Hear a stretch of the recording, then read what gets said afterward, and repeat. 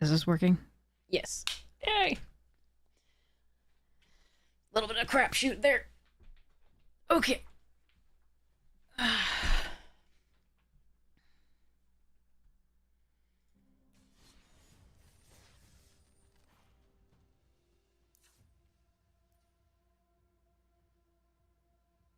Hmm.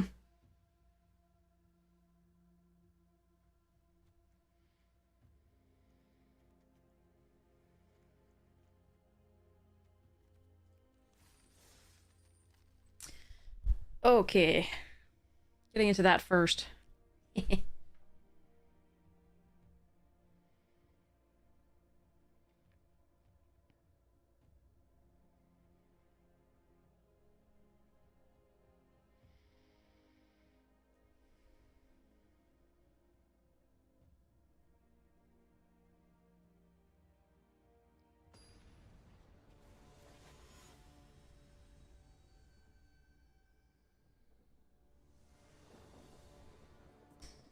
Okay.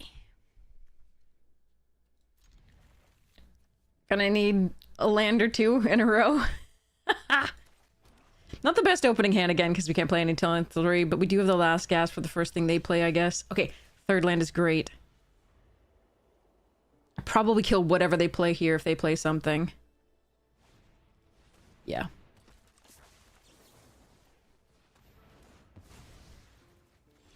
Fourth land is good. Hope they don't kill this.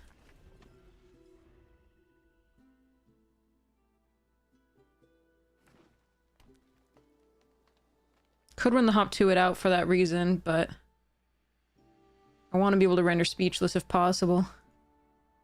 It's too good if they don't have an answer.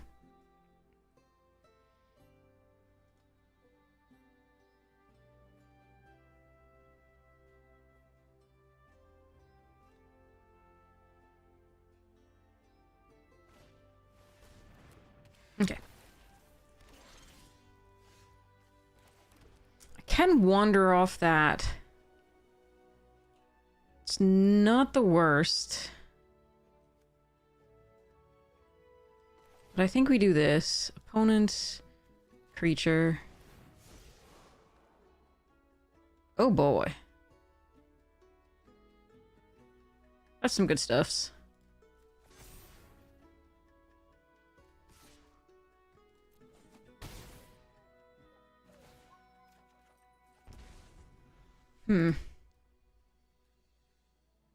It's a lot of good stuffs.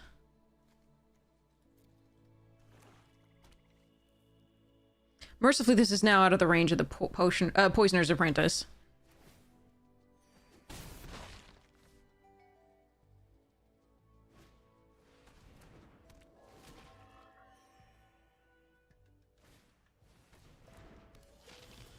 If they play those prior, they would get this already done. But they didn't. So what's my play?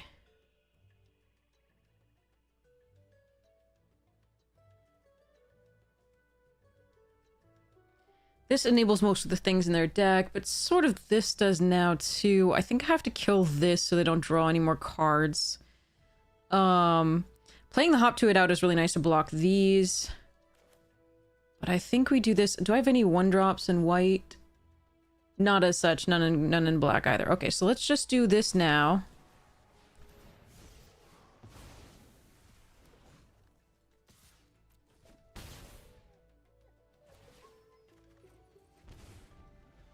Interesting.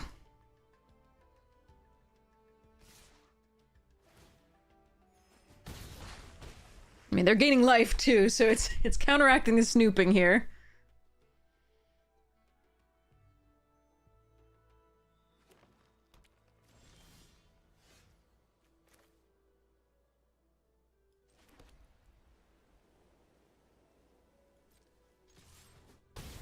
This is getting a little greedy. Okay.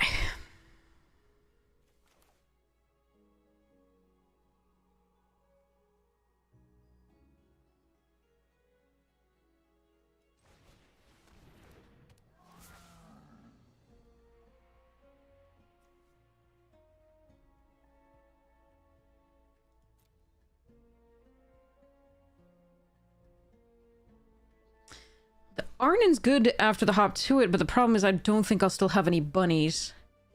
Do I have any recursion in this deck? No, not really. Death Touch is nice against if they get something big. I think we put this here.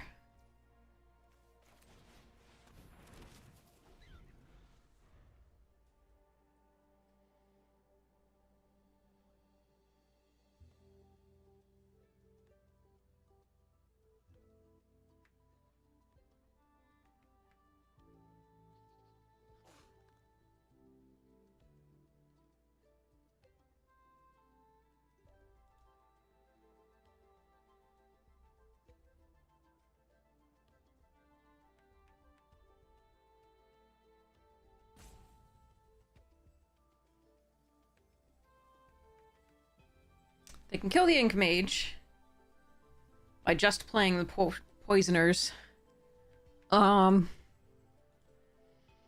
This will allow me to have something to target next turn to make the Snooping Page unblockable. What?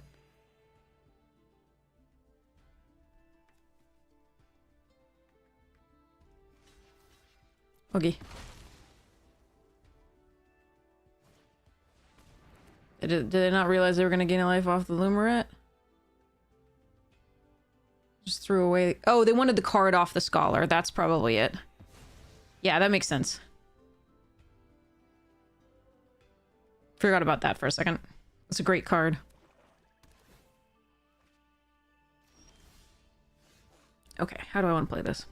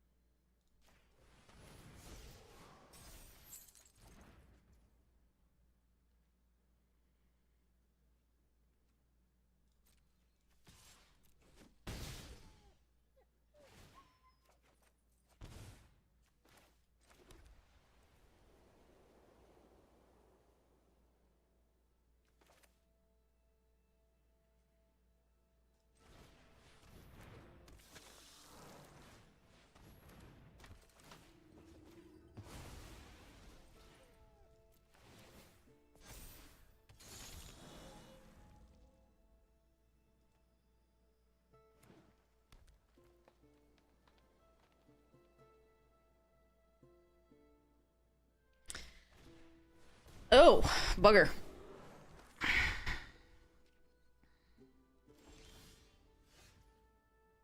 This and 5. Nice, okay.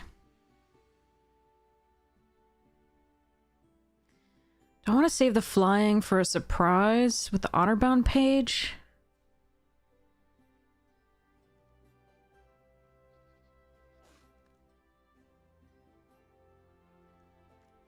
Yeah, probably, although they could take it out of my hand at some point.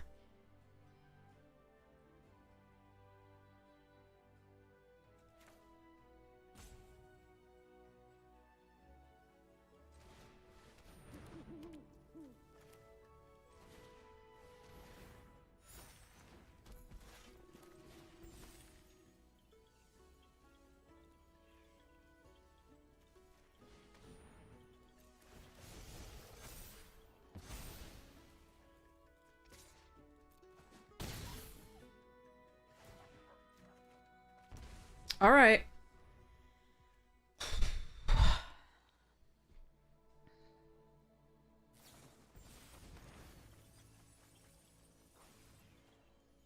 Another Essence Knit. Another Leech Collector. Leech Collector will be online right away. I think if they don't find removal for the Snooping Page, I just kill them, obviously, because I can just play this and target it to give it flying, or target the Menace to give that flying, and this will get in anyway.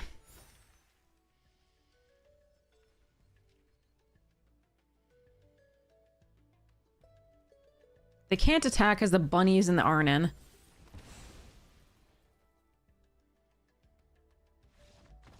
Okay. How do they know that I have something to target? Well, I mean, I could have any creature, too.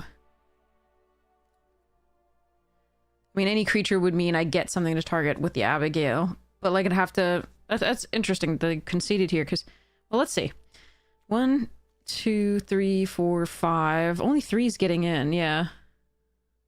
That's weird that they would necessarily concede here. I mean, I get it, like, any creature, and I can do this, that costs less than 5. Because I just need 2 in addition to the creature to do this, but... I mean, this one does have Menace. But they'd still be at 2. Wait, so... yeah, but the Arnon... yeah, so this one has Menace, so they would put... They'd let 5 through, they'd be at 2.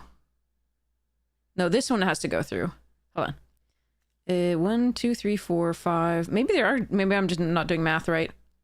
1, 2, 3, 4... And then one of these... And they take 1, 2, 3, 4, 5, 6. Yeah, they'd be at 1 on board. Yeah, they might have just not wanted to do the math. But yeah, okay, anyway, we definitely had plenty of stuff to do there. They had a lovely deck, though. I'm really glad we found what we needed to do and that they didn't have removal for that page after we took it out of their hand. That was really nice. But yeah, they may have just been like, there's no way.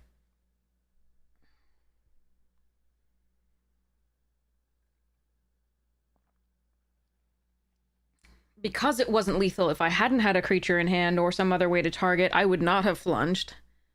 It would be 1 off. So. Yeah.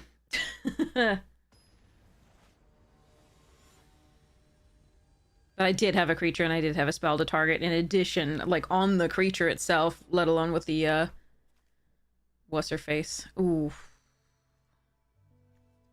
9 sources of white. I will ask gasp.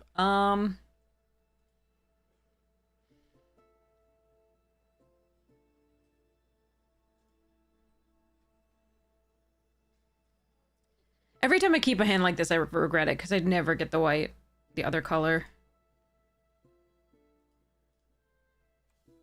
This happens so frequently. We have 2 Forum of Amities to fix our mana. So we have 9 and 9 sources, which should be good for having both in opening hand.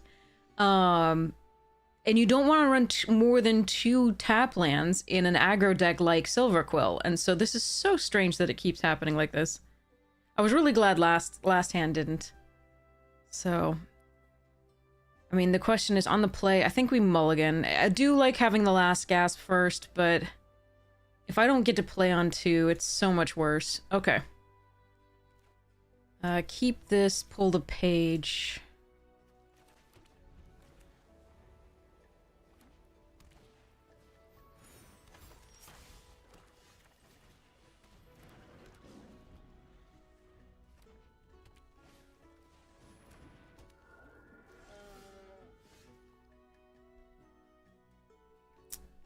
Oof.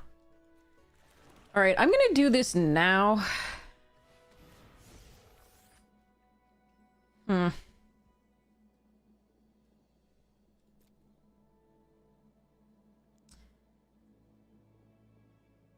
Shit. I don't think I can keep this. Even though it's a fine 2-drop, I need to find something more impactful. I can't play this unless I do that as well, so next turn I can actually play this if I want.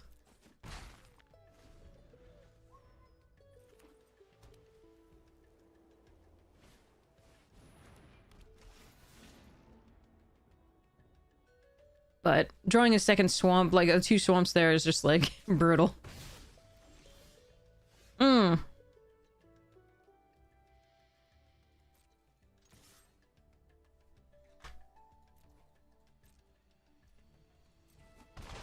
Yay, free damage.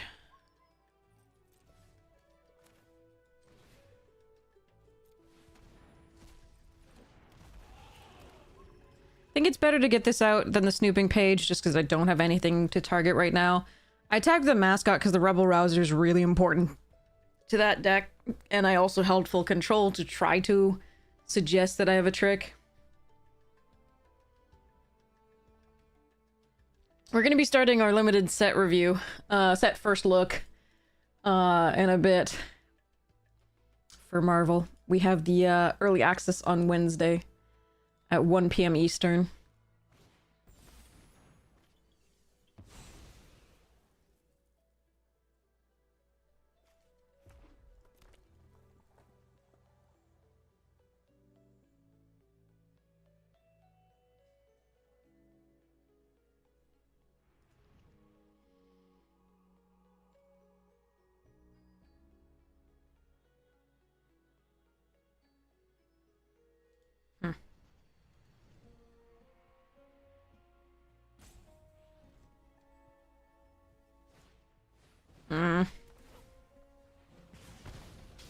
Sadness. All right.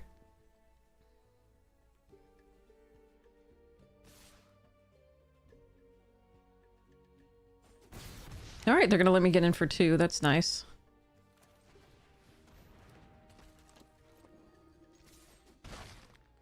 Hold the land. Yes. Molten Note is great. Hey, Cape!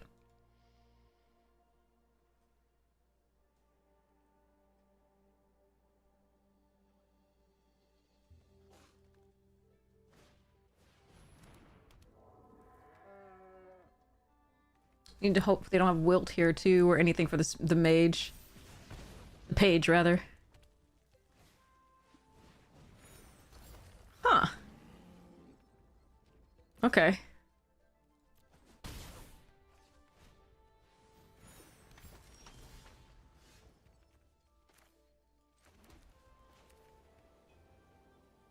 I think we've lost this one, but we're gonna see what we can do. Yeah, that's a card. Do I need to leave the 2/2 back? They can just tap it, but then at least they use that to do so. Yeah, I gotta try and push, I think. Give me something to play. Yeah, that'll work.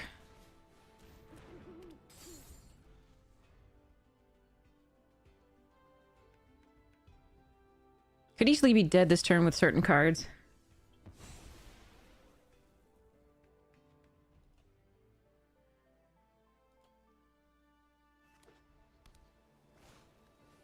They have 3 elite interceptors. That is crazy. Okay. 3, 6, 7, 8, 9. Okay. 10 with the Rebel Rouser if they had something in the graveyard. But they don't have anything in the graveyard yet. Wait, what? Was there something in the graveyard? Did I miss something? Wait, how is that an 8/4? What just happened? They removed one thing from the graveyard and got 8? What the hell just happened?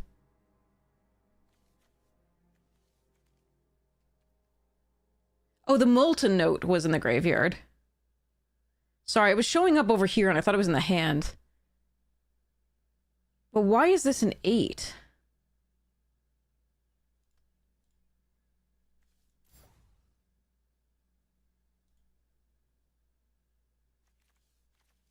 What the fuck is happening?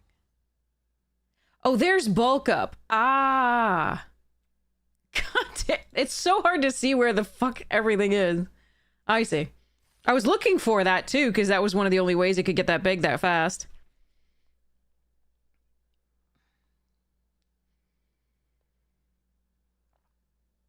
I'm not a fan of how it takes cards out of the graveyard and puts them on the left. Like, that's really annoying.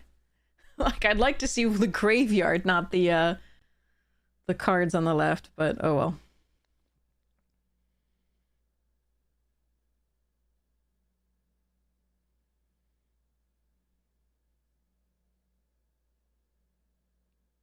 It should still show it. It didn't. I don't know if you saw. I didn't see. There was no pile there.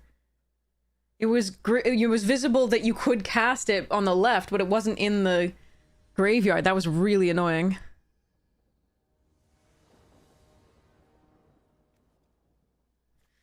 All right.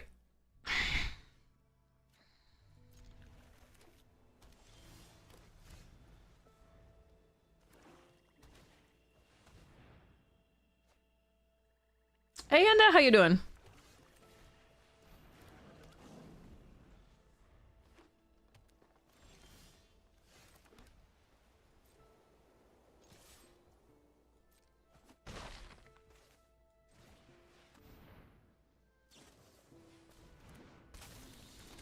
Not playing Abigail there into potential, just like Essence Scatter, it was safer to do the hop to it, especially since we have the rabbit attack. Oh, Jesus. Hmm.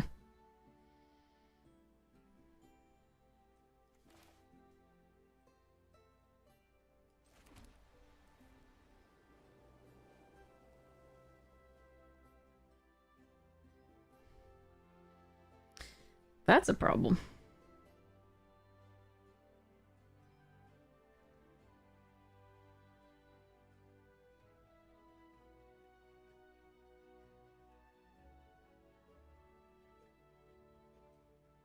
Well, I can't double spell here, so killing the colony would be nice, but it's probably not going to happen, so let's just do this.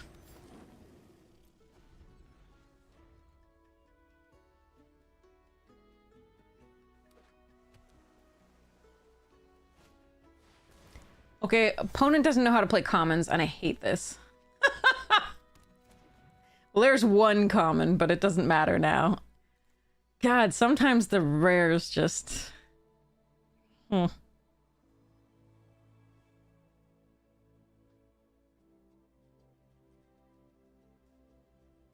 I think Swamp is probably our best draw here.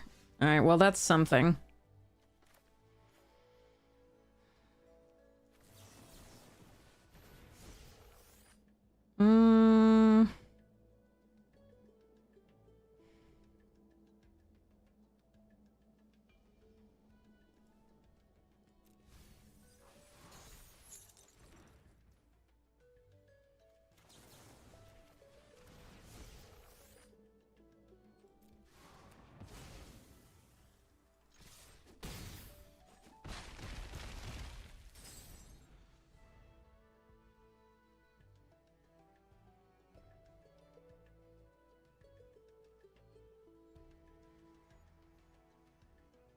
At least my commons and uncommons and I are putting up a fight.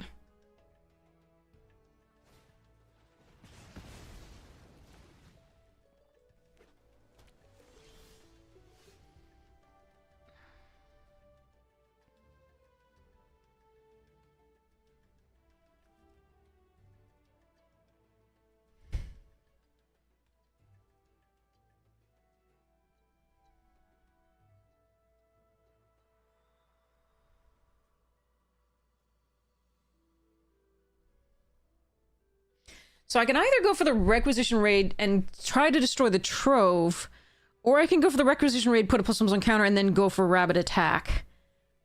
And I think it's the Raid, put a counter on each creature I control.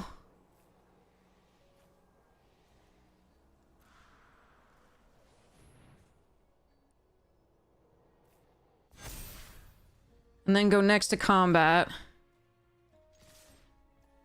And then go Rabbit Attack. They may have a counter spell here or a bounce. I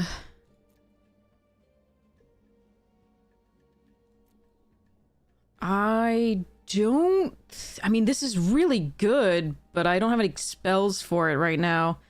Except for the Abigail once that happens. I don't know how this is gonna turn out.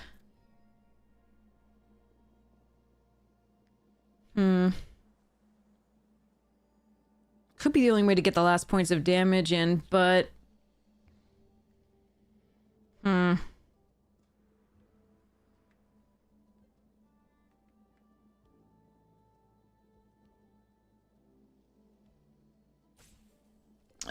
let's see.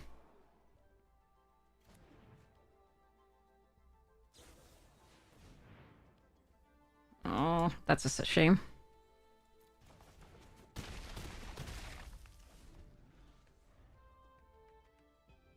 Yeah. It was greedy. I think it was correct, but it was greedy because I really do want to destroy the Potioner's Trove. It's one of the only ways they come back into this. Yeah.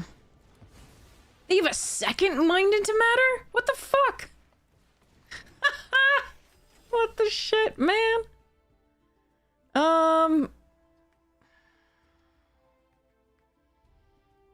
Do I just go wide? Or do I try for this? And hope we draw Rapier Wit or Foolish Fate.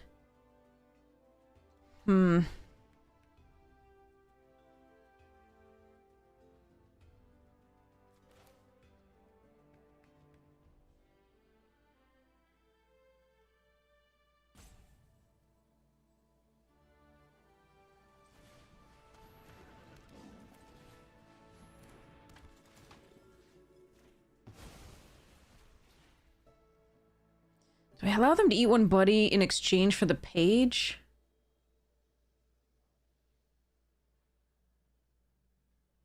No.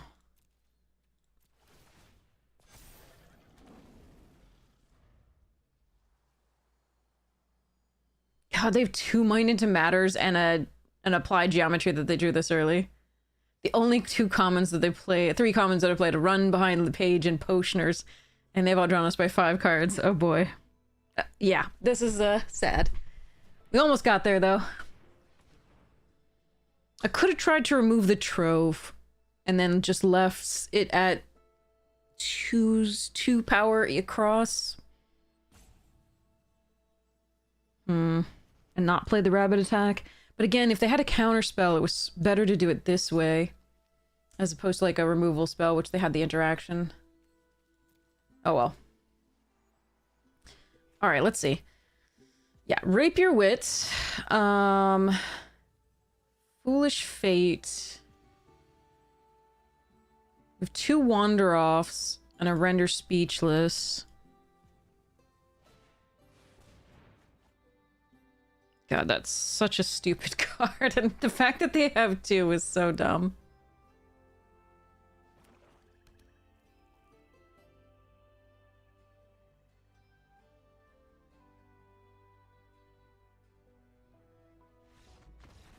Whoa! Okay, wait, so they were at 3 and they had nothing?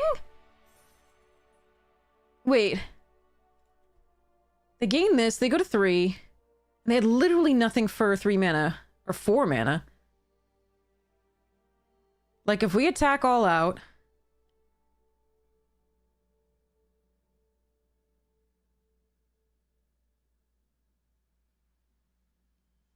They have 4 mana still, even if they gain the 2 life.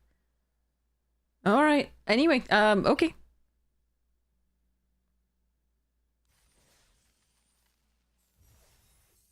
Must have drawn a bunch of draw spells or something, I don't know. Weird. Okay, I'll take it. I will absolutely take it. I was not at all thinking I might get anywhere in that game.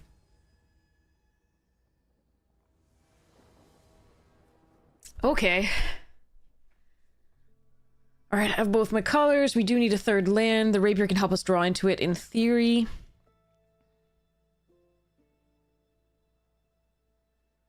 But I would like to draw it before I have to use this so that I can, you know, make the most use of the repartee.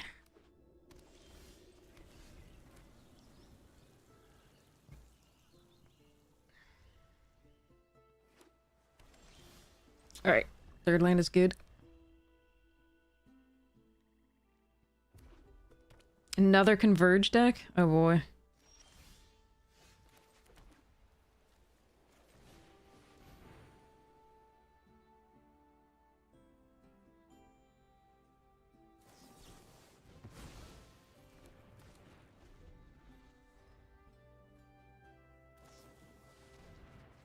Main phase study. Okay. Do I just want to speechless now?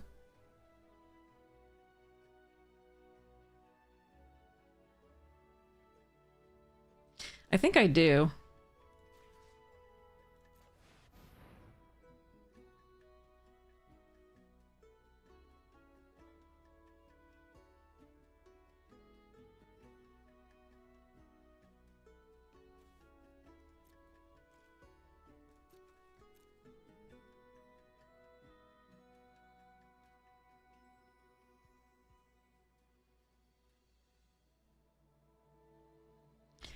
have red blue, so they'll be able to play Stress Stream or Tone Blast or Sonar next. I think we take Sonar. They can get it back.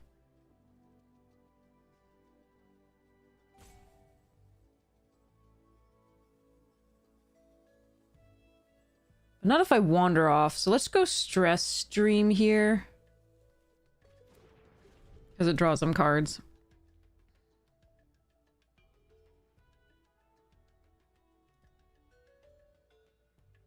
We are falling behind because they're being able to, like, make their land drops and we're not playing any threats. But, so be it.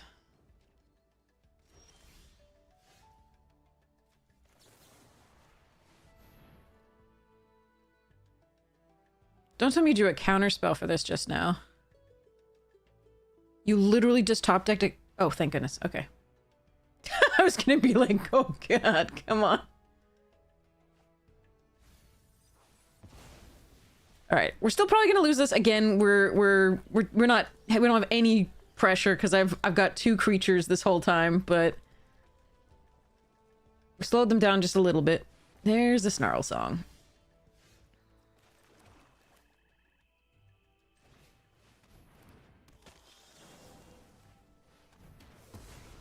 They can just Tome Blast the Arnon, unfortunately, and I don't have the Rabbit attack up, but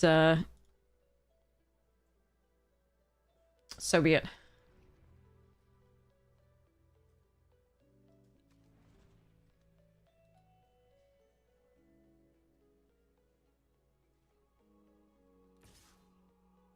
All right, I'll take that trade.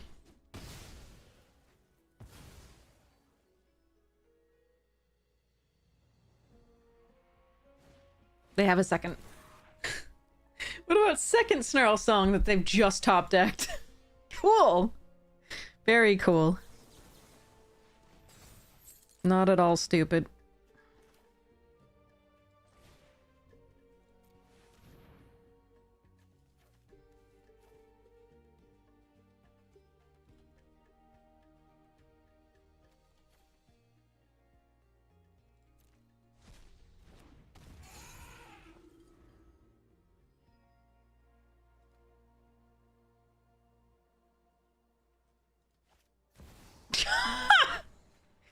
Oh god, my opponent has not missed a draw. That's the okay. Nice rares and double Snarl Song. I'm sorry. Nice double mythics and double Snarl Song. I hate play boosters.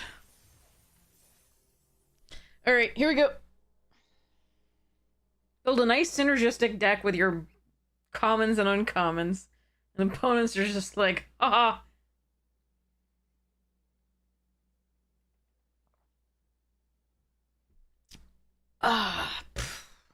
I'm just gonna top deck the nuts.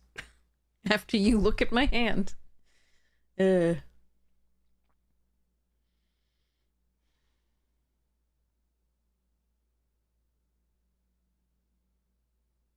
Yes, Mythic Cascade, you know it.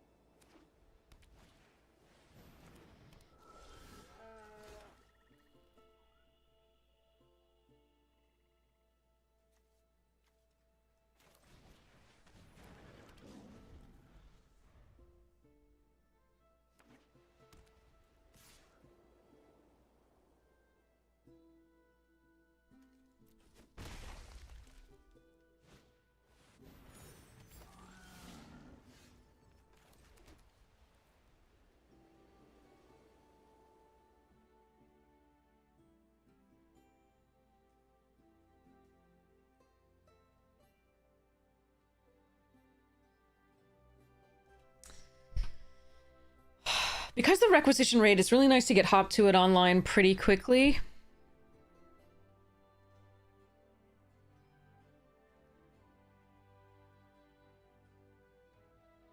But the Abigail into the Scolding plus its trigger like, is pretty good too.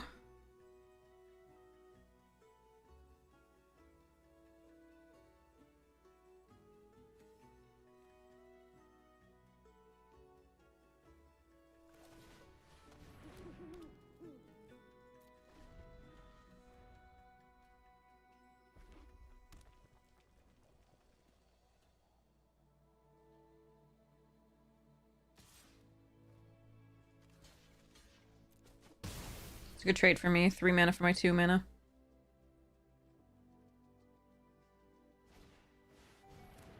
That needs to die. I can't kill it currently.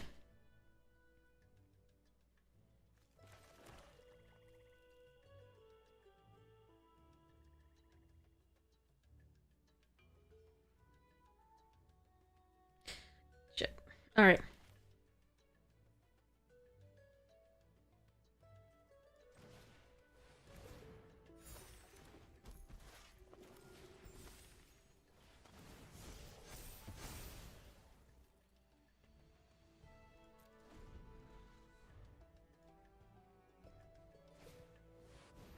Okay, well, they don't have anything to get the stuff out of the graveyard yet, so we're pretty happy there. The worry is they have practice defense.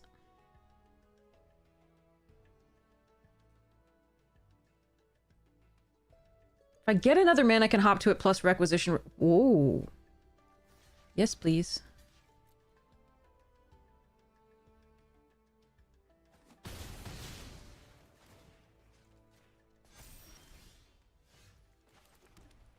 Hmm.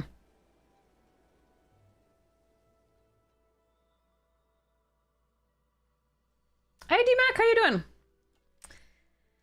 So I could do this, and then put another counter on things. Yeah, I kind of like that.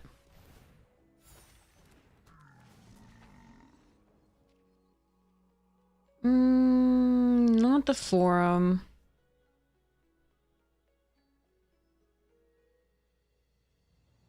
I don't know that this is necessary right now.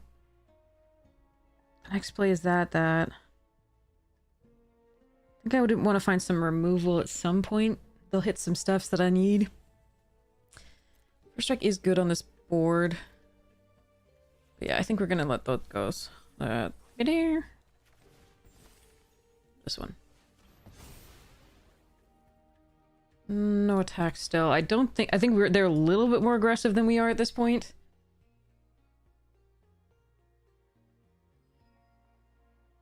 D-Mac, thank you so much for the sub. Really appreciate it. On YouTube. Really appreciate it. Alright, let's see. Okay, that's fine.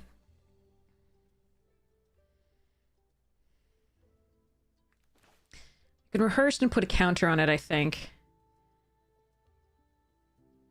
The only thing we're gonna is practice offense. But while I can, I'm gonna get the value out of this Abigail.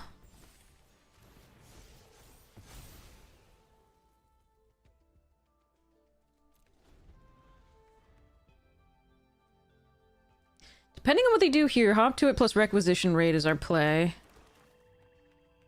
Don't be silly, I think.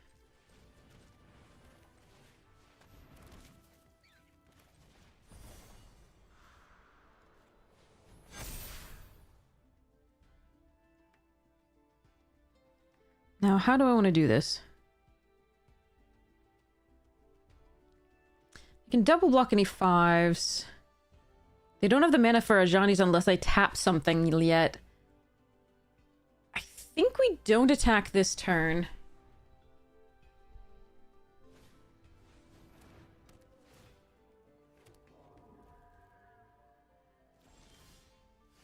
Nice.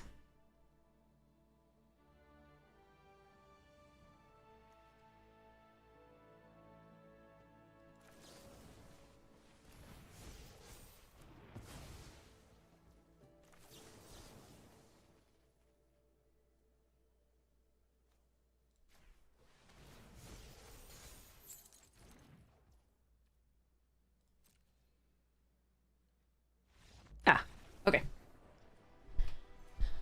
Brr.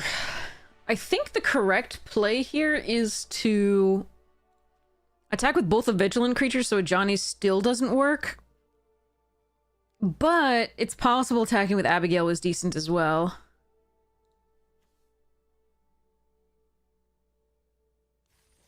That's just one of our only ways to recurringly target something. Alright, 5 wins, we're netting gems, this is good.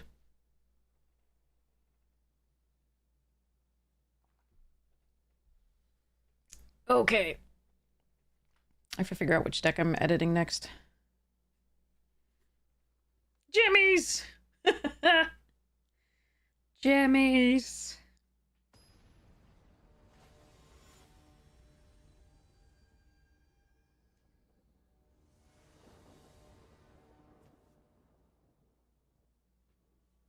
Oh, I can keep this.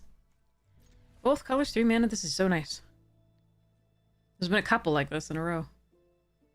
Hey!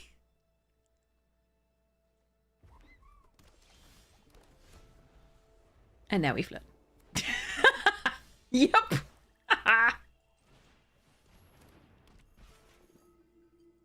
Did I try for more foundations? No. We got the 2. Tablet. Okay.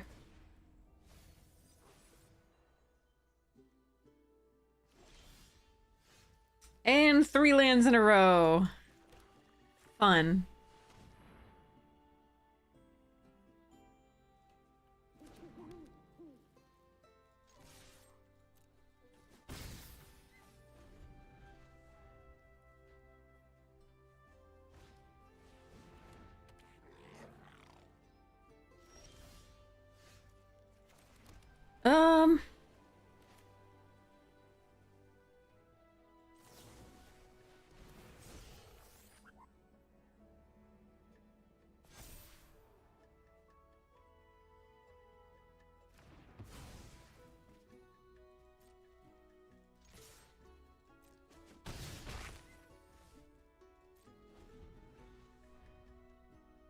They don't have any blue. Ah, there we go. That's what's happening.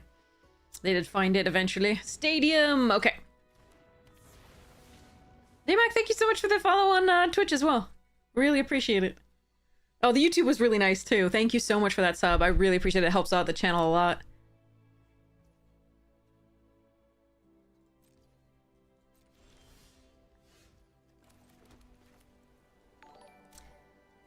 I think I don't wander that off yet. I think we just rapier with it. Try and draw into something.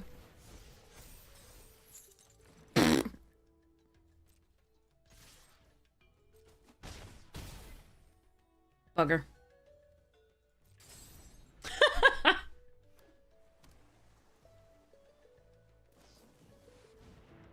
Okay. Flicker the Tidal Mage. Nope. Huh.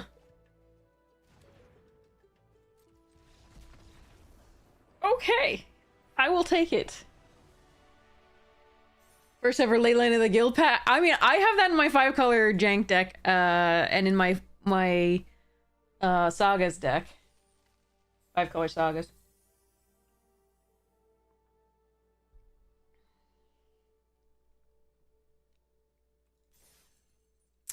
I did play against it in draft once or twice.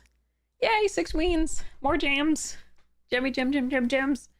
You had a foundation draft that was pick one back when scavenging ooze. Oh, interesting. All right, I want to put...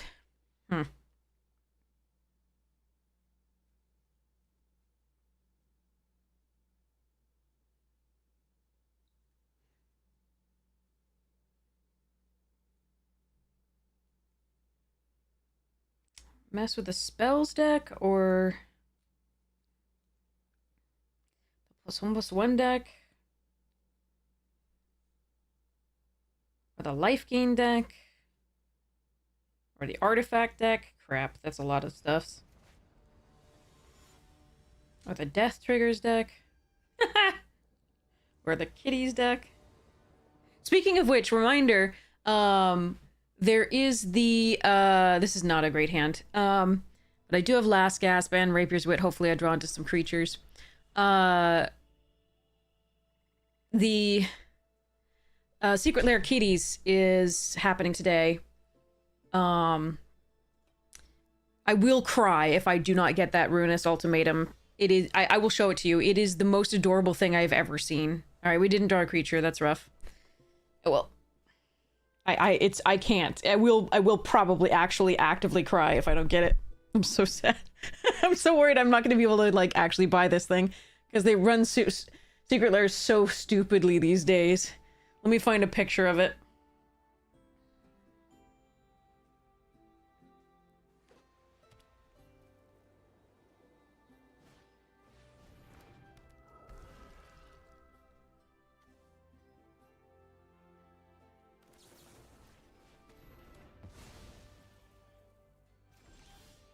It's a creature! Let's go!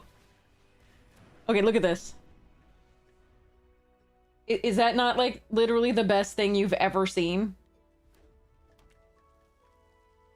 I can't handle it. It's just, it's so, oh, it's so cute. It's so perfect.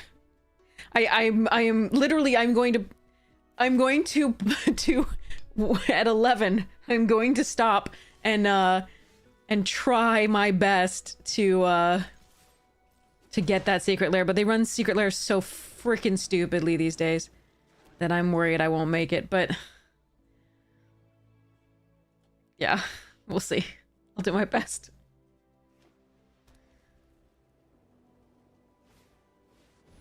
Alright, I will wander that off. I don't like that card to be on their board. I mean, I can Rapier Wit at this turn. That's interesting. If I could cast another spell with it, and I might be able to if I draw a land. So I actually do think we Rapier Wit. Because we get to Surveil 1. Yeah, we keep that. And we play the Arnon as well. And attack.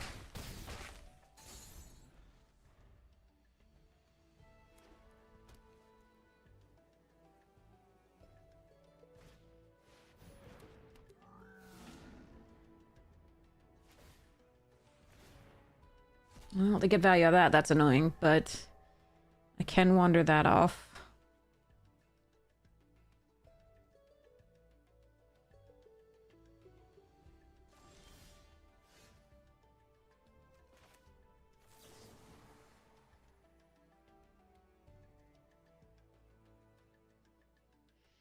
Worried they're gonna play a Lorehold right after this, given my luck, but oh well. Nope.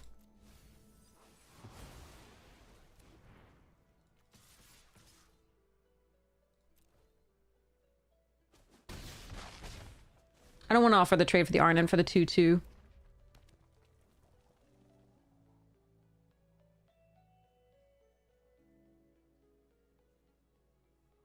But yeah, I want everybody to get a shot at this. This is an amazing Secret Lair with kitties, and I as much as I want it for myself, I don't want to like. I want to make sure everybody else has a chance at it too. Sure. Annoying, but sure.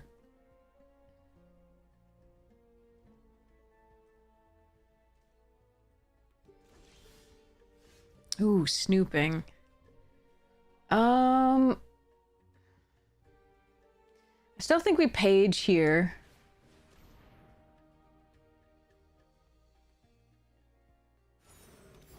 And then target this.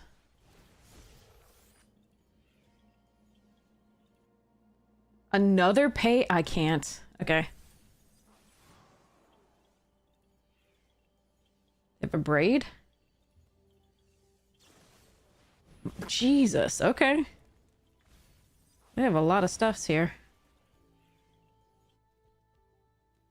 Alright, attack.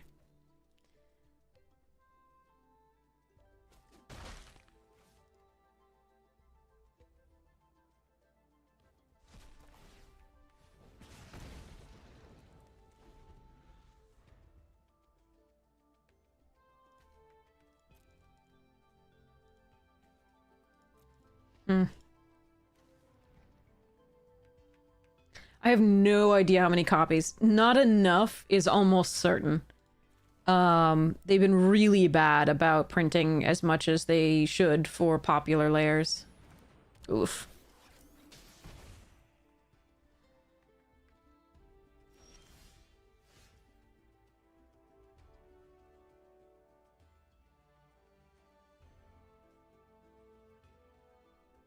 All right, we can...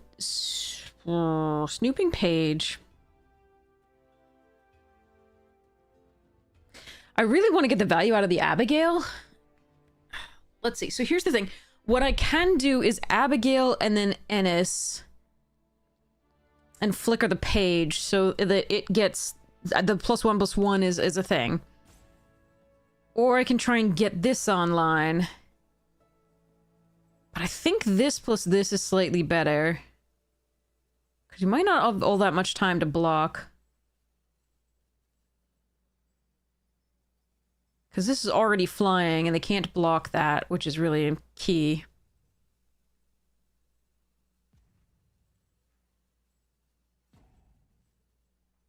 I already said that we're going to do that with Ennis. I'm just trying to figure out which one of these I want to play. This one already has flying, so it already has the evasion built in. And it can keep targeting, so I think it's this.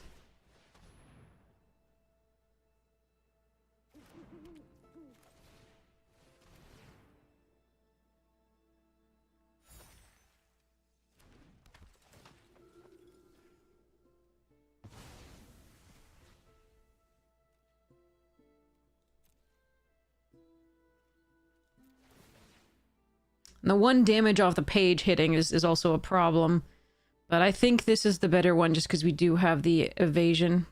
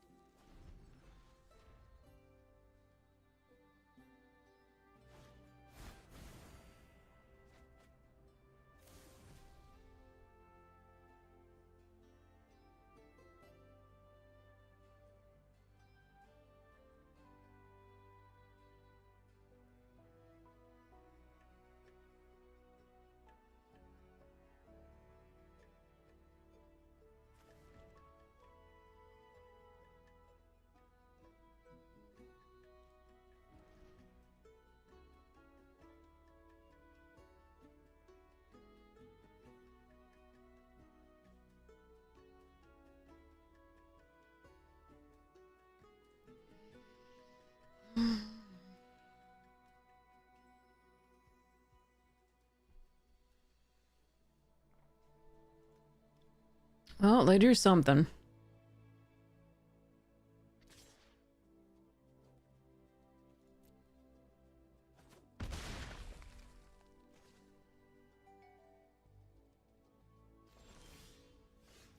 That's actually a good draw.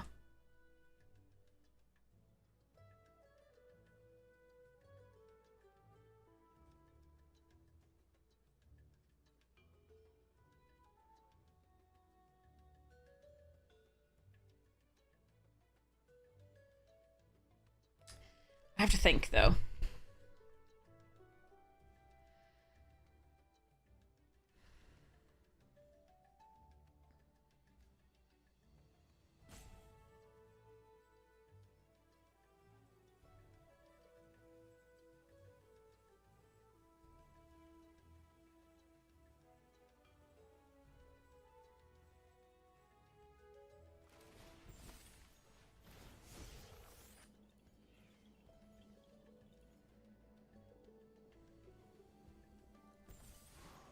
That's a perfect draw.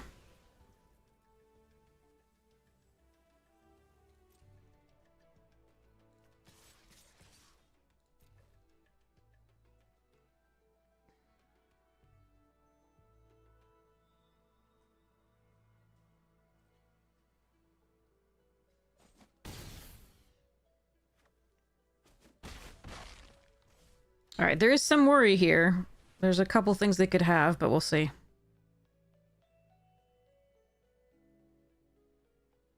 Obviously, the dual tactics does stop something from blocking. The Tome Blast can kill something. It looks like they had some piece of interaction. We'll see. Yeah, okay.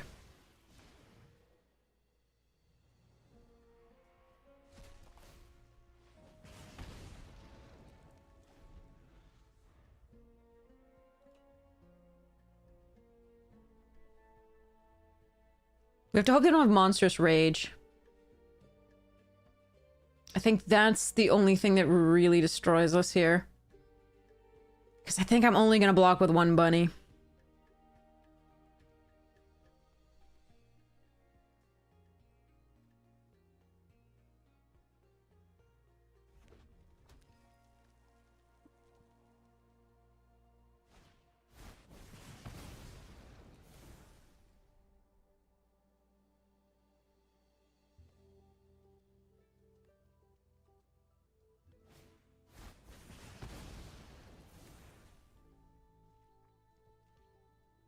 Oh.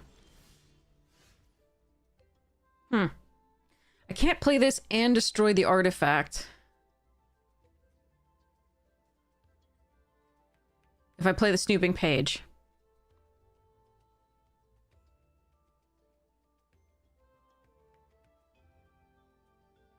If I destroy the artifact, I draw 3 cards. Potentially, or more.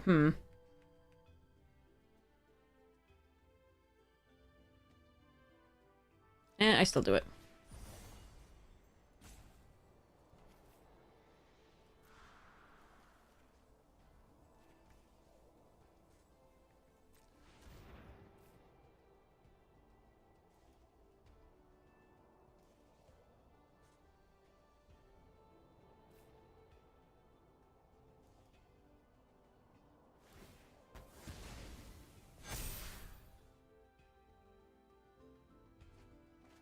Yeah, they had only lands. Oh man, that hurt. I may have just given them the win, we'll see. They block the Ennis with the Rebel Rouser and the 4/4 with the 2/2, and then they take 4 and go to 1. But we'll see whether I can make it through the rest of this. I go to 7.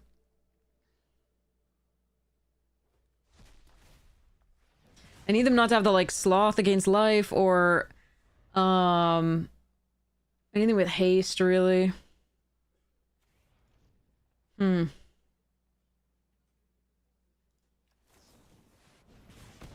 Take 2.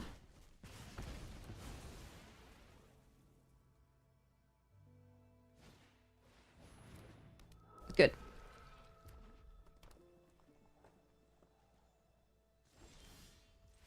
Okay. Okay. Okay. Yay, I think that's a... Is that the trophy? Or is that 6 wins?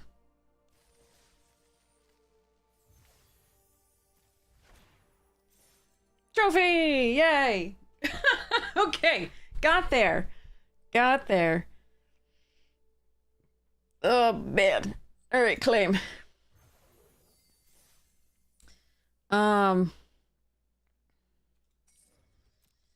Yeah, that was nice. I don't know, between that and the last, like, the one with it, yeah, I think what we were weak on last one was the removal. The other one had actual rares, but this one had removal.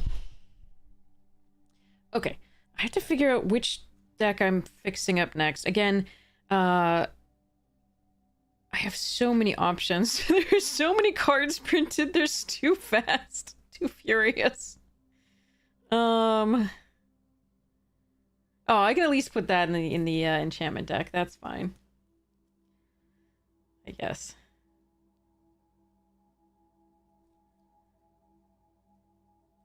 An Iron Crag needs to go in the...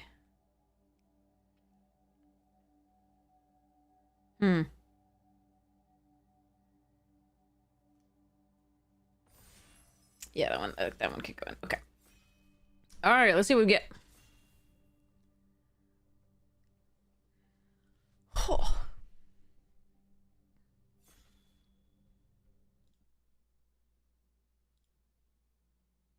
Tonight, by the way, I'll be playing Commander on Filthy Casuals. Filthy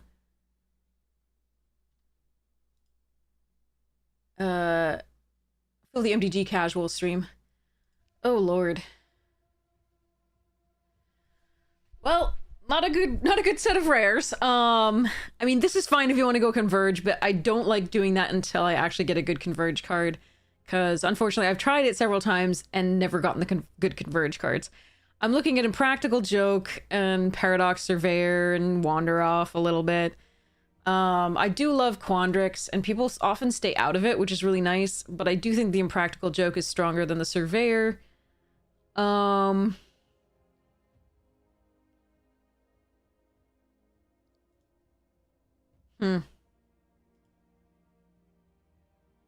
It's obviously OP because it's a banned card, yeah. What do you want, chat? Do you want Joke or Surveyor? Or Wander Off?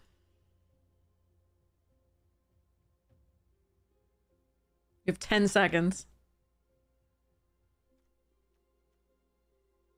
I'm leaning towards Surveyor just for fun, because nobody likes green.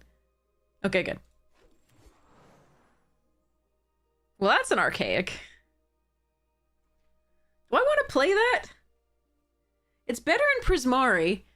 If I'd taken the Joke, we'd take Burst Lightning immediately. We might still take Burst Lightning, but I like Quandrix Charm following this. Whatever, I'm taking Archaic. Let's go.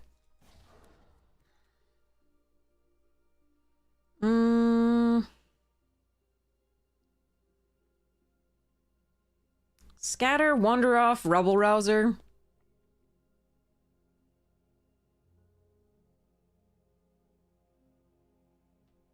I don't think I want the Tackle right now. It's fine, and we might get some Death Touchers. Hey, Summer! Excited for the first look at Marvel? Okay, awesome. I will get to that soon. I've played Tackle. It's fine. Especially if the Newts or Death Toucher things. I don't really want to move into the red right now, even though the Rubble Rouser is really good. Just because... I just passed a lot of good red, but... meh.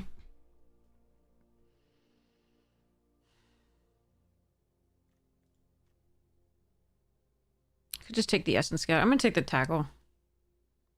Scrollsmith. And a Painter and a Fractal Mascot. Okay. Okay. Heated argument. I think I shouldn't have fought red, I guess.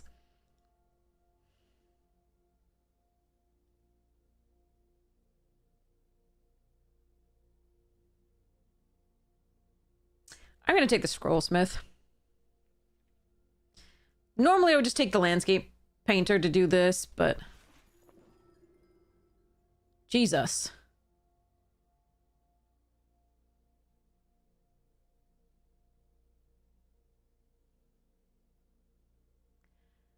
Alright. Tone Blast is really good, but Stock Up and Flow State are what I'm looking at.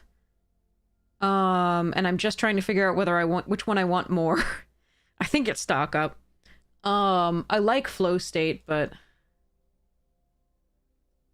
Urgh. Channeler, Fire Dancer, Pyretic. Alright, fine. I fought Prismari too hard. We'll see where we end up, but it does look like some sort of Jeskai. Usually things are yeah, but I passed a Burst Lightning and a Impractical Joke. I'm not expecting good red to come from the left now. Magus of the Library.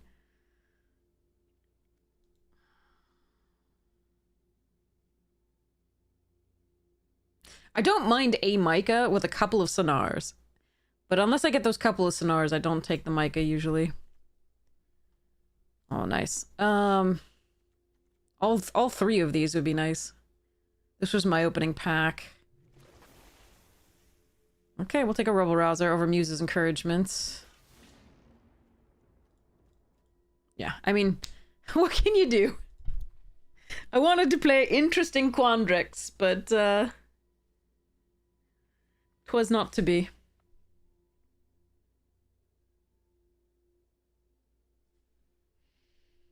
Lusai.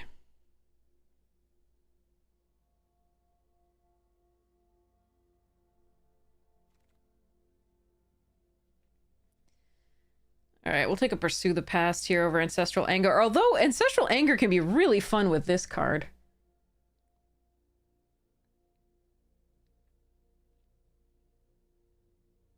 Yeah.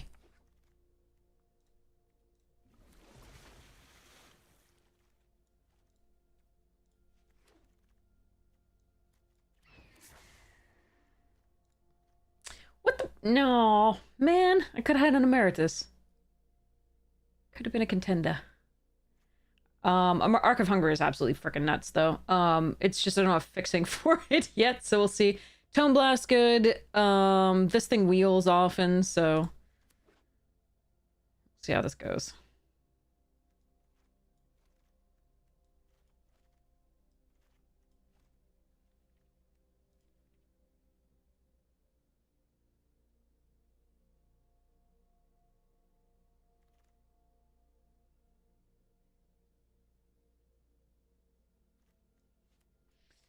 The question is the Hydro or the Great Hall? I think I prefer the second Hydro. Just slightly.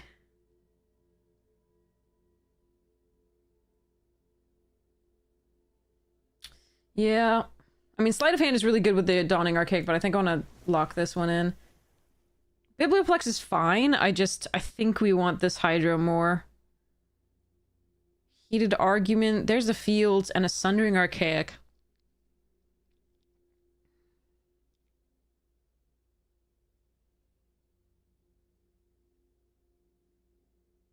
I'm gonna take the Heated Argument to start out with. I will try to find the fixing for this stuff, but I think I need this removal. Tablets over Terram... Ooh.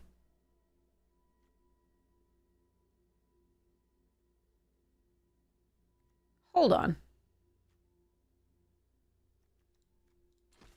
Alright, I needed that fixing. Oh, Potioner's Trove, let's go. I really want Tablet and the Sky Whale, but I'm gonna take this Potioner's Trove, it's very important here. I just passed 2 tablets. And here's Elemental Mascot as well in Quick Study. Damn, okay, Trove it is. This is gonna be heavily Jeskai, which is not great.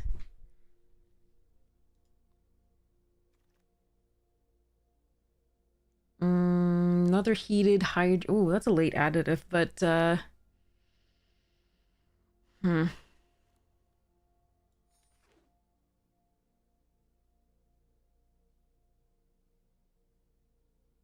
It is possible I'm supposed to let go of the blue, like I was supposed to a while back, but technically I think that, I mean, the Prismari is open. I just think that the our best cards are in Lorehold.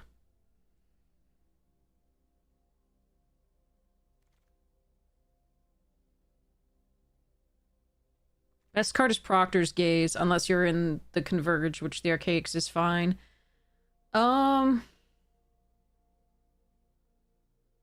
I don't actually want any of this. I don't think this is worth it on 3. I'm gonna take the Proctor's Gaze in case. Probably not gonna happen, but we'll see. Goblin Glassrite over Muse's Encouragement and Fire Thing and meh.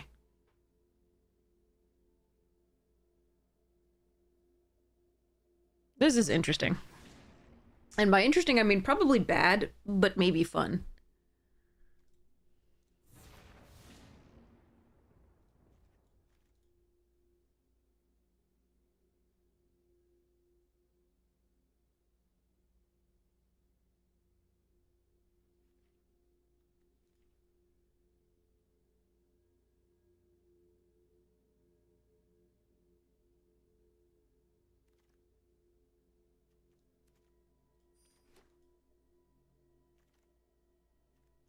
It wheeled. That's so nice. It also, oh man, wait. I've got the Potioner's Trove and the Arc of Hunger already. I think I'm supposed to take the second mascot, or the first of the 2/2s.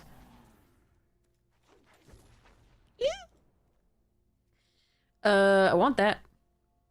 I also want the run behind and the essence scatter. Archaic dot top end.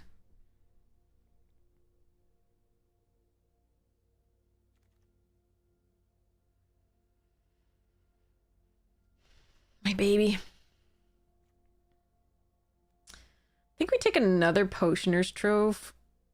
Splash Black. Visionary's Dancer's Potioner's Trove is what I'm looking at here over at Disdainful Stroke and Quick Study. That's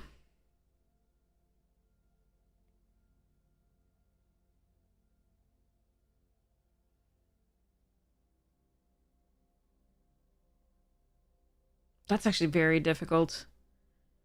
I think I'm going to take the Visionary's Dance, but that's really close. A second Potioner's Trove would not be bad in this deck. The problem is we do need to save a lot of slots for instants and sorceries. Like, I don't want to run this. I don't want to run this. So. Ew! Oh no! The Divergent as well. Alright, let's go.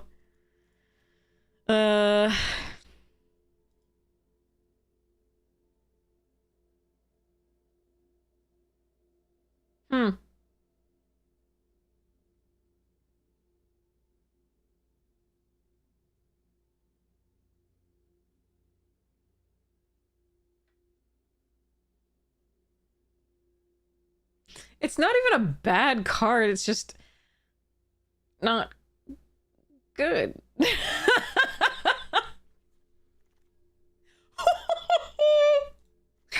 Okay. There's a Molten Note here too, by the way, but we're not taking that. And a flashback? Dear God. Okay.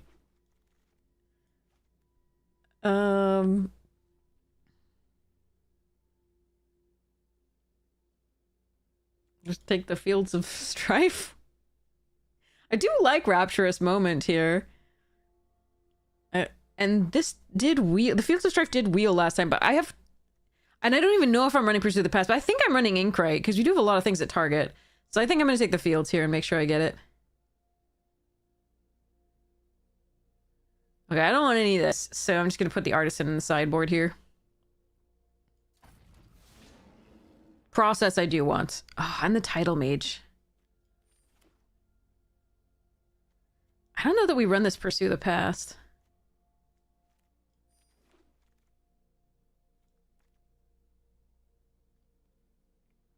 Disdainful or Quick Study?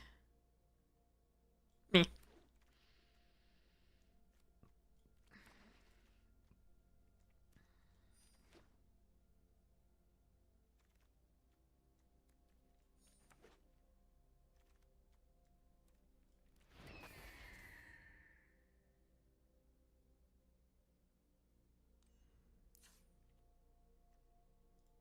Well, this is crazy. this deck. I mean, apart from the... I did take the Scrollsmith early, but apart from the Arc of Hunger, I probably should have stayed the hell out of Boros. I mean, Lorehold.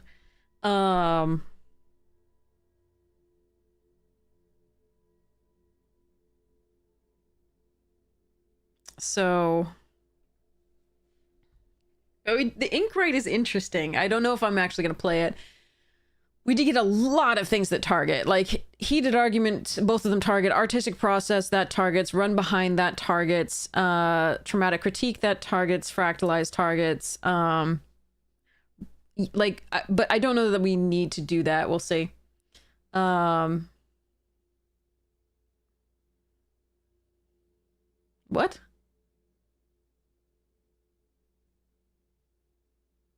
Rubble Rouser is not necessarily a non-bow with the Archaic, because you can just remove lands and things that are in the graveyard, for example. That said, it's a combo with Arc of Hunger too, so it's still good. You don't have to exile spells with it, or you don't have to exile anything with it, and sometimes it'll just, like, if you need to ramp, you'll do it, but if not, yeah. But it also discards a card, draw a card, so it can put stuff in the graveyard and give you things to do.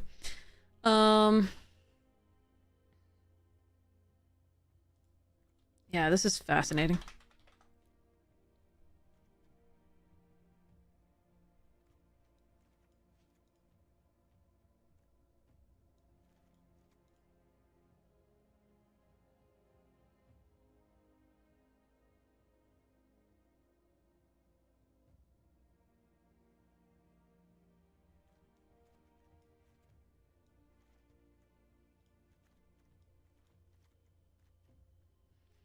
Yeah, it's likely that I'm gonna let go of the Inkrite.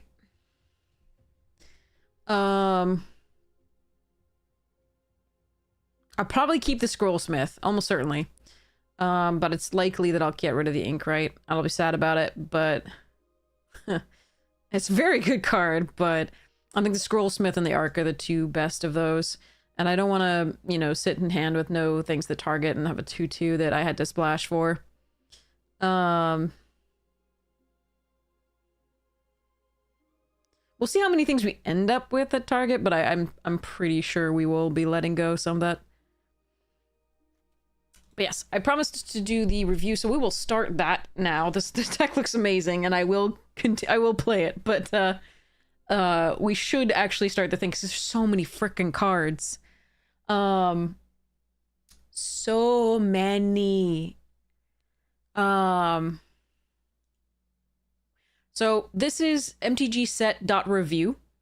You can support their Patreon and do all sorts of things. We're gonna sort by what? Color? Hello? Maybe it's just by number then. Yeah, number will be by color. Okay. But I have to make sure that this is only the booster cards. Is this only the booster cards? Let's see.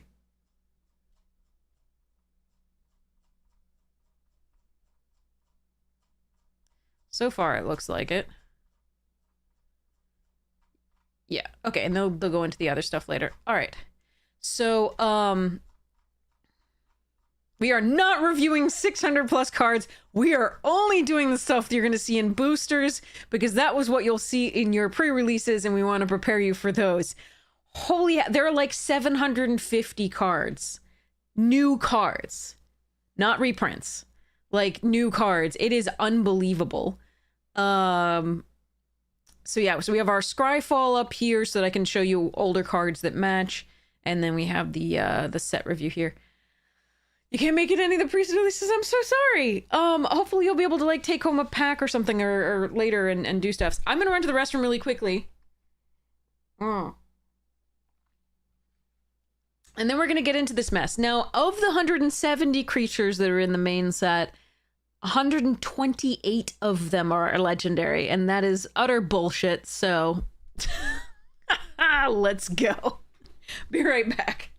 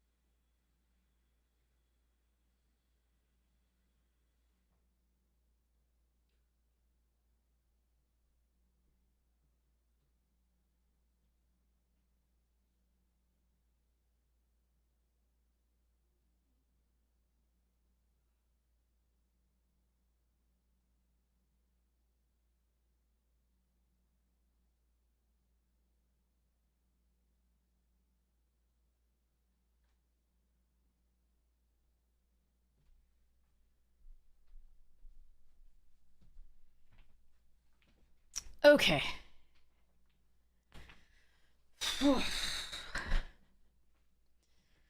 Here we go.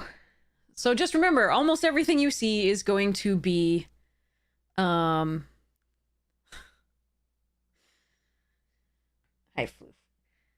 legendary. A new thing you can make your commander. Sorry. All right, here we go. I have only seen some rares and mythics, I think, that have shown up around the socials. So I'm seeing these for the first time. Here we go. All right.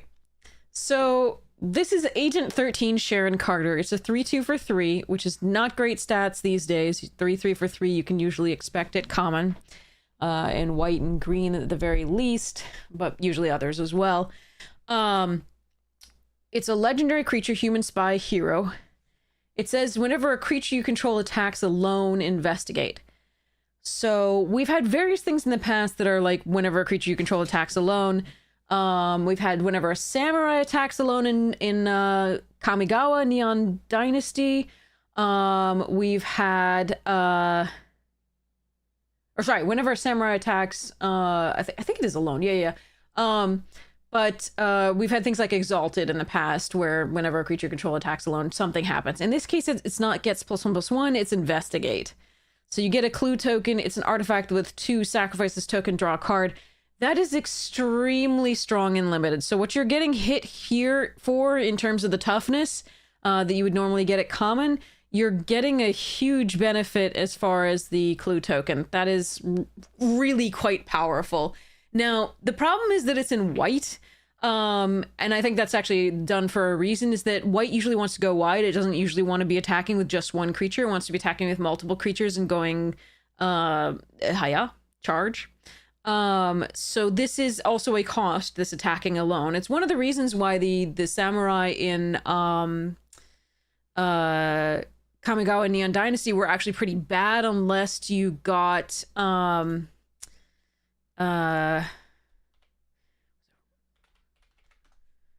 Ryu. So whenever Samurai or Warrior you control attacks alone, untap it. If it's the first combat, that was just a broken like mechanic here, like second combat phases. Yay. So, but again, you still needed those to make that thing actually good. And basically this was the only good part about it. There was just usually that was really difficult to win because it worked against what you wanted to do in that color pair. Boros wants to go wide and go charge.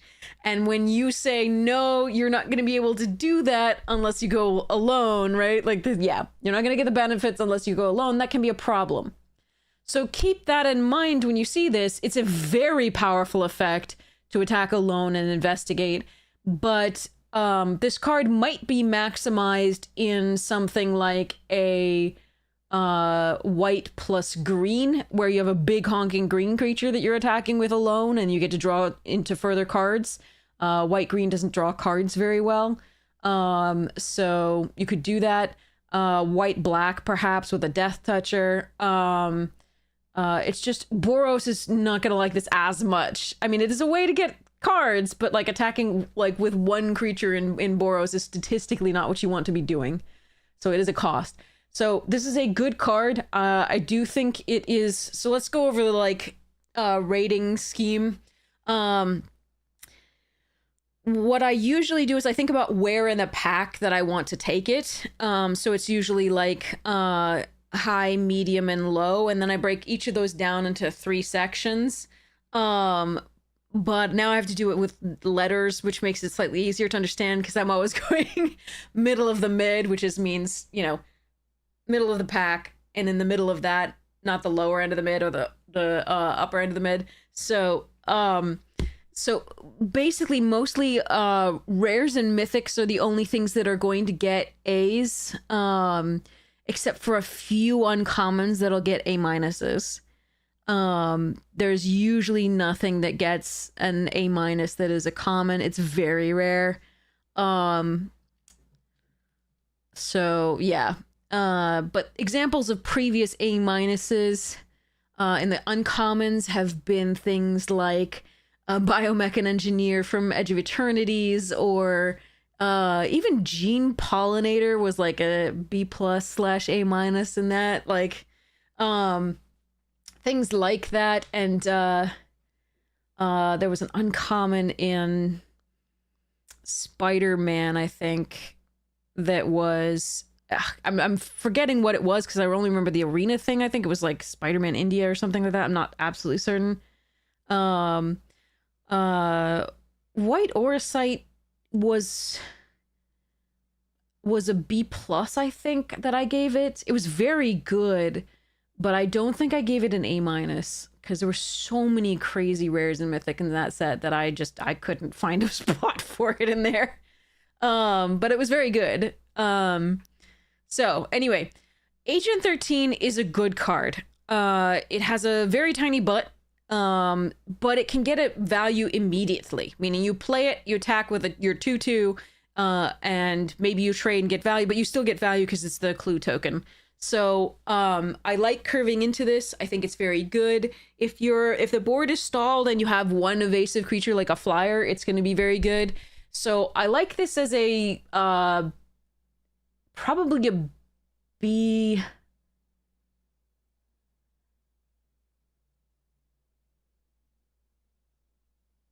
Slash, it could end up as a B plus. I think I want to give it a B for now. So for me that's like middle of the mid. But yeah, so I think that's where I want to put it for now. I think it's quite good. I just think that you're going to I have no idea what the rest of the power level of the set is. So do they have a Peggy Carter in this? Does anybody know? And who's Sharon Carter to Peggy Carter?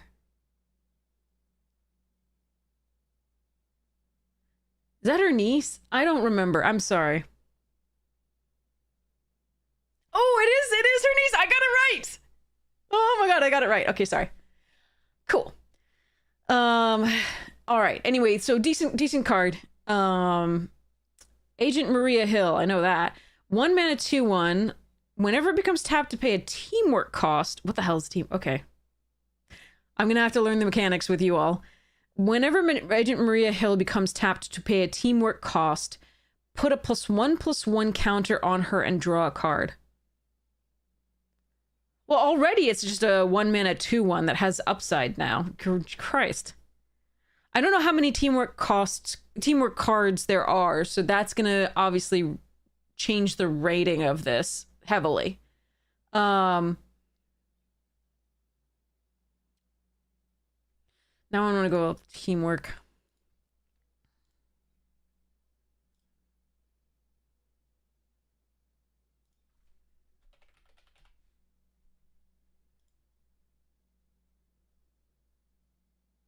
I just want to, as an additional cost to cast this spell, you may tap any number of creatures.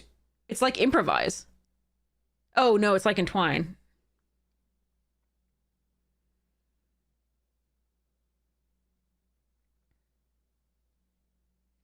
Jesus.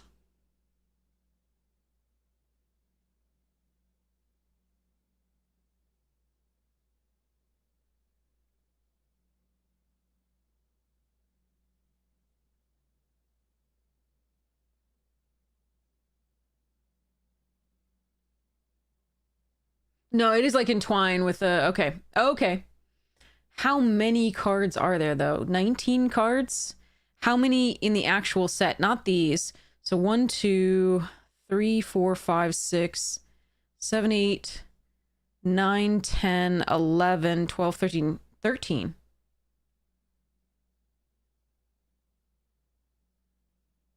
Only 13? Wait, and how many commons are there? 1, 2, 3, 4, 5, 6, 7, 8, 9. 9 that are common.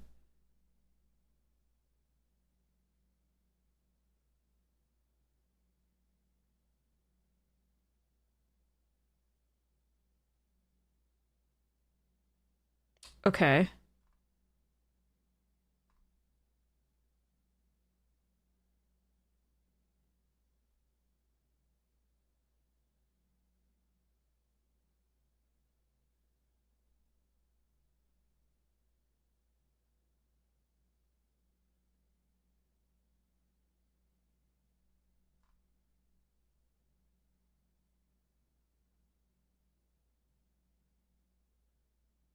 That art is spectacular.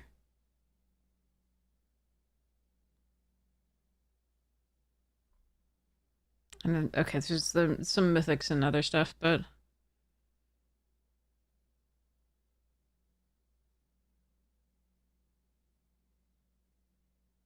that's fun.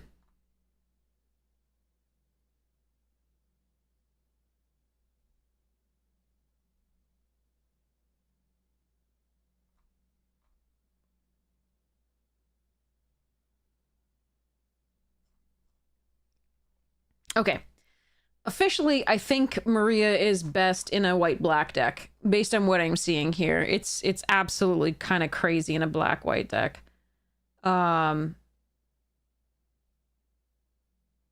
Simply by enabling the Cruel Alliance, because you're going to be running as many Cruel Alliances as you can, usually, because it's a very good removal spell, even at sorcery speed. And this, the teamwork, you're going to have more than just her to do it, but that's a nice combat trick. I don't know how many you're going to do here, but 2 mana for -2/2 might be really important in this. And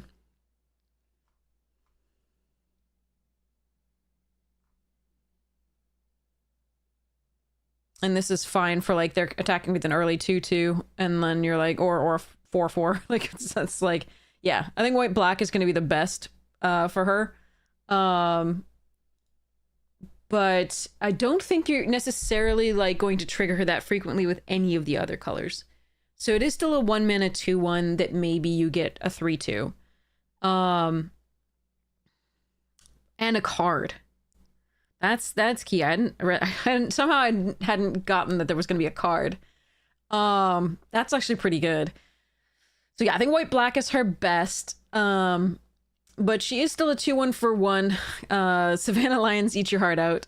Although Savannah Lions at least is not legendary, so you can have more than one Savannah Lions in your deck. So I'm gonna put her at a B-/C+ for now. Which is crazy considering it's a 1 mana 2/1, but that's where we are these days with upside, but, like, that's where we are these days. So for those of you who are not aware of this original lovely card here,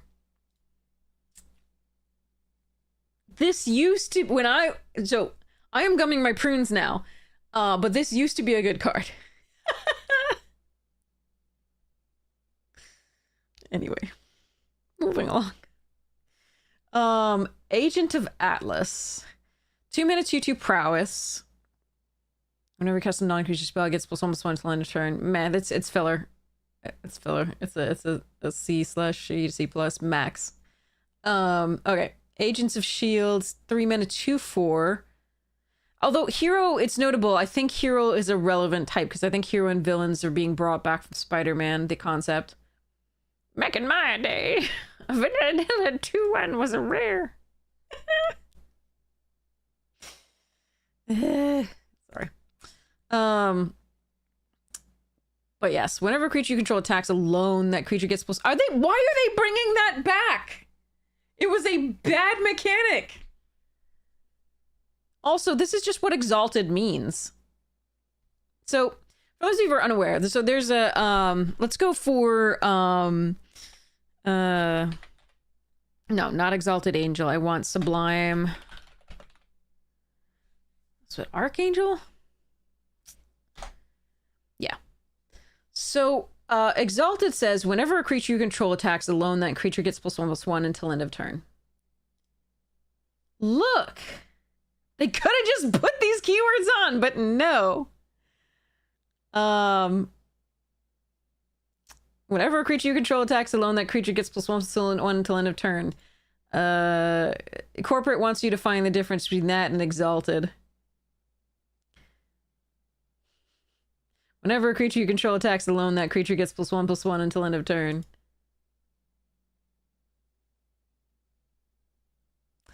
So, Exalted triggers for every instance of Exalted that's on the board. And this one was a crazy card at the time. It used to be actual money.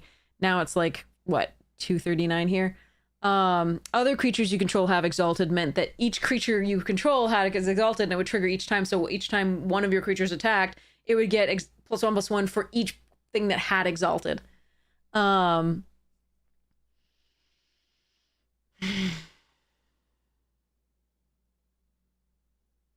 they could have just said exalted on this creature. And I'm pissed because they've been doing this for a long time. Now with these unsets, for whatever reason, they refuse to put the actual keywords that they spent so long establishing onto these actual goddamn cards, and I'm so pissed about it.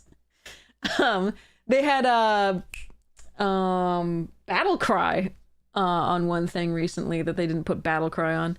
Anyway, this is a 3-mana 2/4 that says, okay, if you attack alone, the creature's going to get +1/+1 until end of turn. So if this attacks as a 3/5. It's just meh. So filler, gonna put that in the C+. It's perfectly runnable, but again, I'm not a fan that they brought back this creature's attacks alone, especially in white that really likes to go wide. You know, people don't know keywords, but they're gonna explain them. They're gonna give new keywords even. Like teamwork, for example. Anyway, sorry. All right, calming down. Yeah, whatever on this card. Okay. Burrow backup. Okay. Ninjas. They're fighting ninjas. Again? Okay, so this is 5 mana. Sorcery. Create 2 3/2 white hero creature tokens with vigilance. Why only 2? There's 3 in the art. What the hell? The art doesn't make any sense with this card. There's Moon Knight and Luke Cage and, what's his face? Somebody help me understand this. Iron Fist, yes.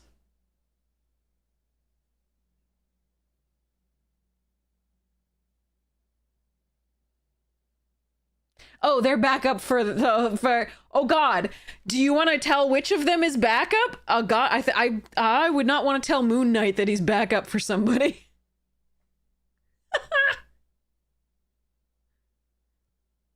Probably one where the art was done earlier, but the token stats were changed over time. Yeah, that could be. But he says lose our number.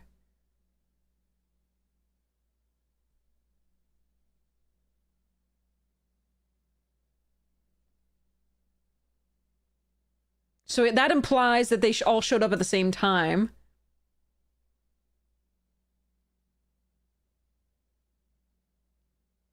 Oh wait, you think Moon Knight called him and Luke Cage is getting pissed that Moon Knight called him to tackle ninjas?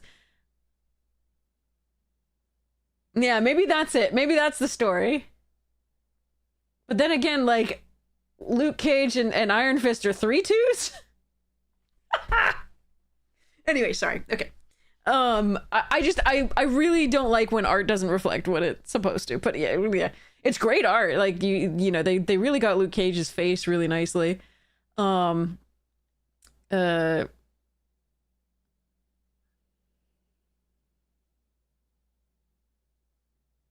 Okay. Anyway, so it has basic land cycling, and basic land cyclers are very much too slow in a lot of sets these days. I think the last time they were really good was in only a few of them, and in Final Fantasy. We had the T-Rex. Well,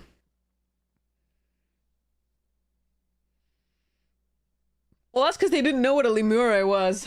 Lemur! They were like, lemur! We're good! Hyalopterus lemur.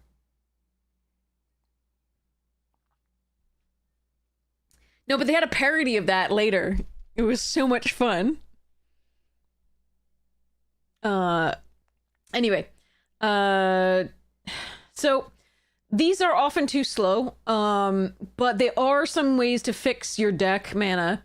And so sometimes they are necessary, and how good they are really depends on the speed of the set. Because if you can take a turn off on turn 2 to basic land cycle, then the set's a little slower than the recent sets have been. Can you imagine in Strixhaven if you like tried to take a turn off to land cycle? Oof. That might be rough. Against Silverquill, like, or against Lorehold. But yeah, this is it's, I mean, especially turn 2 to turn 3, right? It's a little rough. Because again, it doesn't put it into the battlefield, so I will have to evaluate this card over time. The versatility of being able to fetch up a land and or fix your mana or create these on 5 is, you know, usually quite good. But again, the set speed really matters on these. So right now I'm going to label it a C/C+. But it could go up to as high as a B-. Brave Brawler, 2 mana, 2/1 lifelink. Okay, power up 4 and a white. Put 2 +1/+1 counters on this creature. Only once, so it's like Exhaust. Reduce the cost by its mana if it entered this turn. That's different from Exhaust. So you can either have so it's like Morph or Kicker. Your friend happened to have a copy of Erdwall Illuminator for Soul, which makes you investigate. When you investigate, you pay it. The investigate wasn't keyworded on the avatars cards you got. Hey, Astra, nice to see you. Welcome. Yeah. So Erdwall was a fun card. The 1/3 flyer. No, that one. Yeah. What? No. What is it? Illuminator. Sorry. I can talk. Okay. So yeah, the 1/3 flyer, yeah. Whenever you investigate for the first time, you turn investigate an additional time. Yeah.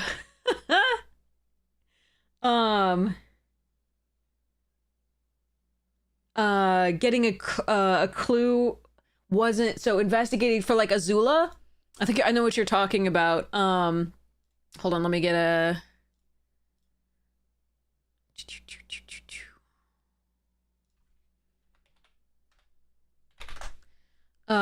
so this one, right?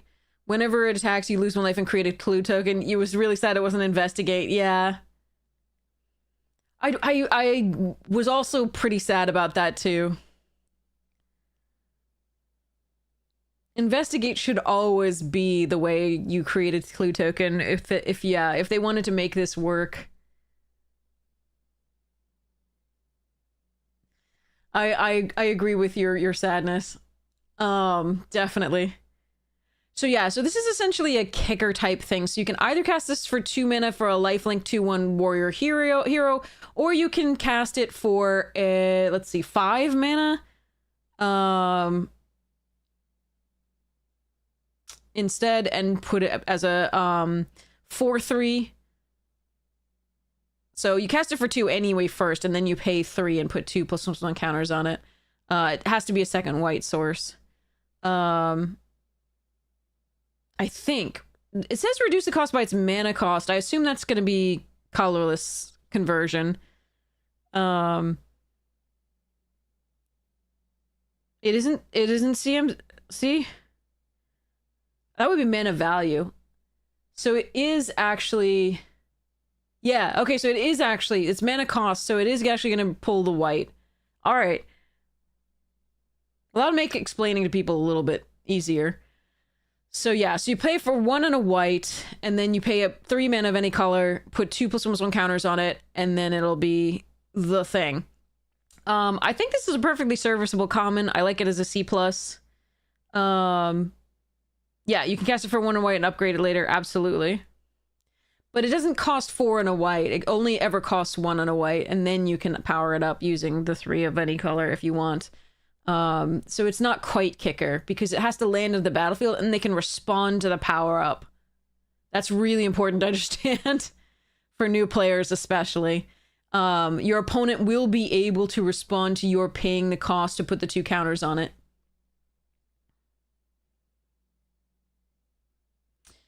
Captain Marvel, Spaceborne.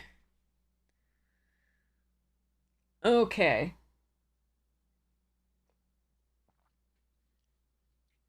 5 mana, 4/4 flying vigilance. Kree soldier hero. Have we had anything that's not a hero yet? Nope. Okay. Flying Vigilance. So it's a less color-intensive Sarah Angel. Because Sarah Angel is a 3 and 2. Right here. We're gonna go with the one that I like best. Well, the one that I saw first in my life. Which would have been revised. So yeah.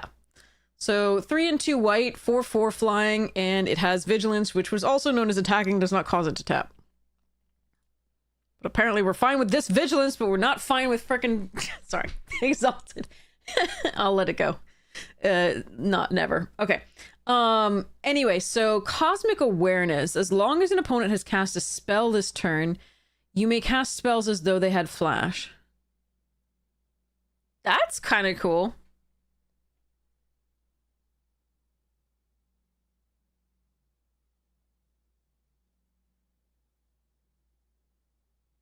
I still think this is a B slash maybe could make it to a B plus. Again, it's legendary. So having multiple in your deck is a little bit wonky, and like the second matters a little bit less than like the fact that it's a 4/4 flying vigilance creature usually these days. But it can be fun. Yeah, I think I'm gonna give it a B for now. There's no non-legendary above common. Yeah, we were talking about out of the 170 creatures, there's 128 of them that are legendary, so yay. Okay. Colleen Wing, Street Samurai, 2 mana 2/2. Whenever you cast a spell that targets a creature you control, put a +1/+1 counter on Colleen Wing, scry 1. So this is not repartee because it's not targeting any creature. It's just targeting a creature you control. Put a +1/+1 counter on Colleen Wing, scry 1. I need to see how many good spells we have that target your own creatures. Oftentimes that can be cause for a blowout wherein you target a creature and things go wrong. But this is a good reward for it on a 2 mana 2/2, which is fine with a relevant creature type. So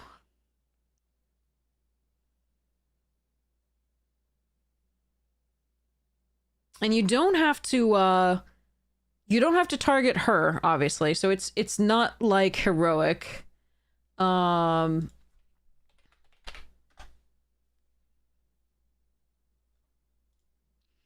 So I had a great time crushing with this card, and Fall of the Hammer, which allows a creature you control to deal damage equal to its power to target creature an opponent controls.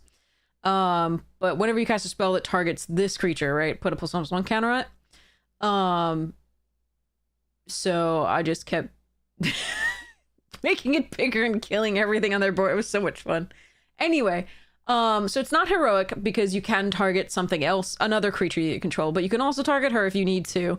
Oftentimes you're going to want to target something else because you're going to want to preserve her and her ability to grow and scry, such that if they try to blow you out by killing the creature in response, at least you got the targeting trigger here.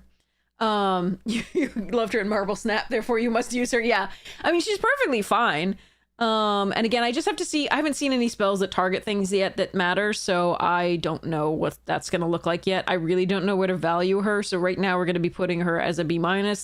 Perfectly playable, but I need to see more. I'm sure it's going to graduate to a B/ potentially B+. But I do need to see like how good the combat tricks are. But this is no repartee. We'll put it that way. Repartee is so good compared to this, and to heroic.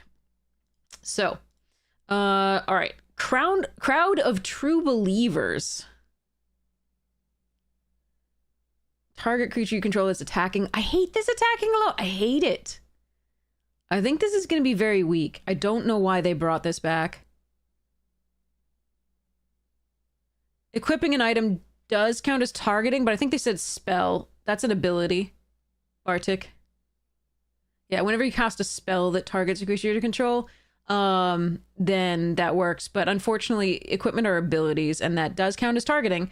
So for example, if you have a lightning greaves on a creature, you can't target it with another equipment. You can't equip a creature to that an equipment to that creature because it has Shroud. I mean, it does allow things to attack alone better, but ugh.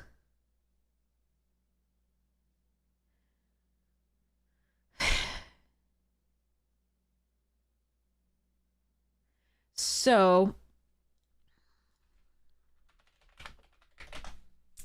this is Angelic Page. This was a really fun card because at instant speed, just like with this, you can target a creature and do something to it. But +1/+0 and attacking alone gives you no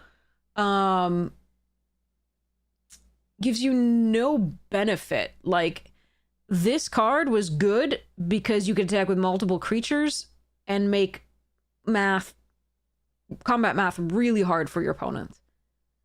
And it was also attacking or blocking. But with this, there's no mystery of which creature is going to get the bonus because it's only one creature attacking alone, and it's +1/+0. Now, the you gain 1 life, I don't know if there's any gain life synergies in this. We shall see. But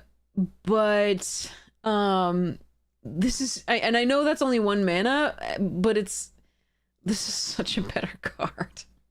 And in case you're wondering how far back it goes, like, so yeah, we'll see whether there's any life gain synergies, but I'm not liking this. I don't like this attack alone mechanic. I can't believe they brought it back after it was such a misery in Neo. After it made an entire color pair really bad. That said, you know, we'll keep it in mind. Right now I'm gonna give it a C/, C-, but we'll see. All right. Helicarrier Strike. 1 mana, teamwork 2. Oh yeah, we saw this because it has the teamwork. Deals 2 damage to target attacking or blocking creature. If the spell was cast using teamwork, it deals 4 damage to that creature instead. This is really best on the block because you'll have a number of untapped creatures to be blocking with. It's going to be less good on the attack, but if you can always just play a creature and then use this when you attack, a creature that can use the teamwork, then it's actually pretty nice. So I do like this, and if you can get benefit for doing the teamwork, like with Maria, then this is going to be very, very nice. I do think this is going to be a good inclusion. I think it's probably going to be a B, /B-. Removal is important, and this is kind of what white gets these days. So we've often gotten like 4 damage target attacking or blocking creature a lot of the time. This one took 2 at instant speed. Same thing here, instant, but it's only 1, but that's where the teamwork comes in. But the versatility here is 2 damage target attacking blocking creature for just that 1 mana if you don't want to do the teamwork. So, and oftentimes that's really important in the early game for stopping opponents who are really, really aggressive. Hero in Training. 3 mana 2/2. When it enters, draw a card. If you control another...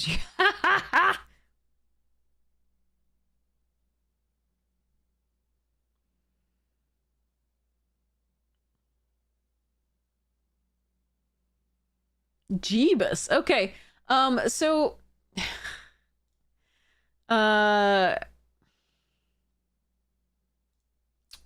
okay.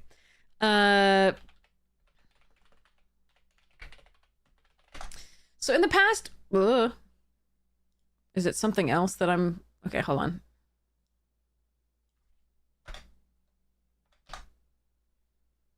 Ancient lore, that's what it is. Okay.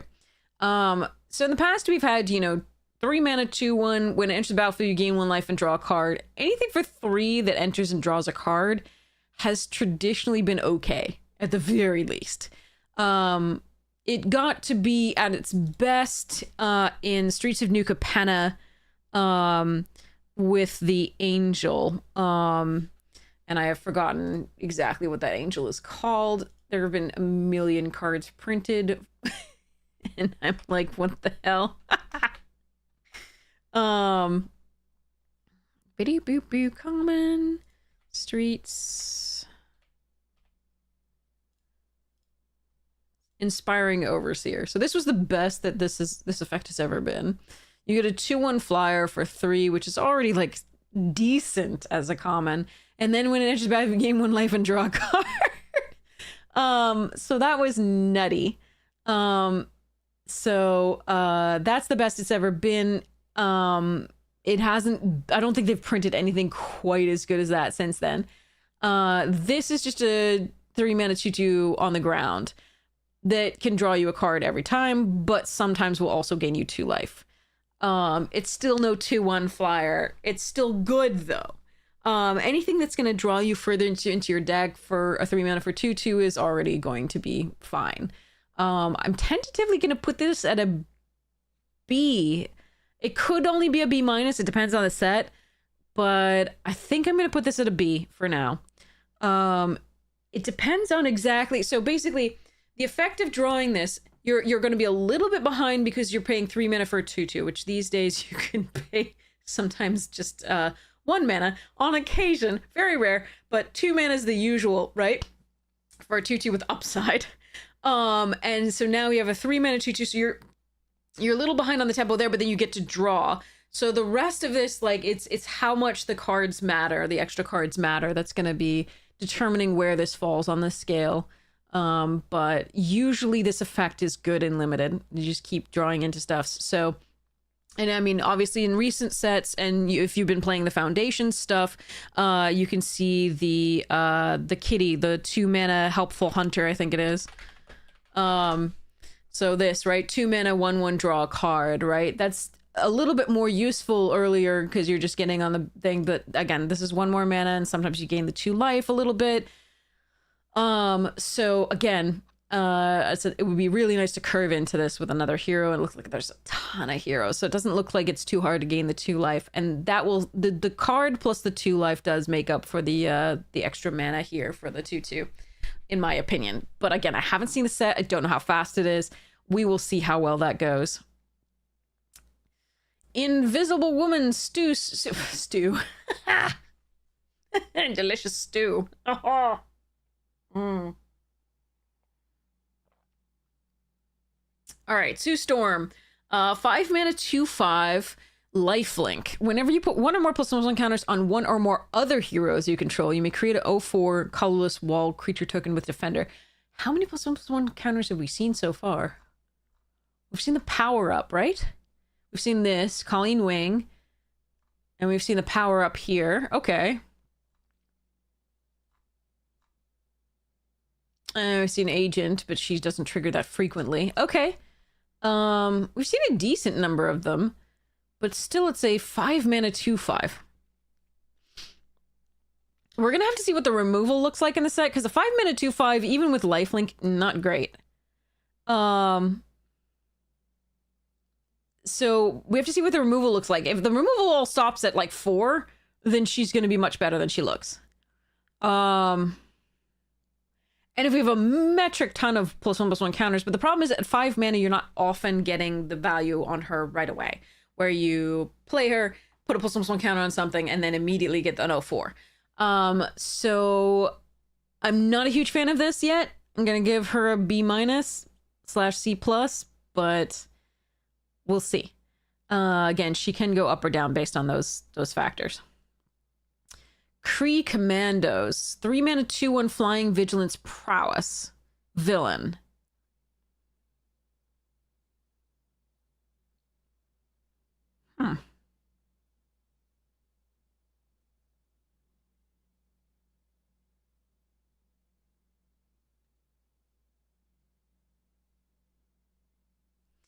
Okay. So in cons we had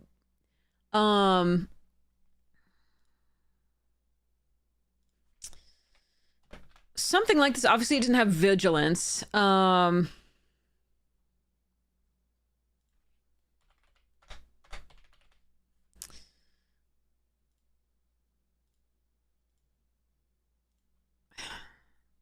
So it's the same thing, the flying prowess. It didn't have vigilance. If you got enough of these and you had some spells, it was very, very good. But that was way back when.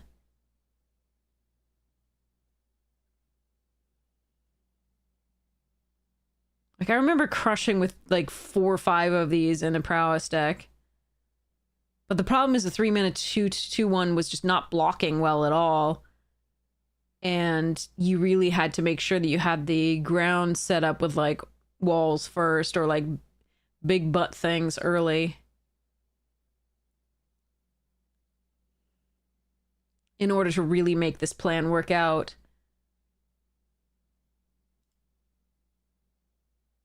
So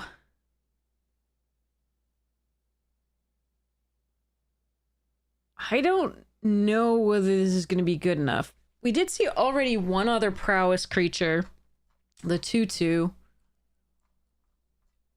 Agent of Atlas. No, prowess does not work with Invisible Woman at all.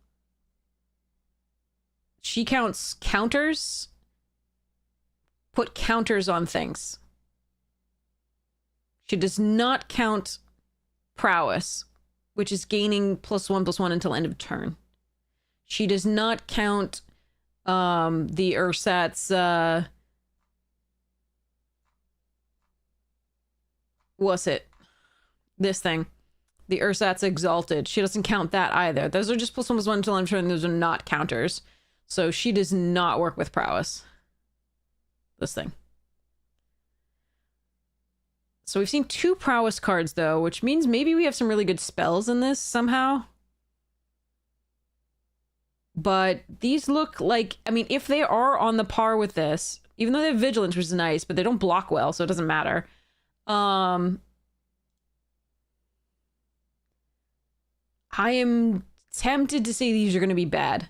I could be very, very wrong. Again, this is judging with the speed, like on the speed of recent sets. On the speed of recent sets, I think this is going to be horrid. But yeah. And we also need to see how many, we also need to see how many, like, 1 damage to each creature your opponent controls, or like shocks or things are in the format, because if this is regularly going to be taken out by that, you're kind of like, meh. For now, I'm going to give this a C+. I think it's maybe still runnable. We'll see. Luke Cage, Power Man, 4 mana, 2/5. They're freaking all 2/5s.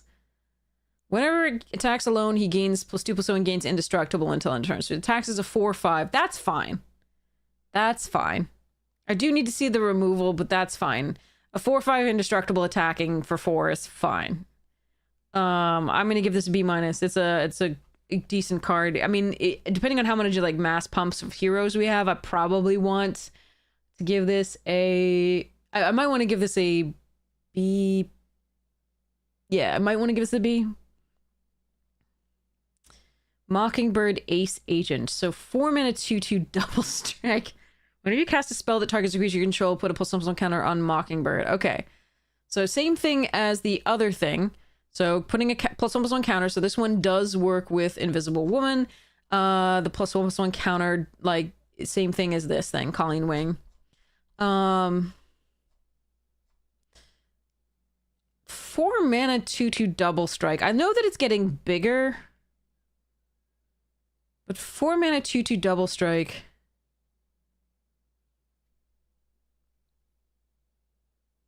We've had 2 mana double strikes. Like, yes, they might be 1/1 or 2/2, but like, they might actually be 2/2s. Usually it's 3 mana 2/2 double strikers, but we have had 2/2 double strikers for 2 before.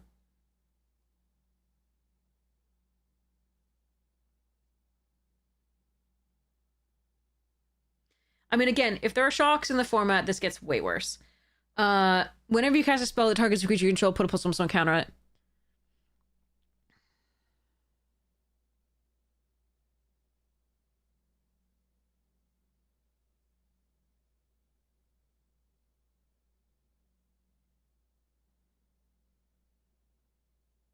Hmm. So the problem when limited with this mechanic here, the cast a spell that targets a creature you control, put a +1/+1 counter on it, is that your spells, by necessity, that target creatures have to be divided into removal spells, which exclusively target your opponent's creatures, and should be ideally the majority of your spells, and a few that target your own, maybe as combat tricks or as blah, right? Usually you're not going to be running that many enchantments unless they're fantastically powerful, because that's a 2-for-1 potential. So the problem with these types of effects is that you don't often necessarily have good spells that are going to target your things and enough of them to make this happen multiple times. The cool thing about Repartee was you can run as many, target as a removal, as you want. You're going to get the Repartee trigger. That was why that thing was so damn powerful. But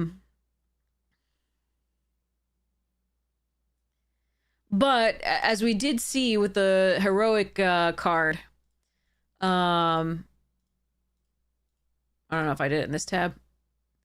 It could be this one.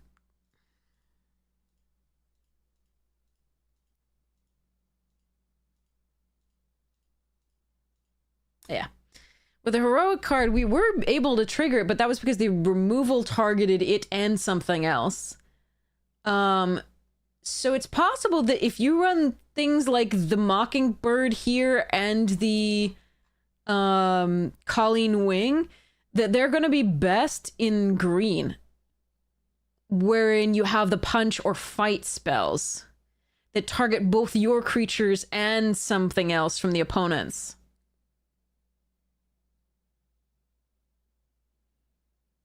P Mega, you say there's a decent number of teamwork removal spells that target your creature and opponent's creature. Oh, that'd be cool. But yeah, so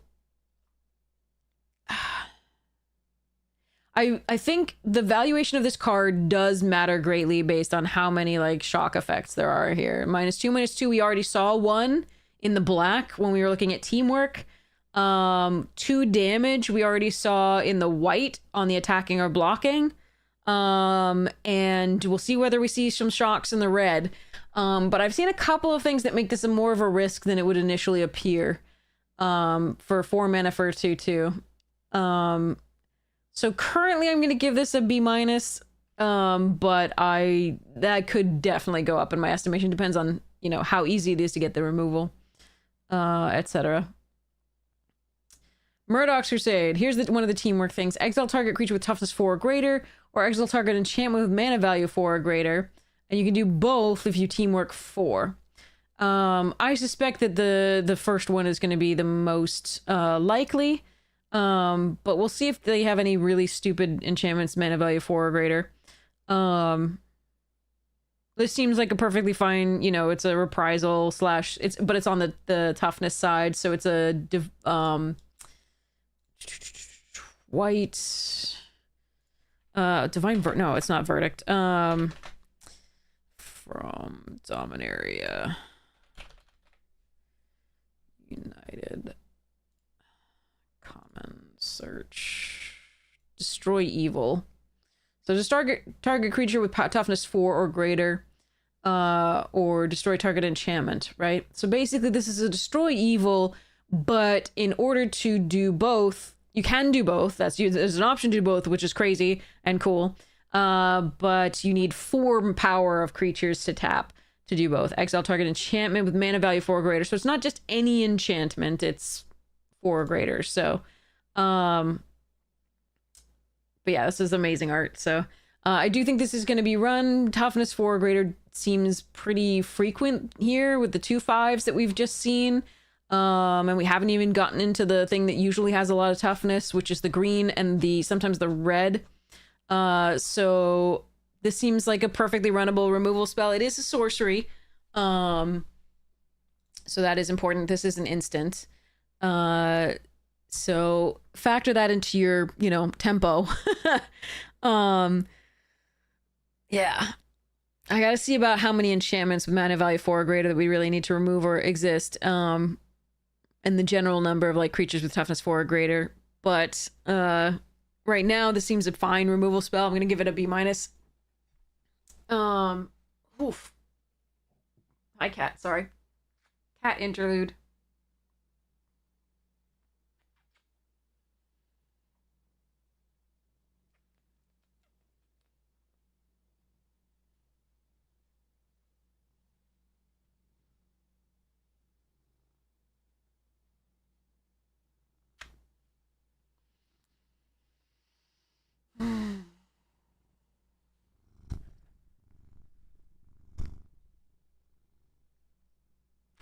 You're a good boy.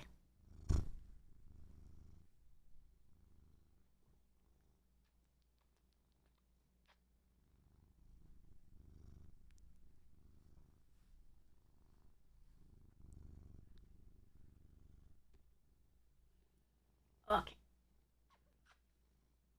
I gotta do more set review. Okay?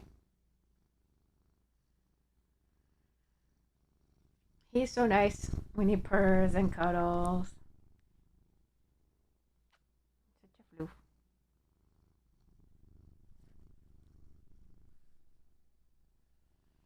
Alright. Ready? Okay. I give you a treat.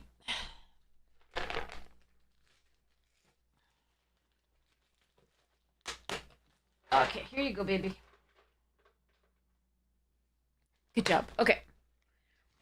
So yeah. Keep that one as a B minus. Alright. Okay. Cat hair.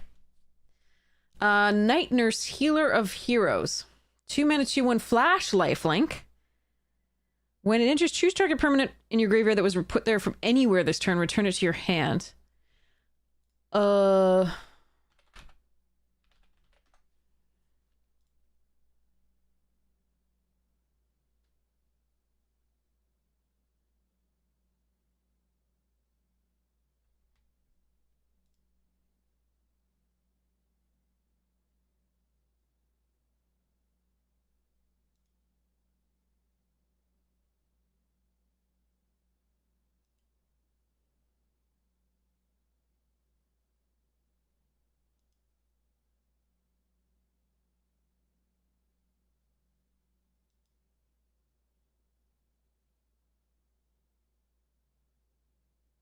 Were they running out of ideas? Sorry.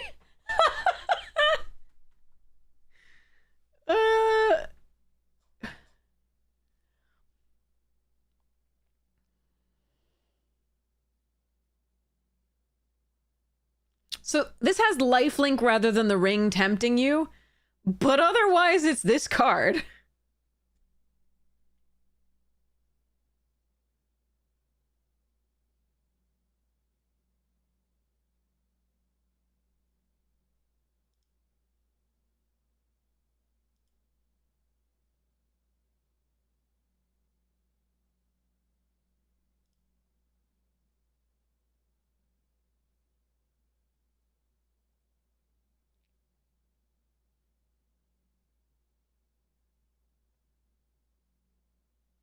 The one thing that's different is this one says up to 1, and this one does not.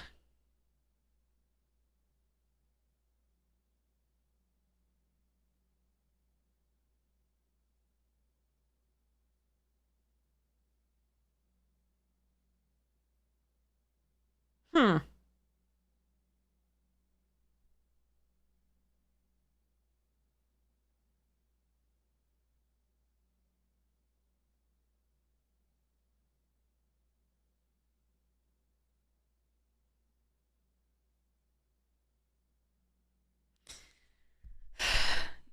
I'm a little upset about this.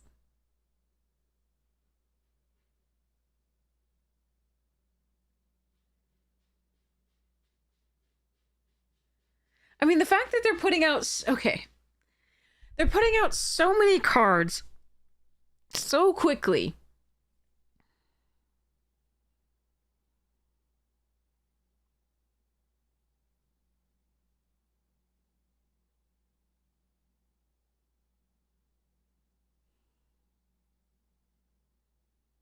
And the only difference between these cards is one has lifelink and the other one has ring tempts you.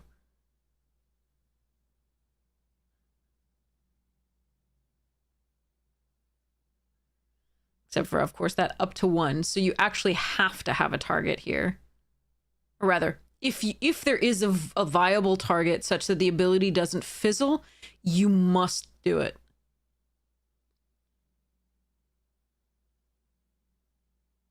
Nobody, though, Samwise made standard. This one made standard.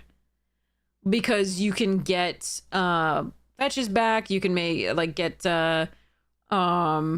discarded cards back, you can do all sorts of this.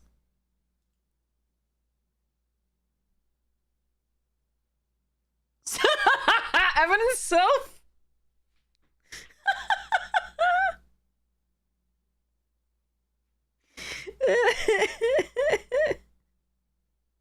Roommates in college?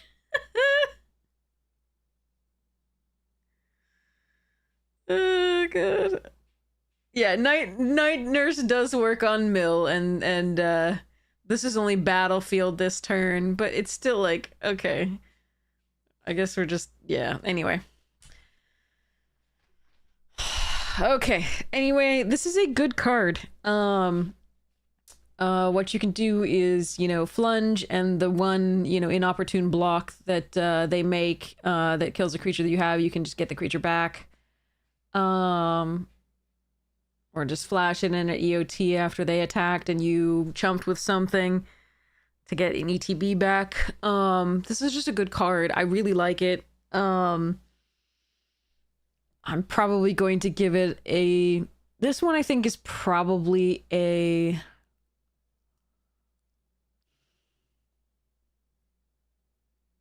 I want to say a B+, but I might be overvaluing it. We just seem to be repeating so many things. Anyway, sorry. All right, Okoye. Dora Milaje leader. 4 mana, 3/2. Enters, create 2. What?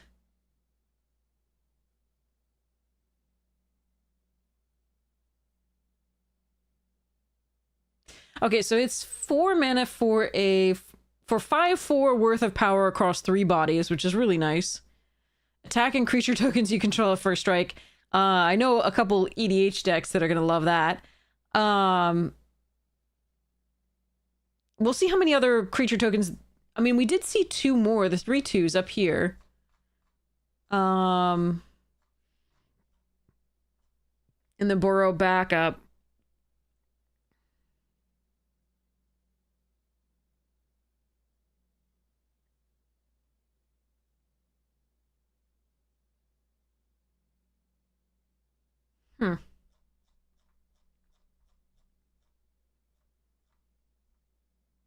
All right, I do like this.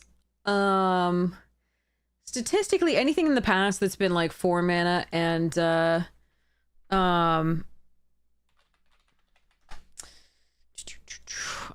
gives you a couple bodies, and this one's 3, is pretty nice. Hey, Laser GG, how goes? So statistically, this, is a decent card in Limited. Again, this is a little bit older, but we've had different versions of things that produce, at 4 mana, produce 2 different bodies. So this is 3 bodies across, and a 5/4 across that, which is better than 4/4 across 2, in my opinion, just because, again, if you have things that pump things, or, again, you get some, you get a lot more go wide in 3 bodies than 2. It matters a lot. And then you also get some trumpers if you need it. So this is mtgset.review, but you can also go into scryfall.com. This set is this particular site is a labor of love, so make sure you go to the Patreon and see if you can support it. If you can afford it. If you can't afford it, no worries. But yeah. So Totus. But yeah, so this is a perfectly fine card. I think I haven't seen any mass pump yet. I've only seen when it attacks alone, which is really bad with going wide, as we've said. So for now I'm gonna give it a B, but if there's like a couple really easily accessed like mass pump, this is gonna go up to a B+. Panther Pounce. Target player investigates. Target creature gets +1/+1 and gains flying until the end of the turn. Untap it. Okay, so here's one of the things that you can do as a combat trick. It will also... it will probably not fizzle because you have 2 targets. So you target the player first. And then and you have the creature as well. So even if they remove the target creature in response, you're still gonna get to investigate because you target yourself. Now, again, this is a cheap way to target this, which is nice. It's a cheap way to target the 2/2 Colleen Wing. So while it normally is not a good effect, like not a great effect, at least it gives you potentially a card at 3 mana.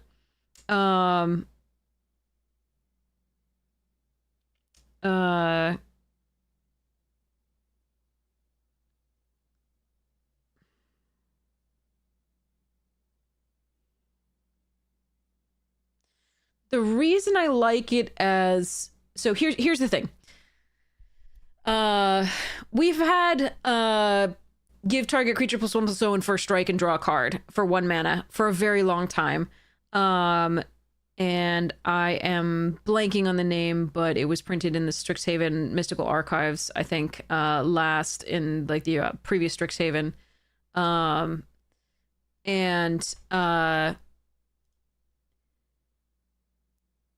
So this is 1 mana. You don't get to draw the card right away. You get an artifact, and I don't know whether there are artifact synergies, but you have to pay 2 to draw the card.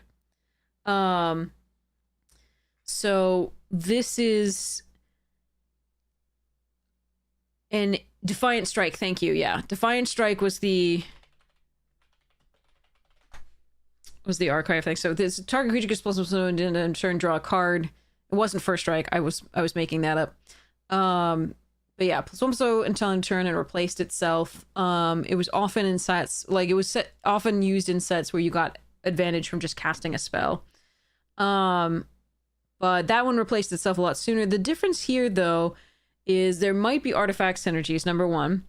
Number 2, this thing can't fizzle. They can't just blow you out by killing the creature because you have a second target. The target player investigates. So at the very least, you're going to be able to get this clue. So that is important. The +1/+1 gains flying until end of turn, untap it, is useful both on attack and block. So it gives you a little bit of temp advantage because you're untapping it. But again,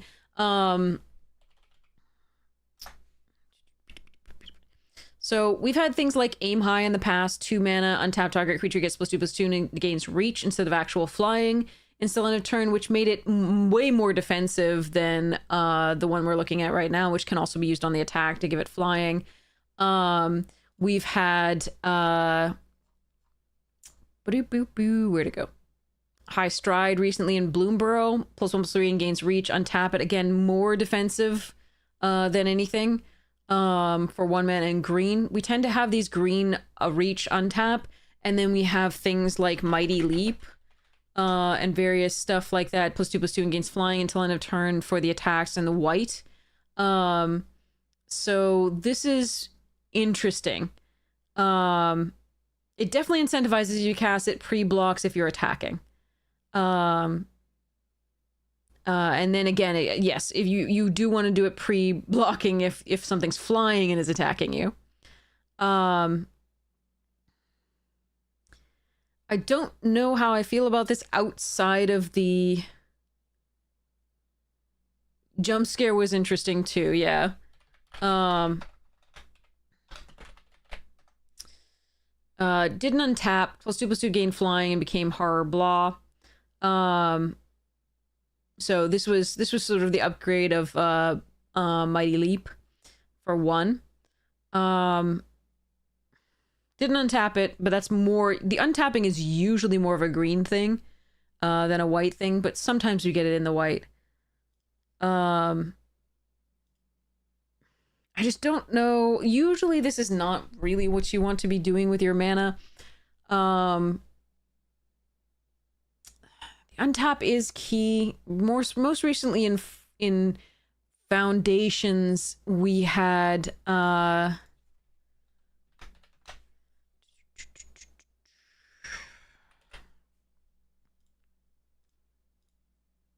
Fleeting Flight that actually put a +1 counter on it, and it gained flying until end of turn, and you prevented all combat damage that we dealt to it this turn.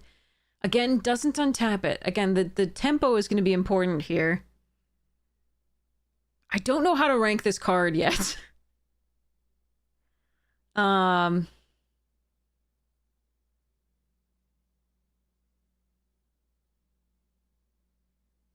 really don't.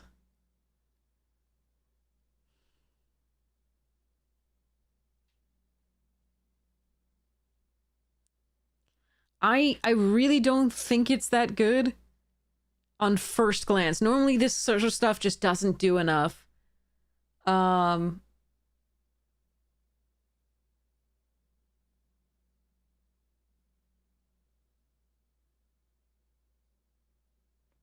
I think it's at its best with the ones like the Mockingbird, the things that have sort of heroic type thing.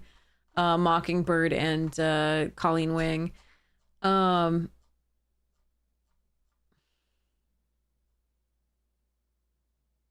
But we'll have to see. For now, I'm going to give it a C+ and say it's playable. We've seen a couple prowess cards, yeah. Yeah, I'm going to say playable, but I could be wrong. Patriot Shield Wielder.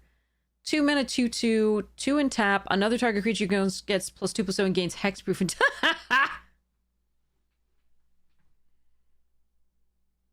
I mean, at least it costs 2 and tap. Like, at least it's not a Mother of Runes or a Giver of Runes. So, so here's Mother of Runes. This is target creature gains protection from the color of your choice. So hexproof is of anything, right, that your opponent controls, can't target it. This is a very flavorful card. I don't know Patriot as a comic book hero, but I really like the flavor on this card. And I think that this is well statted at uncommon. I think that is what this should cost. And I think it's going to be good with some of the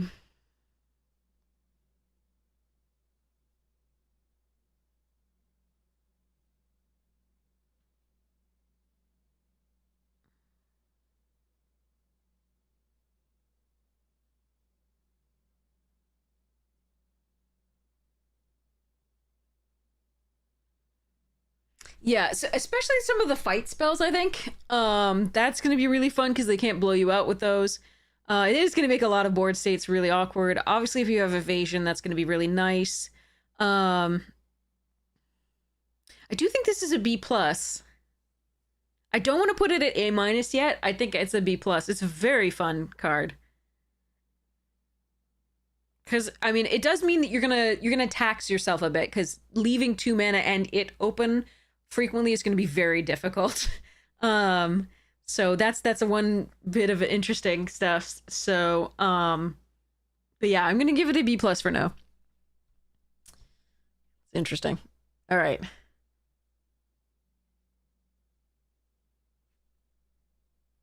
Does psychic damage to opponent? Yes. Yeah, that's the thing. Is the gains hexproof and about like you just at that point, if you're holding up the 2 mana at any point, they don't have any removal that will work, and at that point they have to either get 2 pieces of removal or overwhelm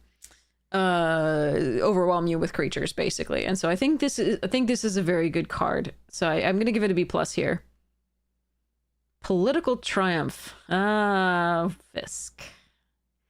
The Kingpin. Okay, 1 mana plan. What the hell's a plan? Whenever you... Okay, creature you control and describe, I want to put a plan counter on it. When the 4th plan counter is put... What? Put on this enchantment, sacrifice, draw a card, and put a +1 counter on each creature you control. Okay, so this is kind of like the old Zendikar things. Khazandu.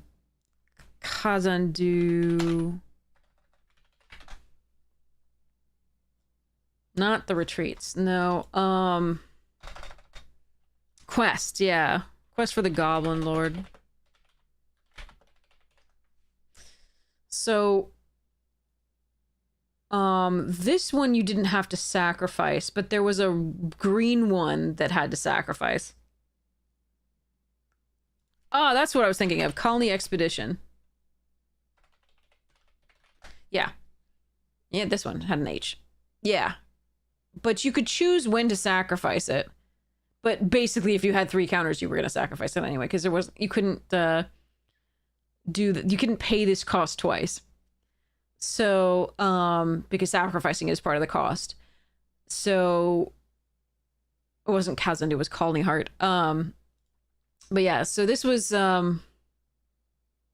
this is what this reminds me of. But this one is definitely just sacrifice it, when the 4th plan counters on it. So the timing is going to be, you have to plan it around, you have to plan. I hate everything. Anyway. So scry 1, and if whenever a creature you control enters, may not be worth a whole card early. Because it's a 4th plan counter. Sacrifice it, draw a card, and put plus almost on counter each creature you control.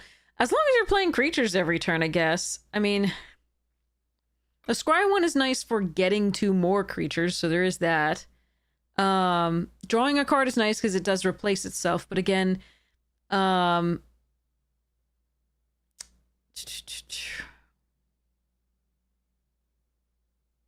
the case enchantments are kind of like sagas. I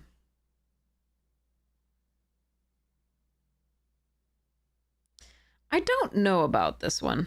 I think it could be very good. I think it depends on when you get it. Because I think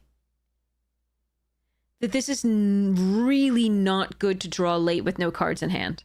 Like, really goddamn bad. Like, if you get this card and your hand is empty, right?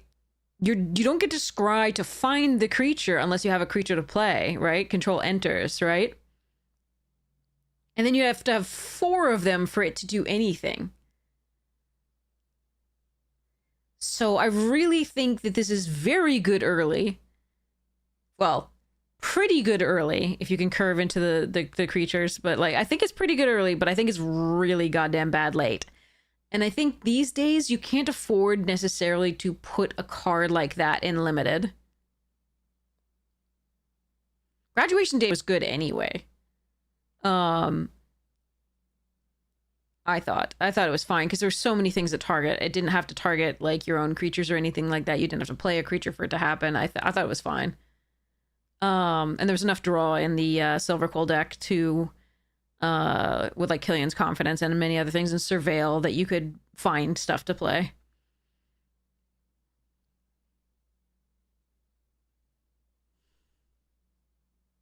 Tentatively, I'm going to put this as a C+. I think you might be able to play it, but I do think that it's really, really, really, really, really bad if you get it late.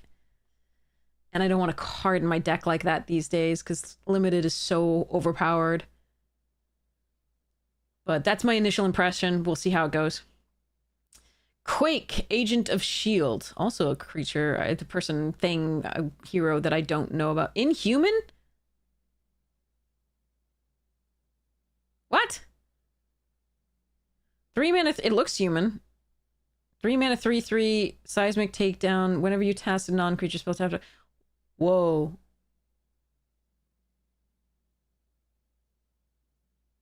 Okay, wait. Help.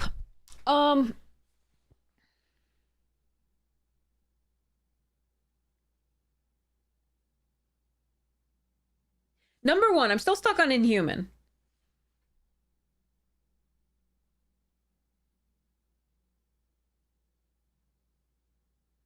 Inhumans are a weird offshoot race of humanity that live on the moon?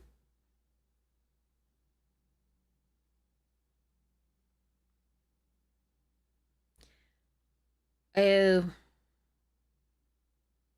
is there anything that makes them one race? One species?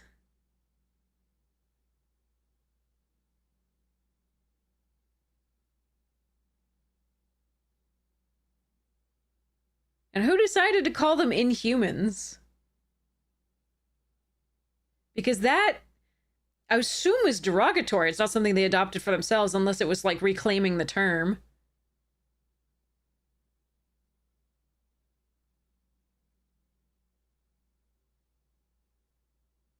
Also, the thing that went around on socials is that there's like a dog and it's like Inhuman dog. And I'm like, I know, it's a dog. Like, of course it's inhuman. It's a dog.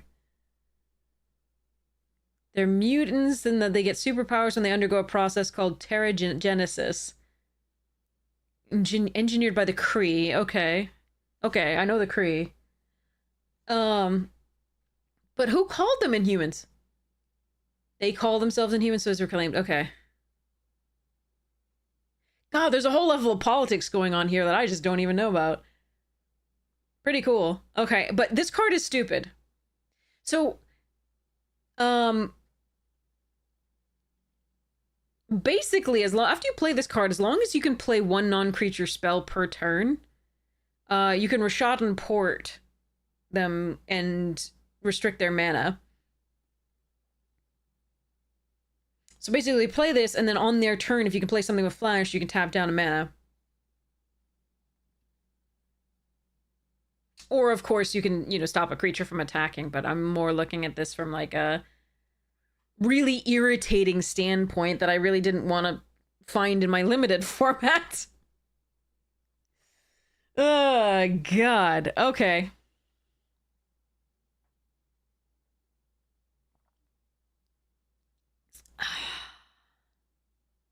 Yo, and this happens as many times as you cast it. But I'm Totus Gloops. Yeah. I really didn't want anything like this in my limited format. This is going to make things feel really bad if opponents on the play and they play like a 2-drop into this and then tax my mana and then ugh. So far we haven't seen that many good non-creature spells though. Like early. Yeah, it is legendary. That Ashmi with the with the hope core. Yes, it is legendary. That is actually a nice thing. But it probably dies pretty quickly, so you can run 2 in your deck. A non-creature spell includes enchantments, instants, sorceries, artifacts that aren't creatures, right? Vehicles or mana rocks or things like that. Yeah. Anything that does not literally say creature on it. Planeswalkers, battles, world enchantments. Sorry. Auras. Okay. Yeah, this one's irritating. I like this card in my decks, but not in other people's. So I'm gonna give it a B+.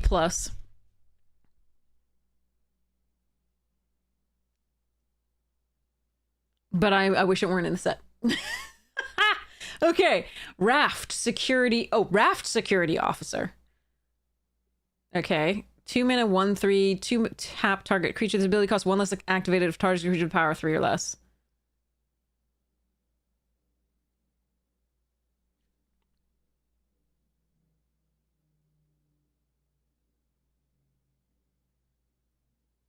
The Raft is a prison for supervillains. Okay, good to know.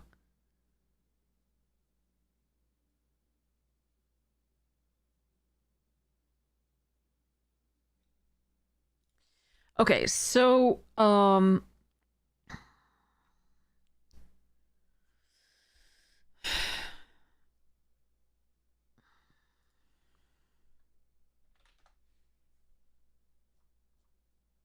I'm never gonna find it like this.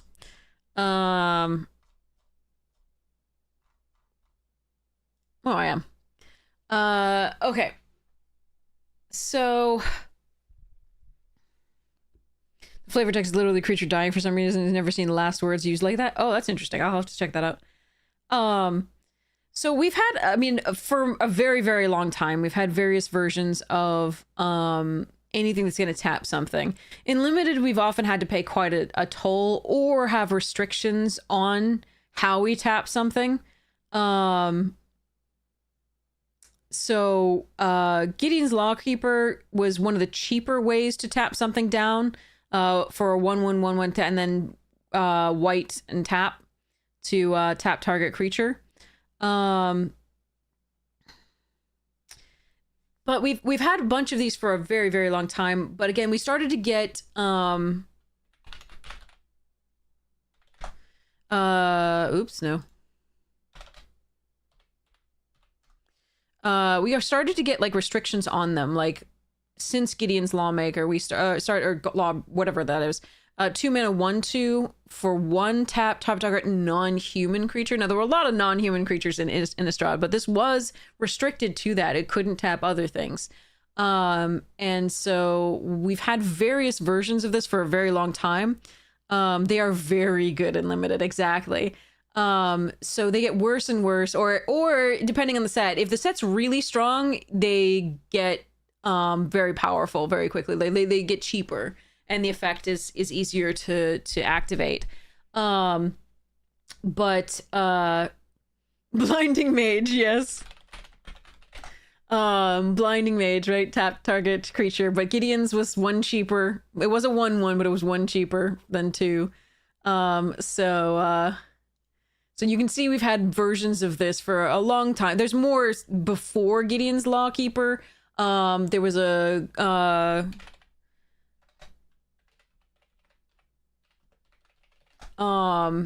Gold Meadow Harrier and things like that from like Lorwyn. And things prior to this, of course, that would tap things.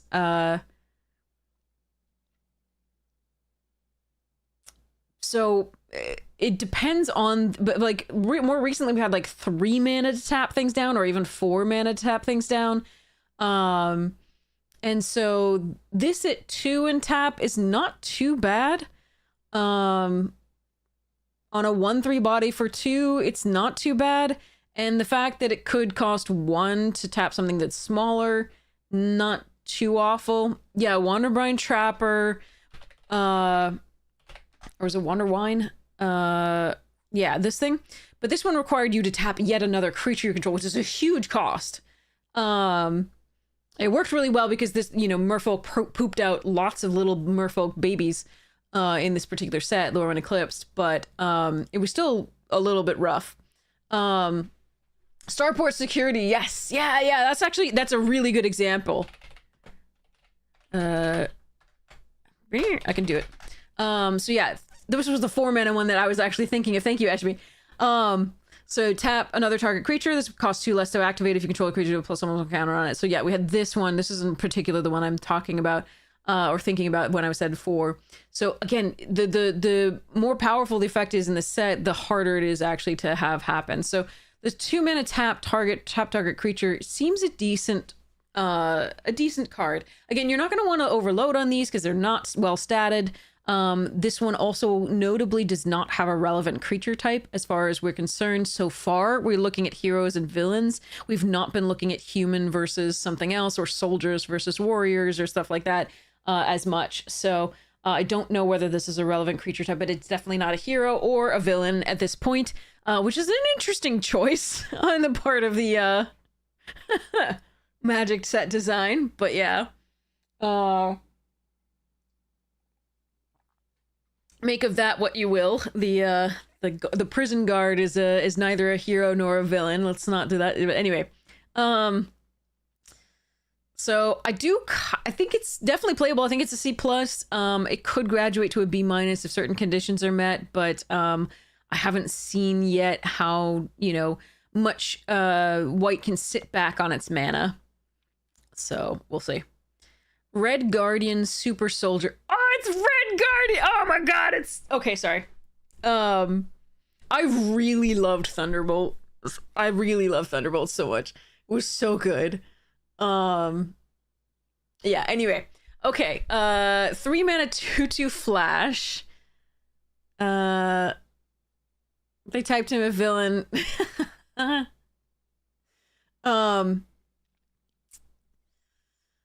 When it enters, destroy target creature an opponent controls that dealt damage this turn. Okay, I was thinking it was like I was like, why is this not black for a second? Because I thought it was a creature that had been dealt damage this turn, which is traditionally a black effect.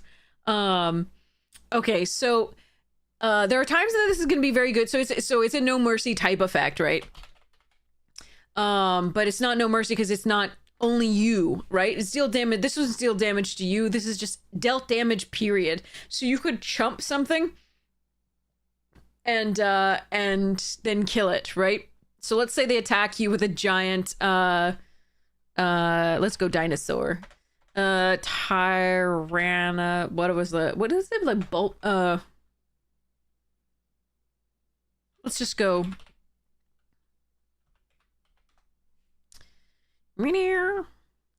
I want to go Tyrannax Rex.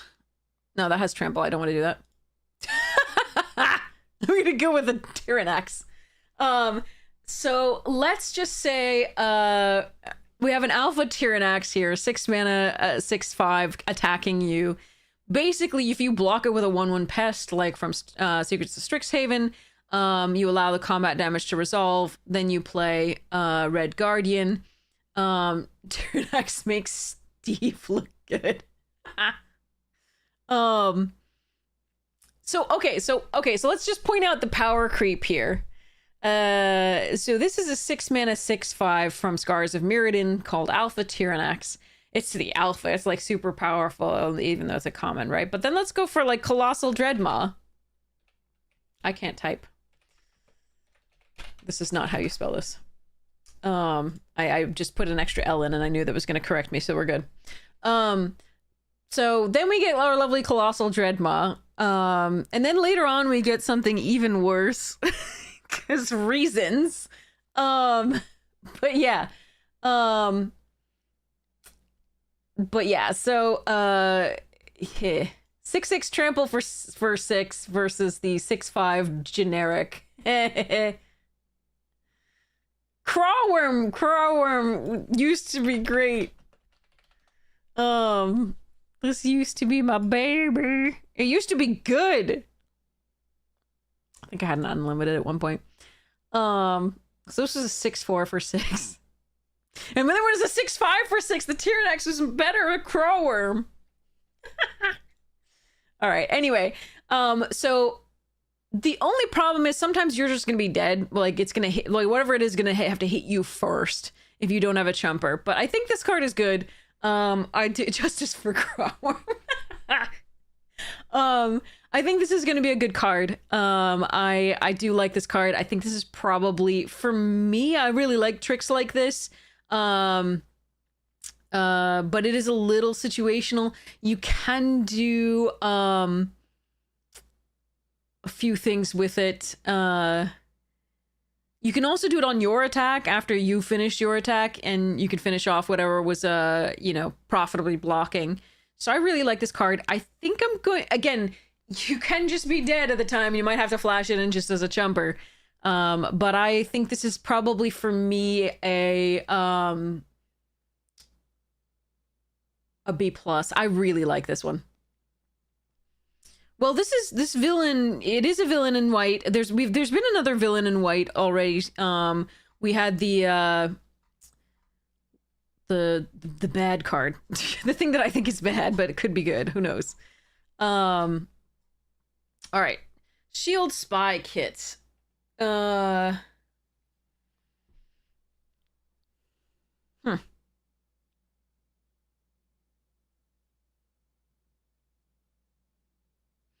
Equipped creature gets +1/+1. Whenever equipped creature attacks alone, untap it and scry 1. Equip 1.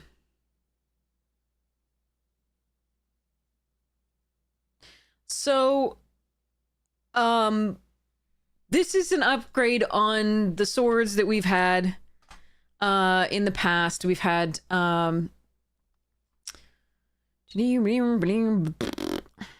short sword. So +1/+1, equip 1 for 1. In certain sets, that does make a huge amount of difference. So it does depend on the set. In some sets, short sword is awful. In other sets, short sword is very good. And here's why. Across sets, the power level, right? The power and toughness, right? Varies greatly, such that +1/+1 differs in its usability, in its effectiveness. So basically, and people like why am I blanking? Scuffle. Scuffle will often do an analysis of the number of the different creatures at the different power and toughness levels, and be able to then analyze how effective it is to have +X in combat. So, for example, +1/+0 in combat in Final Fantasy actually won a large proportion of combats. So Coral Sword there, I think it was called.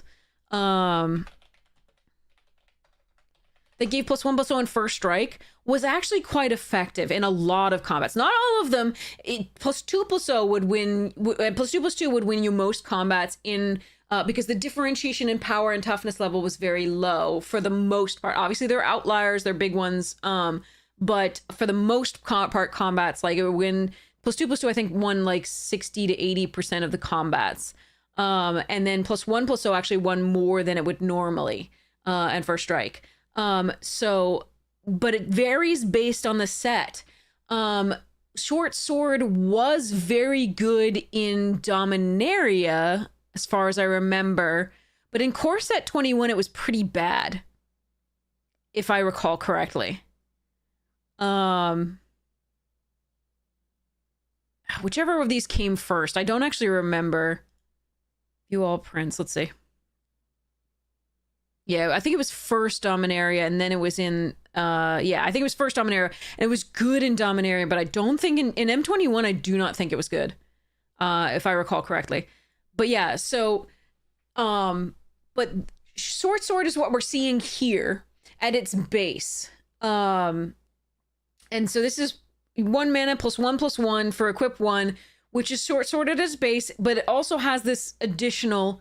Oh, cool, Astra. Yeah, it is really interesting. I think Scuffle Deluxe does it. It doesn't always do it for each set, but did it for Final Fantasy, and I read that, and it was really fascinating to see the breakdown of how they'd gone through and figured out exactly which proportion of combat it would win. But it's a really cool. I do not have the patience to do that. I'm going to tell you in advance. I'm so sorry. I do not have the patience to do a calculation of exactly how many combats +1/+1 wins versus +2/+2 or +3/3. So thanks to Scuffle for that knowledge in the past. I have not looked recently at whether Scuffle's done the most recent sets for that, but yeah. Definitely subscribe to Scuffle Deluxe and learn more, and request it if you're interested. I might do so. I've already subscribed, but I might do so as well. For this set, see whether +1/+1 is going to be really good, but you'll pick it up really quickly whether it is or whether it's not. Yeah. So whenever equipped creature attacks alone, untap it and scry 1. So we'll see whether the +1/+1, whether the short sword is just going to be good anyway. I'm less crazy into the second part of this, again, because again, attacking alone is so shit in white for the most part. So I mean, it's a bonus if you are attacking, and if you're attacking alone. It's a bonus, and it's a good bonus. A tap and scry 1 is really nice, like katana. So like the untap here, right? The untap it and gain 2 life. Untap it and scry is even better for the most part. I mean, of course, this is equipped to free. This was a sick card. It's an uncommon though. This is a common. Untap it and scry 1 is very useful, but again, it's only attacks alone, and that is really rough for white. So we do want to evaluate this more on the +1/+1 than we want to evaluate it on this. So I don't know how to value this right now. I'm going to give it a C+. I think it's perfectly playable. And again, if somehow this set makes the attacking alone mechanic work, great. But again, Neon Dynasty says Boros sucked for that reason. So we'll see how this goes. Okay. Super villain, and again, we'll also see how many combats +1/+1 wins. Super villain lockup. 2 mana flash. When this enchantment enters, exile target tapped creature an opponent controls until this... Isn't this just seal away?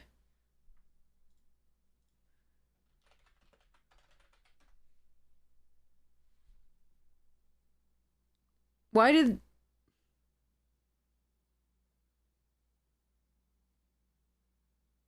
Do they have to rename it? Like...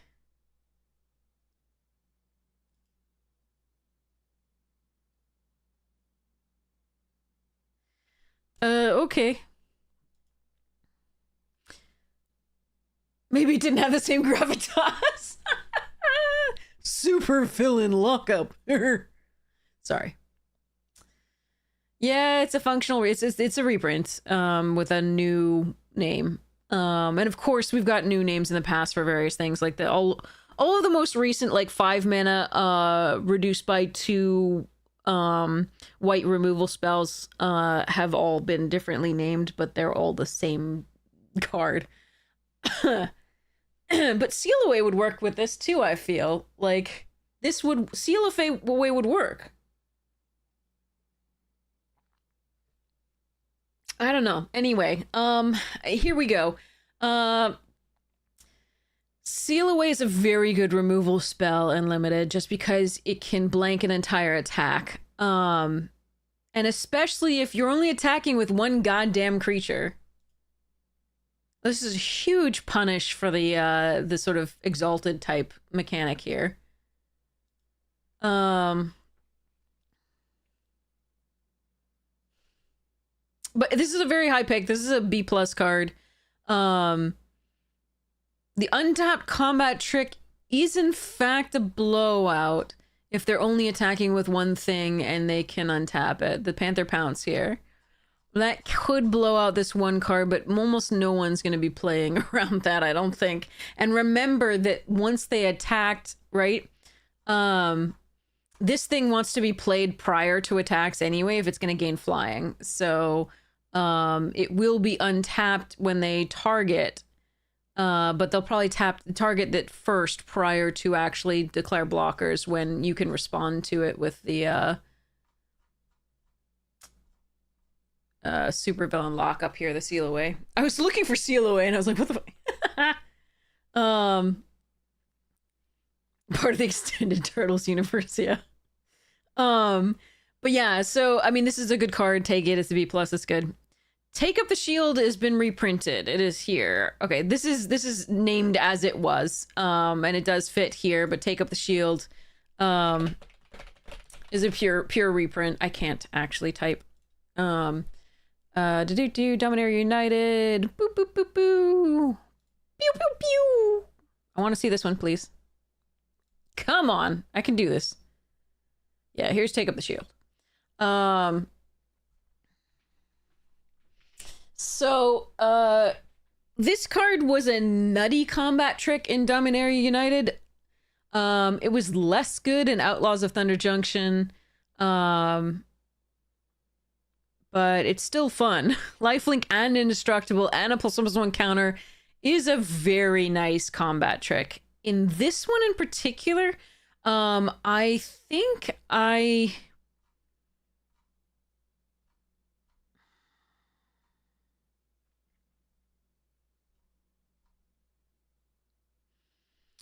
So in this one in particular, I do like it with the, obviously the Mockingbird and the Invisible Woman here. As well as, of course, the other heroic type thing, Colleen Wing. But this is another way to make the Invisible Woman work. Again, I still think the 5 mana cost is not good for that. But this is a combat trick I'm usually pretty happy to run at least one of. This thing is perfectly fine. The Indestructible and Lifelink is really cool. And we have some plus almost one counter synergies in this, so this is perfectly fine. And the art works. I'm so happy. That's pretty cool. So yeah, this one I like it around a B-. Slash C+. I mean, I think B- is where I would normally end up taking it, but it does depend. Like if I have a bunch of things that care about plus ones on counters already, or I just need a good combat trick. Wakandan Drone Flock, 4 mana 3/3 flyer when it enters Scry 2. Artifact creature. Robot. Okay.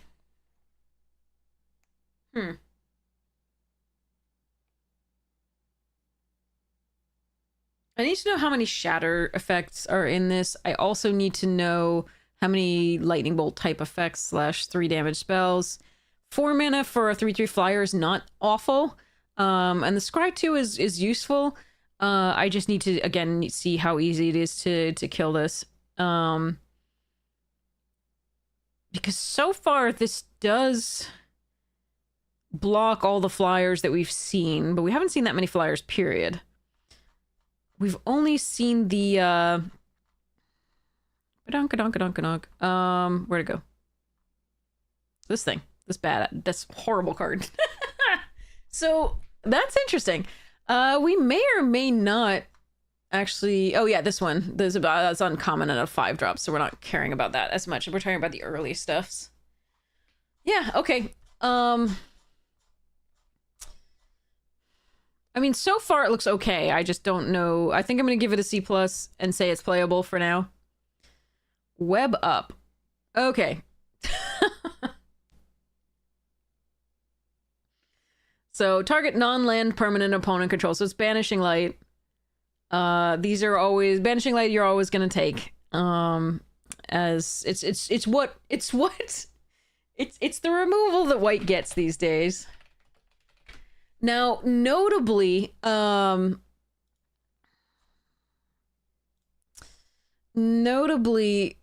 it gets under the Daredevil one. It gets under this. Exile target enchantment with mana value 4 or greater. This does not take that out, which makes it so much less useful right now. That this doesn't take care of opponents' Banishing Lights is really rough. Like, because this was the way it was, because this is the way it is, I thought we were gonna have something like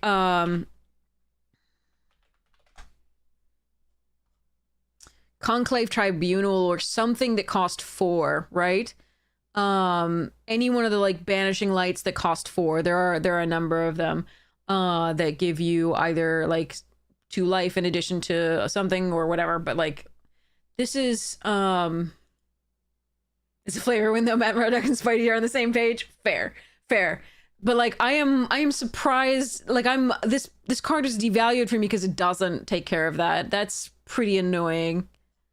Like I do like, okay, we're taking care of 4 toughness or greater, but that's a little bit at sorcery speed and with human. I don't know. We'll see how many other enchantments that takes care of, but that it doesn't take care of this is really rough. Really, really rough. Because at least, you know, something evil. Destroy evil, that's what it was. At least this was an instant, and it, you know, you can only choose one, but at least it was an instant and destroy any enchantment. This thing, yeah. Anyway, yeah, you're gonna be taking this pretty highly. It's a B, /B+. It depends, on your deck. White Widow. White Widow?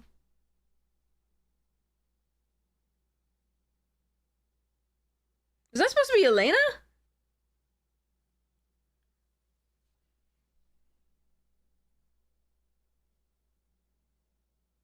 Okay, it is Yelena. Okay, I got it right. Yay.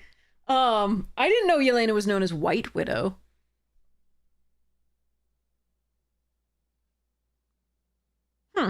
Anyway, 4 mana, 2/3. Ugh. But let's see. When enters, choose one. Put a +1 counter on each of up to 2 target creatures. Return target artifact or enchantment card from your grave to your hand. Okay, for an artifact or enchantment card, that's not bad. But put a +1 counter on each of up to 2 target creatures. So we've had Felidar, Savior here, which also had lifelink. So this is fairly similar on its base to this, right? This doesn't have lifelink, but it has the other option as well. So, but you can see that this is each of up to 2 other target creatures you control. This is 2 target creatures, it's not other. So you can actually put it on and make it a 3/4 for 4. But that is 4/5 worth of power as long as you have 2 creatures. So this and another. So that's not bad for a 4-drop. But I think the versatility on the return target artifact or enchantment card from your graveyard to your hand might be pretty cool. I haven't seen a ton of artifacts or enchantments yet. Obviously, we've seen the web up, and in case somebody destroys that, you can get it back. That's pretty sweet. We've seen the drone flock. So, and of course the plan. Where's the plan? And the lockup, of course, and I mean, this isn't really going anywhere. Nobody's gonna be like, I want to destroy that thing. Political triumph here. Yeah. Nothing else, I think. I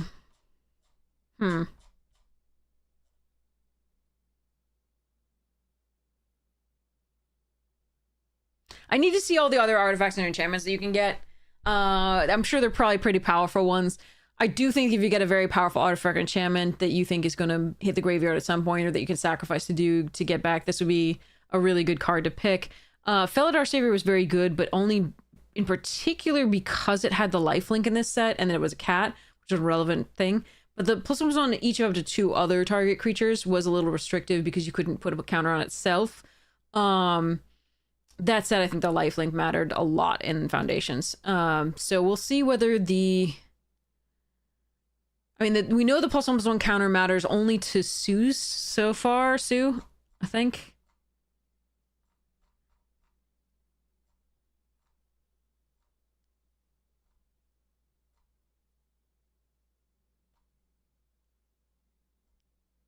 Yeah, I think it was Sue. Sue's the only one that cares about the +1/+1 counters. Like, it gets you a value for putting +1/+1 counters on things. Yeah, interesting. That said, like the 3 bodies, Okoye, Dora Milaje leader, is very good to then follow up with the White Widow here. Because two +1/+1 counters on those creatures is pretty sweet. But I don't know how to rate this yet. I'm gonna put it as a B-/C+ for now. I need to see the other artifacts and enchantments mainly. And I need to see other +1/+1 counter value things that care about that. Okay. Aerial Doombot.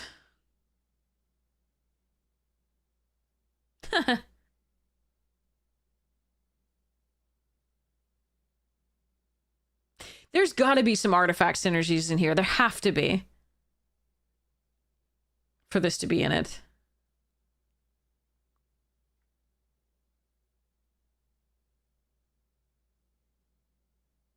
Doom is so good. Doomy Doom, Doom. Not that Doom. Oh.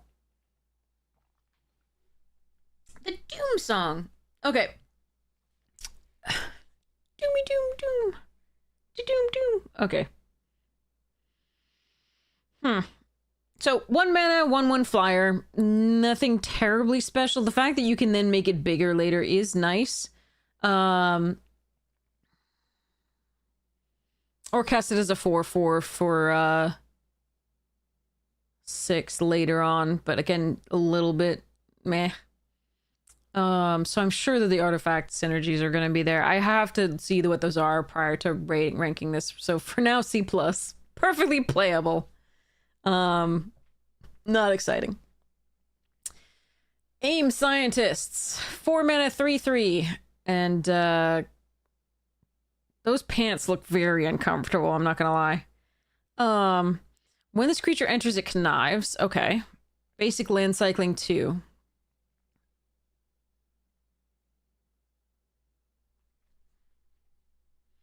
Well, instant messenger scientists. Yes. You've got mail. Okay.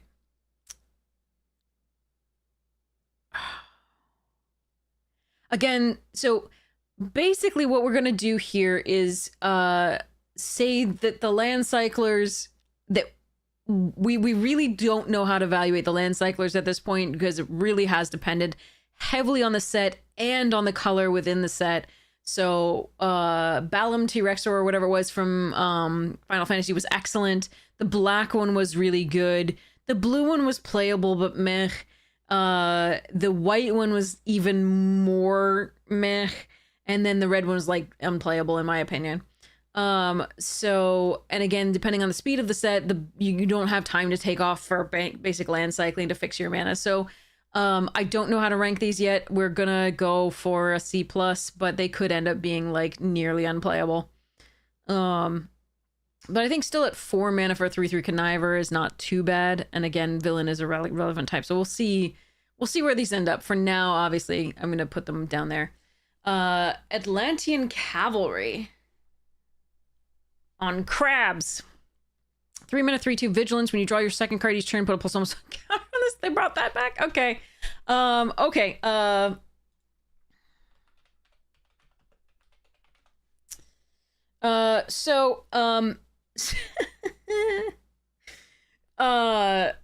Crabalry.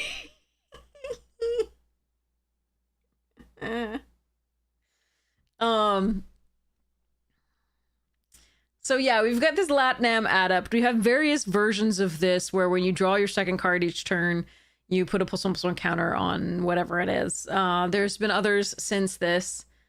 Yeah, Razipult, it feels repetitive. But again, like I said, they're putting out so many cards. Cards are going to have to feel a little bit repetitive, I guess, and mechanics these days. But, well,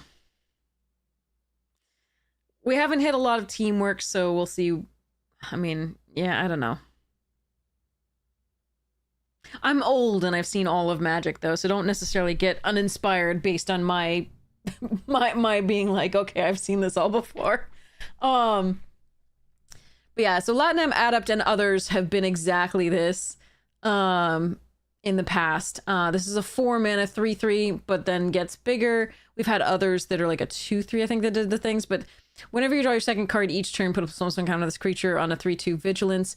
You would almost rather these were flipped. A 2/3 Vigilance is way better than a 3/2. And even once you draw your second card each turn, a 3 mana, you really want 3 toughness on this. So this is not great. We haven't seen a ton of draw extra cards, but we have seen some things that make clues. So that is something at least. We've seen one that draws a card when you put a +1/+1 counter on it. The Maria, when you use the teamwork and put a +1/+1 counter, draw a card. I don't know how good this card is going to be, but I really wish it were a 2/3. Like a 3 mana 2/3 with Vigilance, at least on the base stats, is something that you can really consider running. And then if it happens to start growing, great. But I don't like that this is a 3/2 rather than a 2/3. I would much rather it have been switched, because attacking as a 3/4 at the very least is so much better the next turn than attacking as a 4/3. Maybe this card is better than I think it is. For now, I'm going to give it a C+/C. Meh. Here's the other teamwork that we saw earlier. 7 mana teamwork 4. So 6/5 blue Leviathan creature token with hexproof. Hexproof. Do we have a flying enchantment in this? Because that'll remind me of the crab. Was it Homerid or something like that? With flying from Dominaria that had hexproof. You could give it flying with the 1 mana enchantment. That was so much fun. But anyway, 6/5 blue Leviathan creature with hexproof, or return 1 or 2 target non-land permanents to their owner's hand.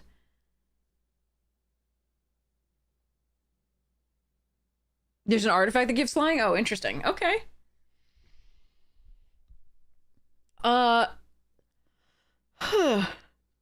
So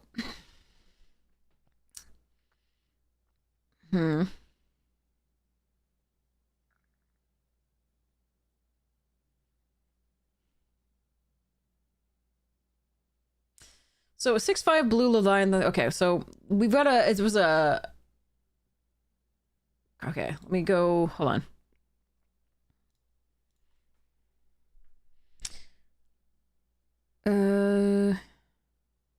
It was 5 and a blue, but I'm not absolutely certain. Yeah.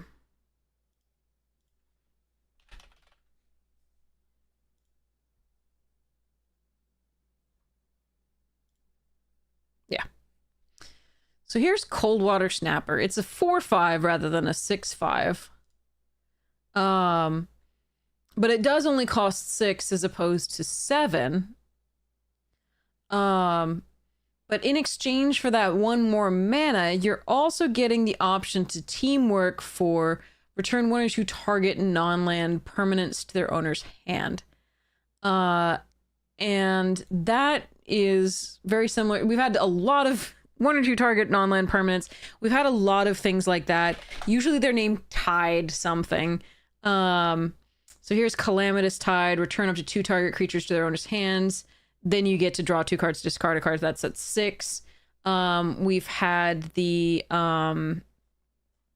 it was common, so it's probably not going to be in this one. I don't know if this is called Tides. Read the Tides, return up to 2 target creatures to their owner's hands for 6. You get the idea. We've had a lot of 6 mana return 2 things to their hands. There was one that was cycling from Amonkhet, I think it was, that was actually even more interesting because you could cycle it away when you didn't need it.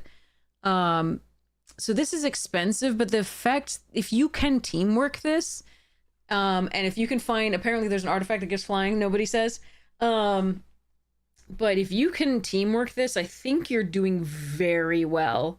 Because if you can create a 6/5 blue Leviathan creature token and return 2 of their creatures, that's really backbreaking. That's extremely backbreaking. So that said, it is important to remember that these days everything in its mother's monkey has an ETB effect. And so bouncing things is so much worse these days than it used to be. The tempo advantage is nice, but unfortunately, like, you're only returning half a card most of the time. It's really kind of brutal. So, I mean, yeah. I think this is worth running. You don't want too many of them, obviously. But I think one of these does make your blue deck pretty much every time. As long as you're not full control and like do actually have creatures that you could teamwork it with. So I'm tentatively going to put this in a C+/B-. Like, I think it could graduate to a B-. Or even I mean, there's some, I don't know exactly how the set's going to play. There's some times where I think it's going to be like, you want 1 of as a B. Like, you want it really badly to at least have the 1 of. 2, not so much, but at least 1 of. So like the first copy is a B and then the second copy is like completely unplayable potentially. But for now I'm going to give it a C+. And then, but again, it could graduate to as high as the first copy being a B for a blue deck. I just don't know. I just can see this winning so many games if you can get to do it. I don't know how slow the format is, though. The slower the format is, the better this card gets, of course. All right. Attuma, Atlantean Warlord. Villain, 4 mana. Ooh, it's riding a great white shark. I think this one's supposed to be riding a great white shark too, but the way it's drawn is more like a Mako. That's weird. Anyway. The nose is too pointed and, yeah, anyway. Too conical. Other merfolk you control get, so it's a lord. Whenever one or more merfolk you control attack a player, draw a card. Dang it, that's going in my merfolk deck! I just made the changes so recently, though. Oh my god, they're printing cards too fast. This is gross. So this is a 3/4 for 4 that when it attacks, draws a card. I don't know how many other merfolk they have, but like, damn, that's good. Because if you have any other merfolk, then it gets nuts. This is already good to just attack with. I like this card. I think this is a B+.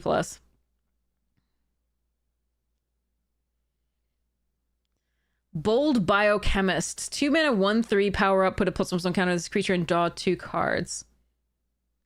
Okay. All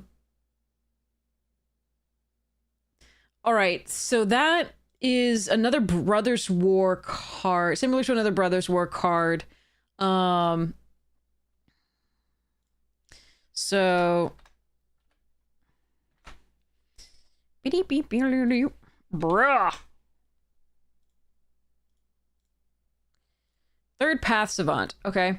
So this is a 3 mana 2/3 that pays 7, draw 2 cards. Now obviously that's repeatable. This one is not. This isn't repeatable. But there's been a lot of things in blue where they have something early. There was a sacrifice one. There was a crab that sacrificed or something like that, and I'm forgetting what it was.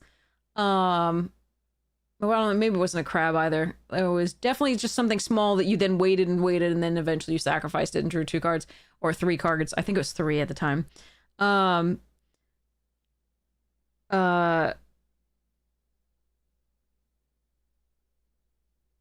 So this is, so power up 6, put a +1/+1 counter on it and draw 2 cards. Just, it's like, so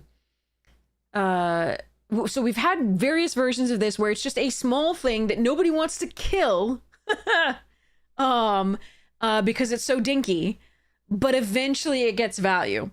And those cards statistically have not been great, but have been fine, like perfectly playable as like your 23rd, 24th card. So this one you can keep doing it every turn, so this one's better than normal. Oh, Eidolon of Philosophy. Yeah, that's a very good example.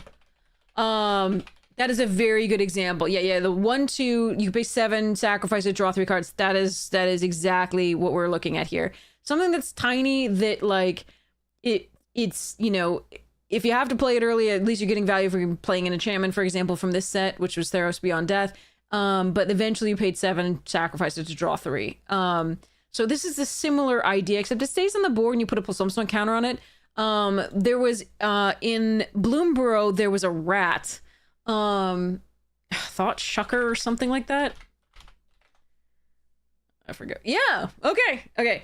So this is the 1/3. You can pay 2 to put a +1/+1 counter and draw a card, but you could only activate it if 7 or more cards in your graveyard and only once. So this is much more similar to this idea, but you have to pay a lot. But this one you had to wait a lot because you had to have 7 or more cards in your graveyard. So you either had to mill very heavily or, you know, blah. So, and this is 2 cards, but it is 6 mana as opposed to the 2 mana, but threshold. So there, you had to jump through some hoops with either of these, but nobody wants to kill it. But again, it's not very good. So again, 23rd, 24th, maybe you don't even run it. So 2 cards is different, and you know, the +1/+1 counters, again, we've seen some like one bit of synergy with that. the Sue.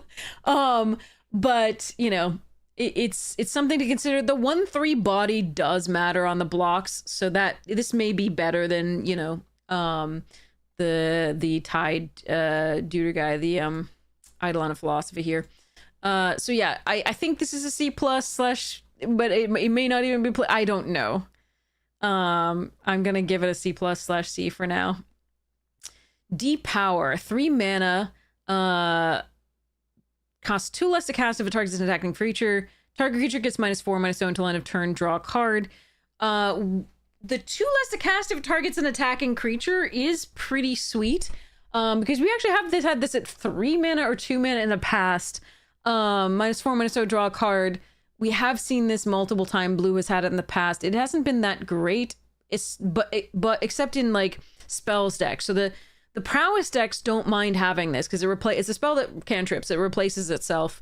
And it's not that expensive as well. It's 1 mana as long as it's doing an attacking creature. And that's usually when you're playing that. You're not usually being that aggressive in a deck like this. This is for when the things are doing that. That said, you can, attack with your prowess flyer, the one in that we saw in the beginning, the 2/1 prowess vigilance, flying to the villain, the white villain.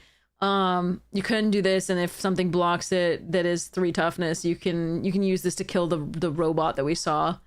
This thing, Wakandan drone flock. But like, I mean, this is a fine spell. I think the last time we saw M21 or M19, saw pretty recent. We've seen it more recently than that, but it was also,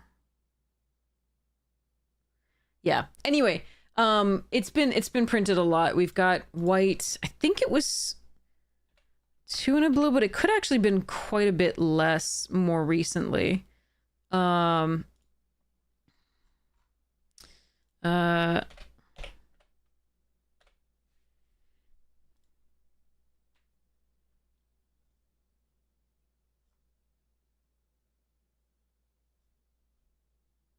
Befuddle, that's what I'm remembering. So yeah, 2019. So yeah, target creature gets -4/-0 until end of turn, draw a card. So we have had Befuddle in the past, 3 mana instant. 2019 did have things that really cared about spells, including the like Goblin Wizards, I think, or something like that. I forget exactly what they were, but yeah. So Befuddle is something that we've seen before with this. Now, often you are using this on an attacking creature, so the fact that you can spend 1 to cast it then is really, really an upgrade. -4/-0, draw a card. So Befuddle was mostly, like I said, yeah. Oh, that was 2021, so I'm thinking of something else. But yeah, anyway, there were other things that made the Befuddle better. That made casting spells important. Was this the Wizards thing? Was this Adelies? No.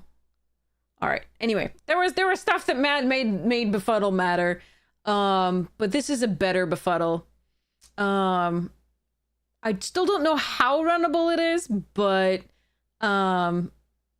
it seems okay to me as a trick.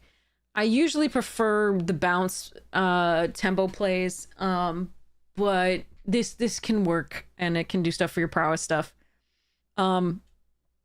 I'm gonna give it a C+. I think it is playable.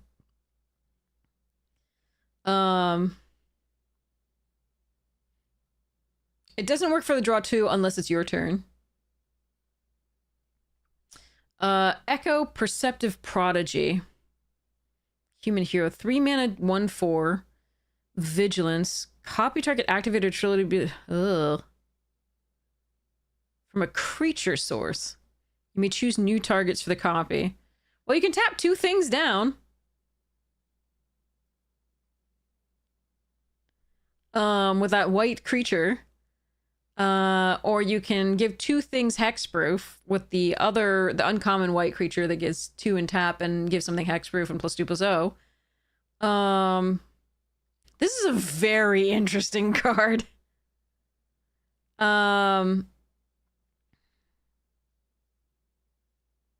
You can also copy ETBs. I like this card. I'm going to give this a B plus for now. I like this card. It blocks many of the things that we've seen so far. It's a fine ROI for this.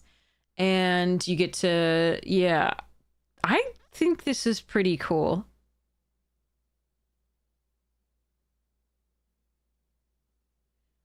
I think that's really cool. Yeah, she can copy power-up. She can do all sorts of things. She can copy this, trigger the whenever. Obviously not the static. And copy this. That's fascinating. All right. I really like Echo.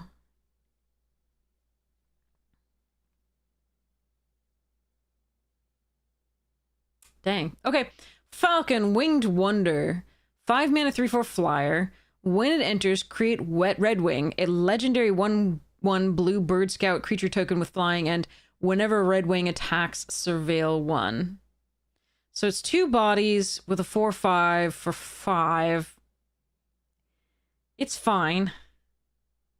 I'm gonna give it a B/B minus.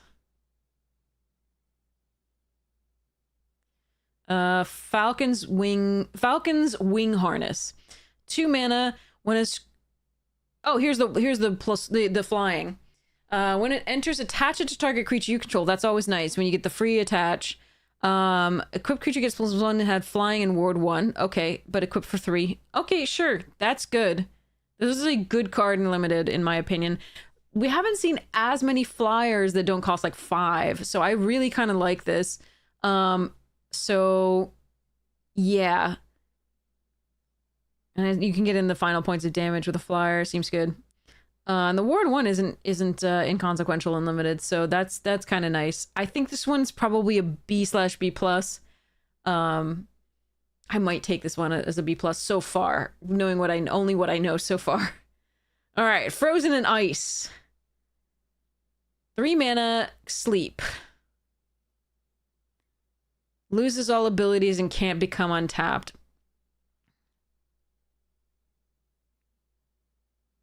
Okay. So the fact that this taps already, which is really nice, right? So can't become untapped. We had something like that in Lorwyn.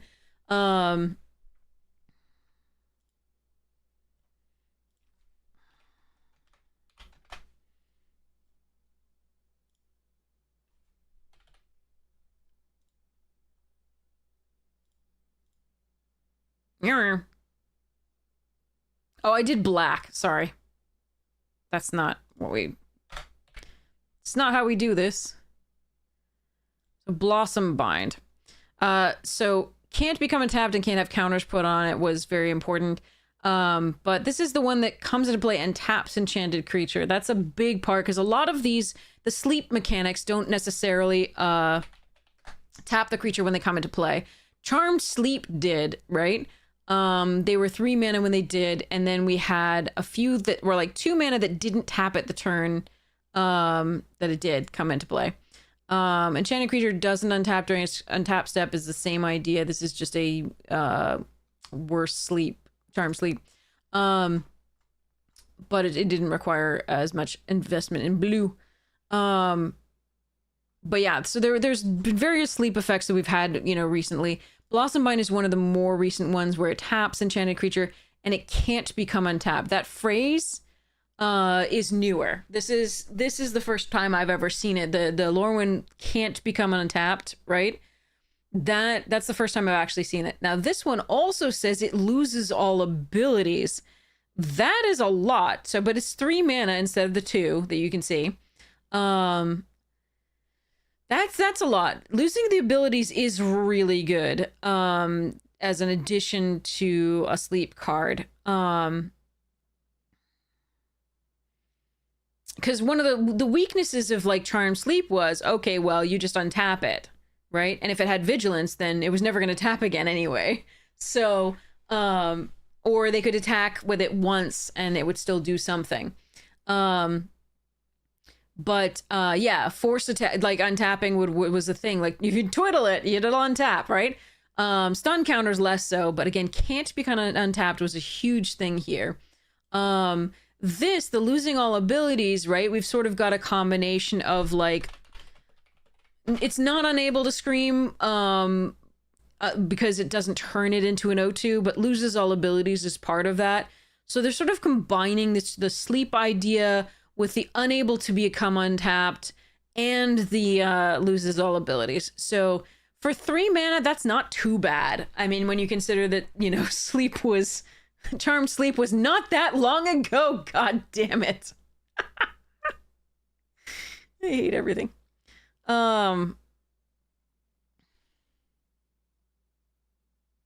Like Throne of Eldraine was its first printing, but we had different sleep versions before this. They cost the same. I'm so old. Okay. Anyway, so yeah, that's pretty good for 3 mana. But again, what I want to point out is the stupid goddamn Daredevil thing still does not exile this enchantment. Does not. Why are they printing this card? Anyway, it does not take care of the primary enchantment based removal in the set, which is really irritating to me.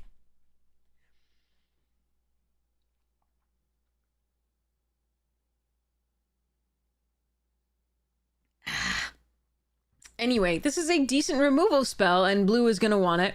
I'm going to go with probably a B-.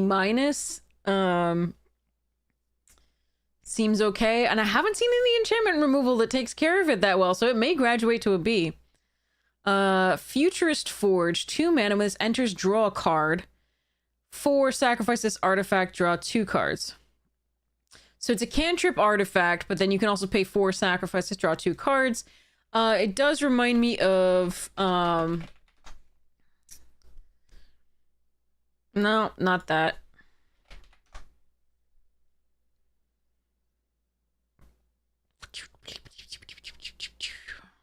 Oh, you're gonna give me every... Okay.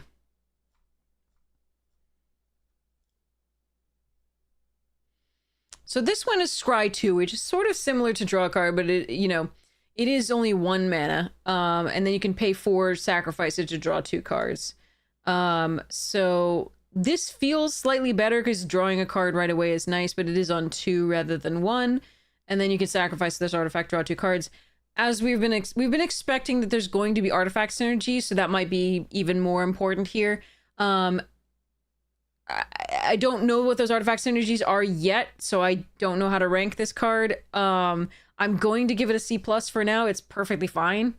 It does draw an extra card for the turn, and later it draws 2 cards at instant speed by sacrificing. So it can work with your lovely little nearly unplayable Atlantean cavalry.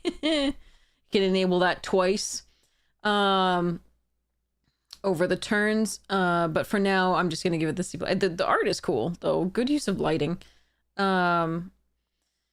Giant-sized flying ant. Wouldn't just giant work? Giant flying ant? Do you need sized? What? How else would it be giant? Is it the size of a giant? But that's what giant mean. I don't understand. What is happening? Was this its name? In the comics, is it called a giant-sized flying ant?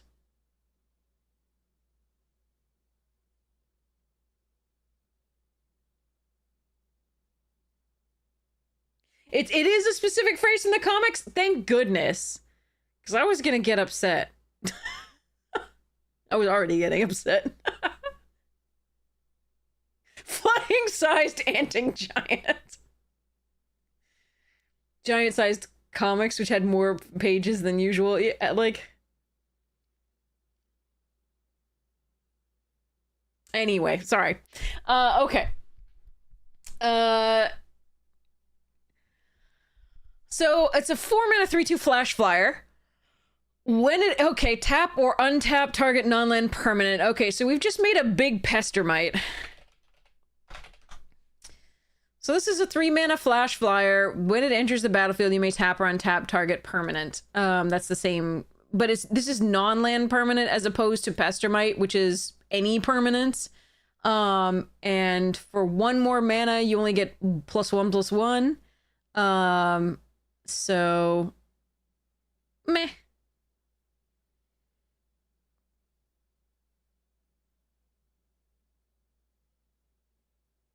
Yeah. Anyway, I mean, it does block a lot of the flyers that we've seen so far. I'm gonna give it a C+. Hydraulic Helper, 2 mana, 2/3 defender, add blue. This mana can't be spent. I hate that phrasing. I understand it. It's a power stone, but I hate it. It's not a power stone because it's not colorless, it's blue, but the same phrasing for can't be spent to cast a non-artifact spell. English gets ranched by Magic. This is the way you have to phrase it for Magic, but oh god, the English, dear god. So this is like a power stone mana. So basically, if you remember Bro, I don't know if it's gonna give me tokens. But yeah, here we go. So create a tapped Power Stone token. So it's an artifact with tap, add colorless. This mana can't be spent to cast a non-artifact spell. So, yeah, the language is Magic-y is, yeah. A giant-sized man baby. So, you can use this to activate abilities. You can use, as if you remember the I don't have to like go over it if you're all familiar with how it worked in Brothers War, but it's essentially the same thing. This is a Power Stone type mana, but it's a blue instead of colorless. You can use it for the same things. You can use it to activate abilities. You can use it to cast artifacts. You can use it to do things, as long as it's not casting a spell that isn't an artifact. You can do it. But this is such a shit idea. Anyway, all right. So yeah, so this is a little Power Stone that's a 2/3 defender. But yeah.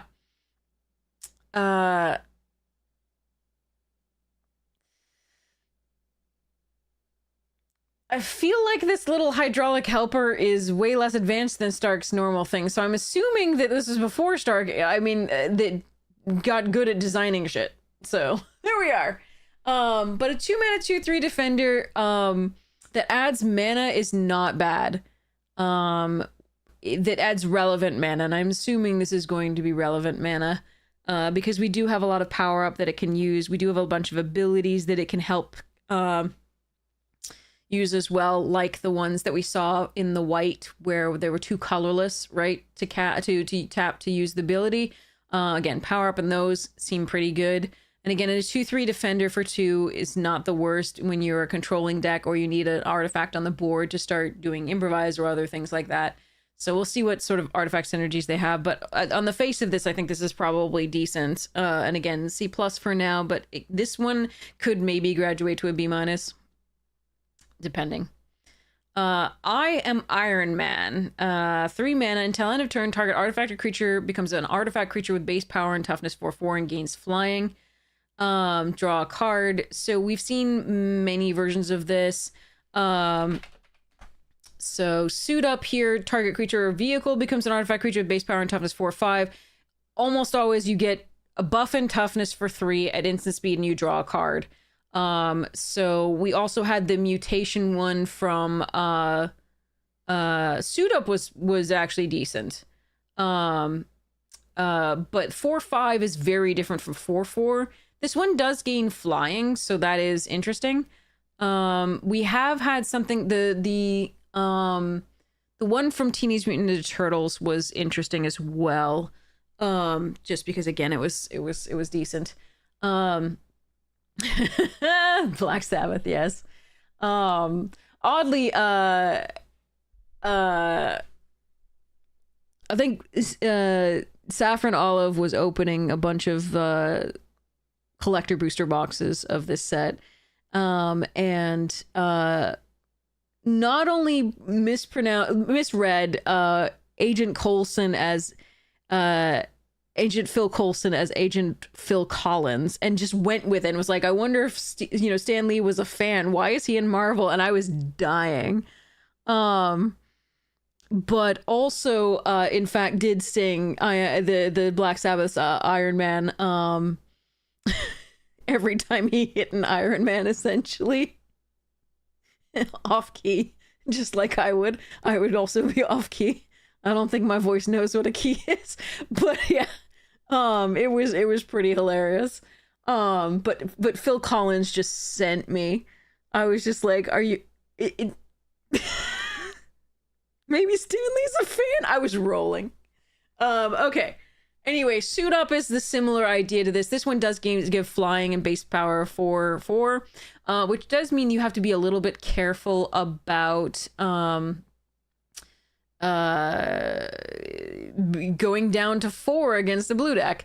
And it does cantrip, so it can be decent. I do think Suit Up at the 4, the 5 toughness was really important, but a 4/4 flyer seems to block most things here pretty well. I want to see the Teenage Mutant Ninja Turtle ones. I forget what made that one special, if it was at all.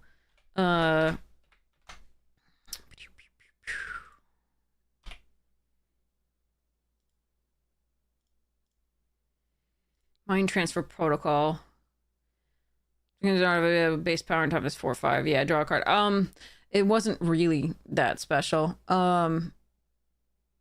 This is artifact or creature, just the same. Like, Mind Transfer does say artifact or creature, whereas the other one said vehicle or creature for the Suit Up, and this one doesn't give flying, but the 4/5 was a cool toughness. But again, the flying is interesting. I don't know how to value this yet as a trick. I'm gonna give it the norm for this type of trick, which is approximately a C+. Like, it's you will run them and be okay with it sometimes, but one of the reasons Mind Transfer Protocol was so good because you had all these mutagen tokens.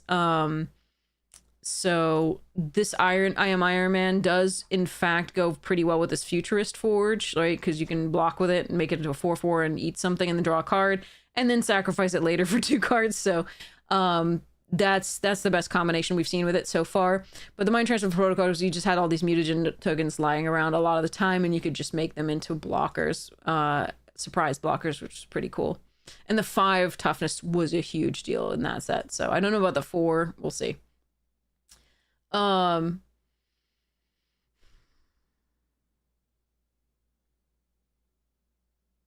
Yes, you can unequip an equipment by targeting it and making it into a creature, definitely. I don't know how many. We've only seen a couple equipment, and I don't know that either of them are good enough to really do that, but yeah. Iron Lad. What? Is this like baby Iron Man? Iron Lad? What a name. Sorry. Diverging Destiny. 3 mana 2/2 flying vigilance. You can look at the top card of your library at any time. Reveal the top card of your library. If it's an artifact card, draw a card. Okay. And it's vigilant for that? This card seems very strong in an artifact deck.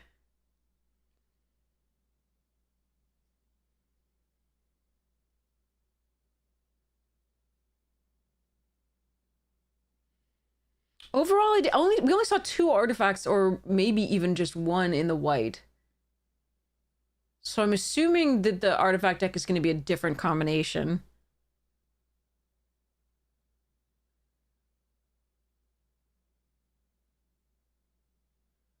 But 3 mana 2/2 flying vigilance isn't so bad so far. That at least allows you to plan, and occasionally gets you value, even if you are going to be in like a blue-white deck. I'm gonna give this a B+. I could be very wrong. Metallic Manlet. Iron Infant. Iron Fetus. Sorry. Justice. Vance Astrovik. 3 mana 2/2 flying. When Justice enters, return up to 1 target non-land, non-token permanent to its owner's hand. The non-token is really jerky. I don't like that.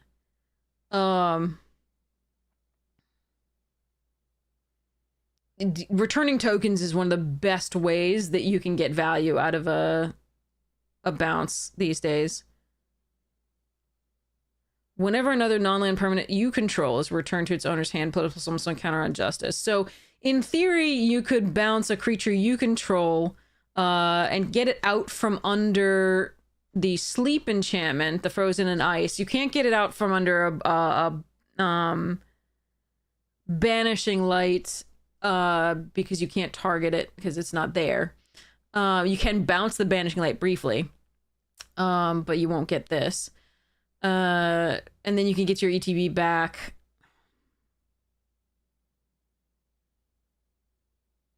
The 3/3 flyer for 3 is not bad. But its Mana War effect isn't very good on opponent stuff. It's only good on yours.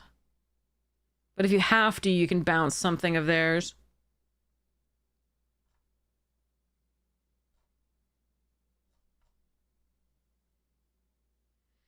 This combos very well with the Futurist Forge. I wonder if this card's going to be as good in this set as Cryogenic... This, Cryogen Relic. Cryogen Relic. I wonder if this is gonna be... No, but this had the stun counter was so crazy. And you could sacrifice it. Maybe this is gonna be approaching that, though. I don't know. I mean, you could use this to get that back, put a +1/+1 counter on it, redraw the card.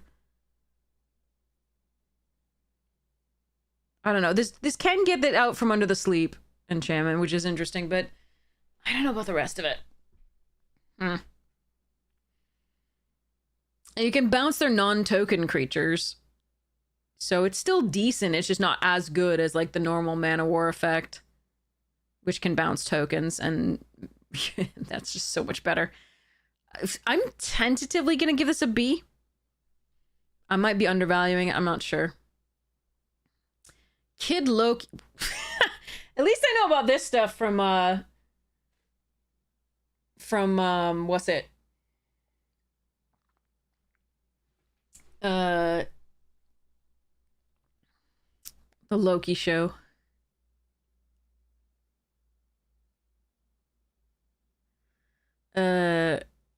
Okay. Kid Loki, 1 mana, 1/1. Each creature you control that you've put up 1 or more +1/+1 counters on this turn has hexproof. Oh, that's a little bit of payoff for putting +1/+1 on things. Whenever you draw your second card each turn, put a +1/+1 counter on Kid Loki. Okay, for a 1 mana dude, that's fine. Evidence self.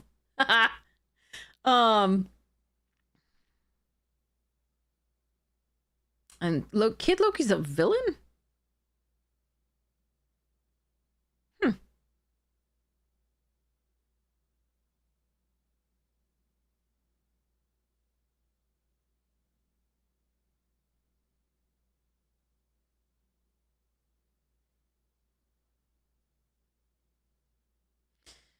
All right, we've seen a number of cantrips overall.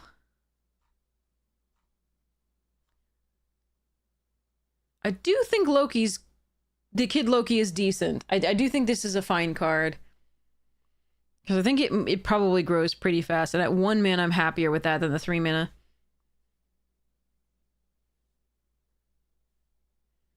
The kid version of everyone this early in the sets, they're weird to anyone else. I don't know what feels weird at this point. There's a million legendaries, and I don't know what to do with them. And it feels like they wanted to put everything everywhere. And I don't know whether there's like I know there's more Marvel sets, but I don't know what they're putting them because there's so many damn things.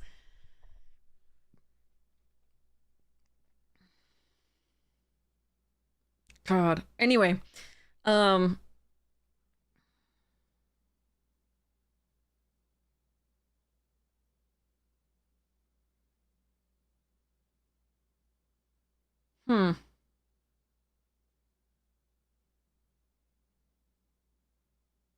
Yeah, I'm gonna give it a B. Mr. Fantastic, Reed Richards. 4 mana, 2/4 reach. Whenever 1 or more tokens you control enter, you may draw a card.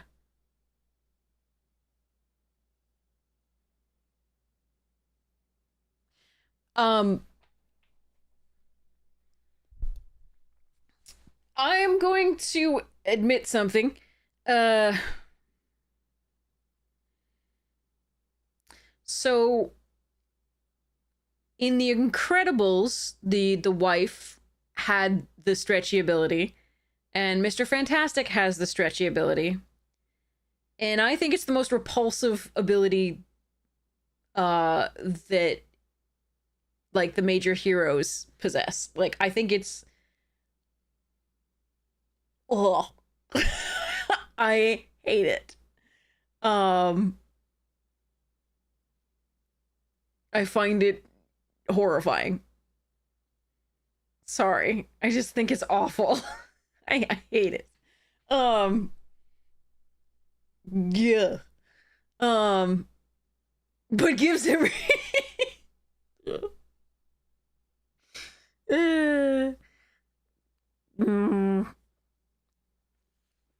Blech. Anyway, I'm sorry, but I hate it. I hate it so much. I can't even really articulate it well, but it's just gross. Yeah, could he elongate his eyes? Like, he never does for whatever reason. Or, like, he does to, like, slip through stuff. Or, it's just gross. It's just so gross. Anyway. Okay, anyway, so moving on. Mr. Fantastic, Reed Richards. Did he name himself? Because that's just freaking arrogant. 4 mana, 2/4. I've never liked. I mean, supposed to be smartest man, right? But I've never liked. It's just so hand wavy. Mr. Fantastic and my superpowers, body horror. Exactly. So he's 2/4 reach. Whenever one or more tokens you control enter, you may draw a card. That's nice. I mean, again, it goes well with Okoye, which makes the 2/1/1s. Yeah, I haven't seen a lot to do with it yet, but, we haven't seen that many tokens. The 3/2s from there's the Okoye and the 3/2s, 3/2 hero tokens from the basic land cycler in the white that we've seen, but yeah. We'll see about the rest of it. He definitely named himself that, yes. Having no emotional intelligence has always been part of his character. No wonder I hate him. Sorry. I'm so sorry. For anybody who's a huge fan of Mr. Fantastic, I do love you, and I'm not trying to... I hope you find the most to love. Not for me. Not for me. This is gross. Okay. Multiple storylines that are like, why is my son sad? Yeah. Anyway. Pim particles. Okay. So target creature gains vigilance until end of turn and can't be blocked this turn. Draw a card. Okay.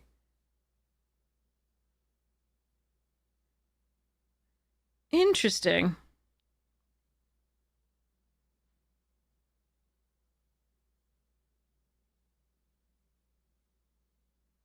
Ilamanaya is doing amazing artwork.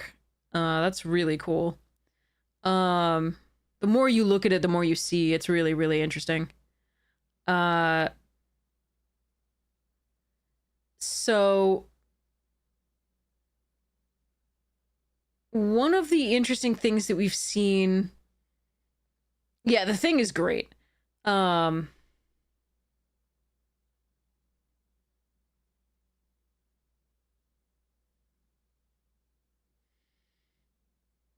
So a long time, so various times we've had things like bugger. This is gonna be a lot of cards. I forgot.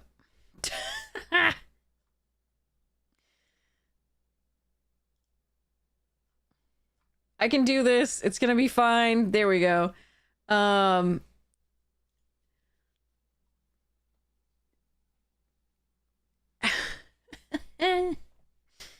So Shadow Rift is, we've had various points and times where you can do like make target creature unblockable or blah blah blah, but this gave it an ability that effectively made it unblockable.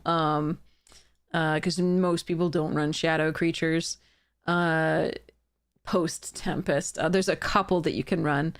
that are decent. But yeah. So this is basically effectively unblockable 1-mana instant, draw a card. The cool part is that it is an instant. This idea has been around for a while of like 1 mana, make something unblockable, do the thing, and cantrip. More recently, obviously in OTJ, we had the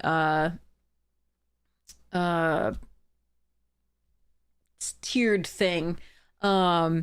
Jail something. I feel it was jail something, but I'm not absolutely certain. Yeah, jailbreak scheme. Where you could, you know, put a +1/+1 counter on target creature can't be blocked this turn, but you could also do these things. So there was a lot of different, there's been a lot of different versions of like make a creature unblockable. We had river something that you come to a river here that like target creature gets +1/+1 can't be blocked. So we've had various versions of this. Depending on your deck, they get stronger or weaker, because oftentimes it's best to be able to do that to something that is very big, so the green benefits from it the most. Like blue-green really loves this kind of thing and can get in a creature that is very, you know, chonky for a big hit for the final points. Or sometimes you just need a small thing and you do the thing. Like a prowess creature here would be interesting. The fact that it gives vigilance, it is uncommon, yes.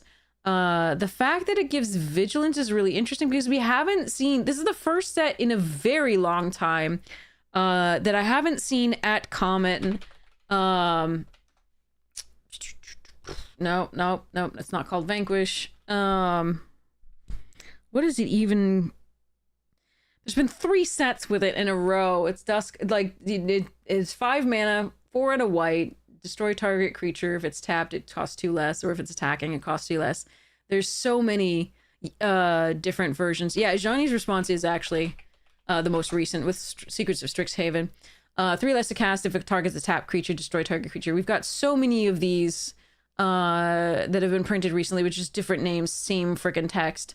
Duskmourn had it too. And this is the first time we haven't seen that. So it'll cost 2 if the creature's tapped. We haven't seen that, so giving it vigilance is weird. That is really fascinating. Target creature gains vigilance until end of turn and can't be blocked, but I haven't seen anything that would destroy target tapped creature. I mean, vigilance is nice for blocking later. Obviously, yeah, it's nice for it's nice for anything that requires tapping later, of course. But this is just interesting. Like, I would expect this to be great in a set that had a Johnny's Response or something like that. But oh, the Seal Away, the villain's something. Supervillain Lockup, that actually would be interesting. So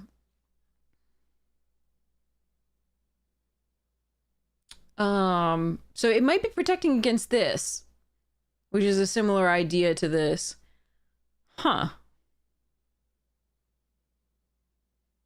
It's also interesting because the creature can then block the next turn, and so you could play this not to do the final points of damage, it was just to get value. I like this card. I think it's probably a B. But it could graduate. I think it's a B/B minus, but it could graduate up. Rewrite History. 3 mana. Whenever 1 or more creatures you control become tapped, draw a card. What? Draw a card, then discard a card and put a plan counter on it. When the 4th counter is placed, when you do, return to 2 target instant or source. Whoa.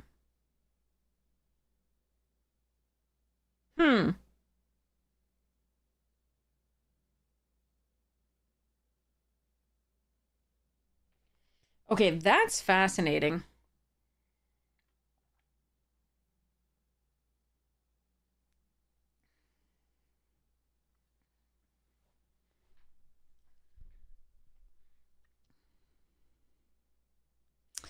So you get to loot whenever 1 or more creatures you control become tapped, and it's a must. It's not a may.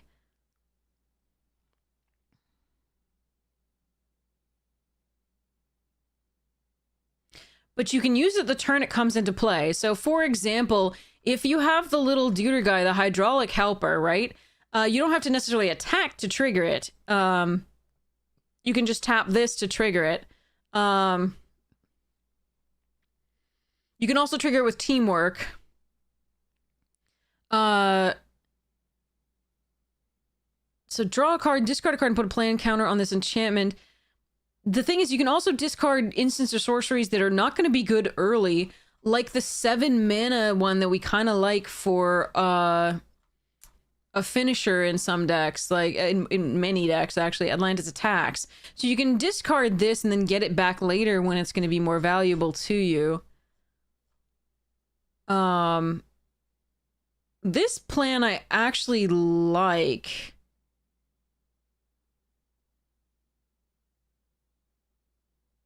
Because I think it's good early and late.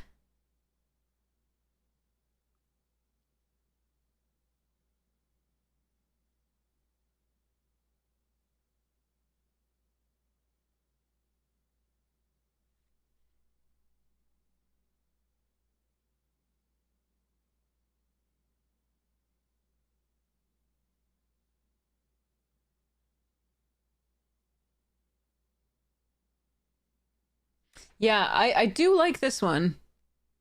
Much better than I mean, the other one's good early. Like, it's good early, but you have to get it early, and that can be really rough. It is very bad late, but this one seems decent. The only enchantment removal that we've seen so far is ass against all the enchantments that we've seen. Web Up, Supervillain Lockup, and the 3-mana blue enchantment, that is the sleep. And this blue enchantment is 3. The only thing that we've seen that deals with enchantments is this horrible thing that can't deal with any of those enchantments because it's 4 or greater. But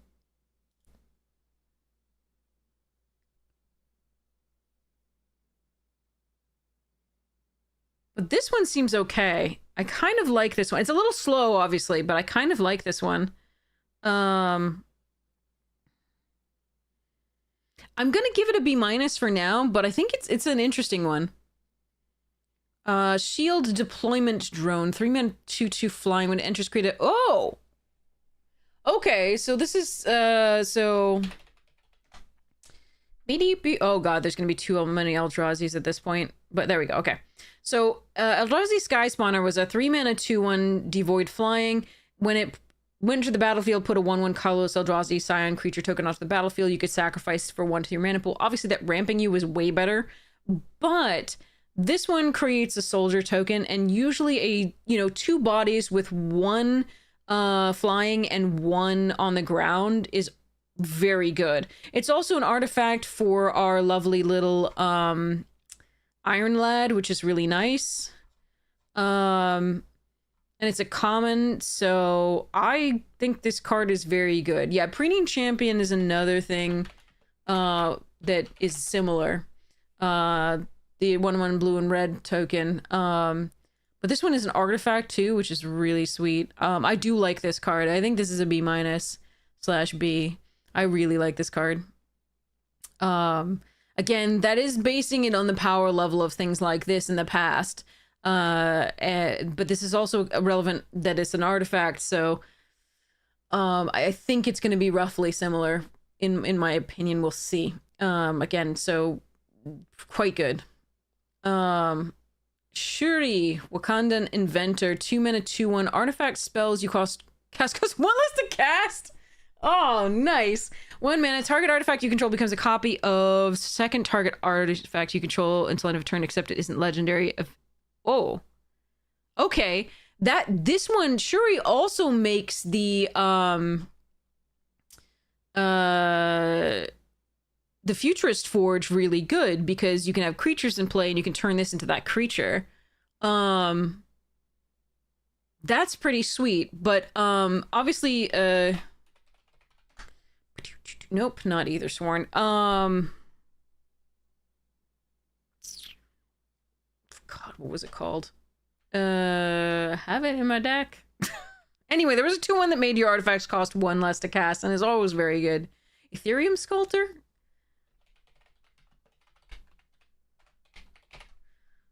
Ethereum Sculptor. Okay, so artifact spells you cost 1 does less. It's just nice. So that's already just good in an artifact deck, but the fact that this can make a copy until end of turn, and it says except it isn't legendary, so you can actually copy legendary card like artifacts and do that. Activate only. This is sweet. I do think you need it obviously in an artifact based deck, so I don't think you take this. You could take this first pick and build around it, but that's a little bit tough. I think you take this once you have a bunch of artifacts. So I'm still gonna put it as like a B-/B, but like it's very fun.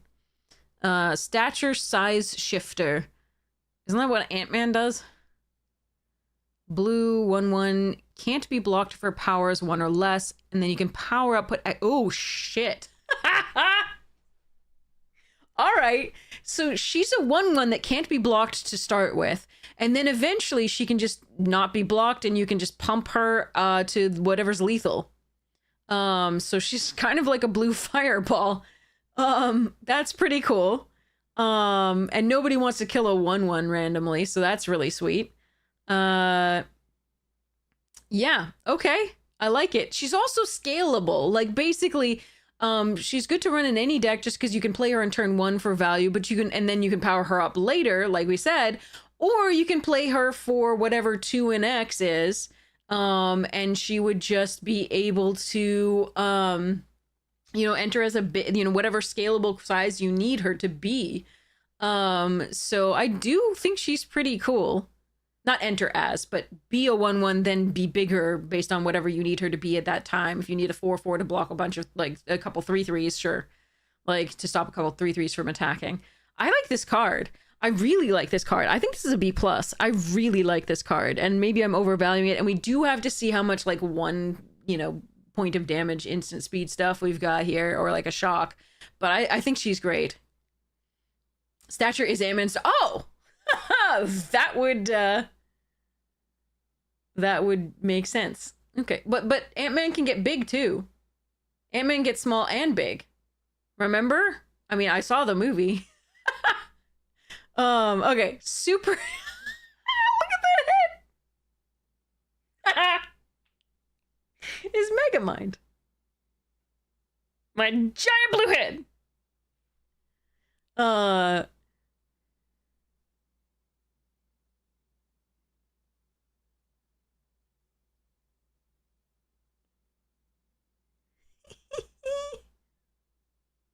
Giant blue head. Sorry.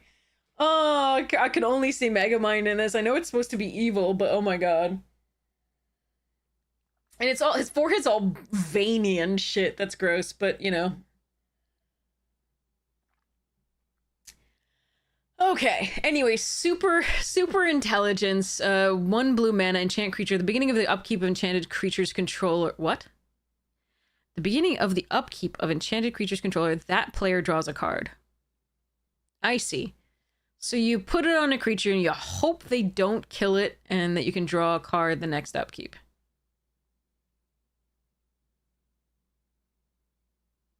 And keep doing so.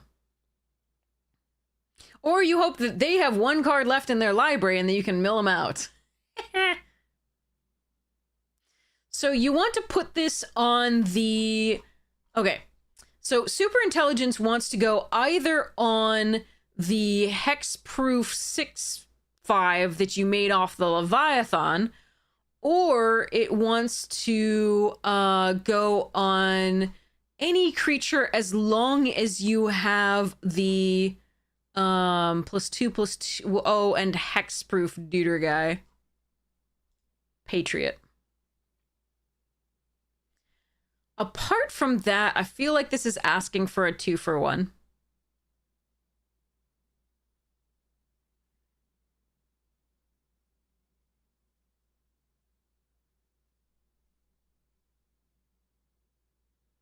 Could be Young Loki as long as you... Because but that ends at end of turn. As long as you could draw 2 cards on their turn, right? When they might kill it, right? When they're more likely to kill it at sorcery speed, right? It's only this turn, so... You'd have to draw 2 cards in addition to protect it. So, yeah. I'm not a huge fan of this card in limited. It's great as long as they don't have removal, but it is only 1 mana and a card investment, but the card is so valuable usually these days that I don't know about the 2 for 1. I think, like, it depends exactly on how much removal is in the set. It really does. How easily people remove things, because, again, the 2 for 1 is really rough. You have to guarantee that it sticks around 1 turn. I don't know how to value this. I'm gonna give it a C, but there are some things that would want it. And I mean, again, if the bounce and the removal is just not as good as I think it is, or it needs to be for this set, then maybe. But like, super suit, honey, where's my super suit? Sorry.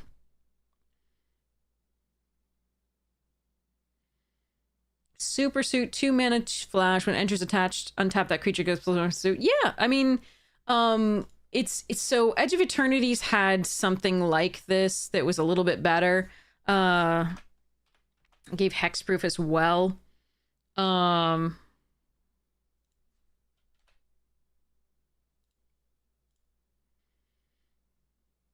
Lightjammer, right? Attach a target creature you control against hexproof until end of turn, +1/+2. This one untaps, which is nice to like actually block with. But I did prefer hexproof. I think this is a better card. This one does equip for 2 rather than 3, which is interesting and doesn't require a blue to equip. This one doesn't require a blue to equip either, but again, I think I prefer the hexproof to the untapping. So I do think the Lightjammer is better. Again, the untapping seems to be important, and that does protect it from the seal away. The super villain thingy. But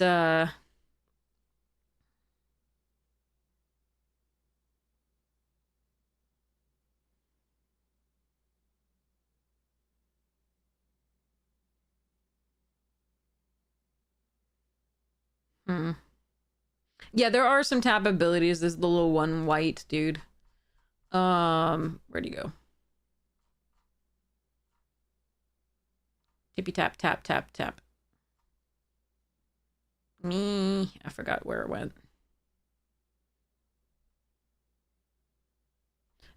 Raft security officer. So I mean, you can untap and do the thing. I don't know if this is great though. I think I'm still gonna put this as a C+. I think it's runnable, but I don't think it's exciting at all. Thirst for Knowledge, reprint, with the artifact decks, still fine card, fine draw. I don't think I've seen enough artifacts necessarily yet for it to be great. But again, I haven't seen the red. So we'll see. Trickster's Stratagem. 4 mana, the owner of target creature and opponent control. What? Oh, okay. It took me a second. Okay. The owner of target creature and opponent controls puts it into their library second from the top or on the bottom. Then up to 1 target creature you control connives. Okay. So this is, so, I mean, again, we've had, so, so these days we get like target non-land permanence owner. This one's, usually it's creature, but we've got like, so, the original was sort of grip tied, put target creature on top of its owner's library for 4 mana at instant speed. This is a sorcery. But what this is going to do is if somebody took control of one of your creatures, you can in fact get it back. So if an opponent took control of your creatures, you're the owner of that creature. You can get it back into your library second from the top, or you can put it on the bottom of your library. So that's why it's phrased this way. It also works in EDH to be like, okay, you know, that your person is going to get that control of that back.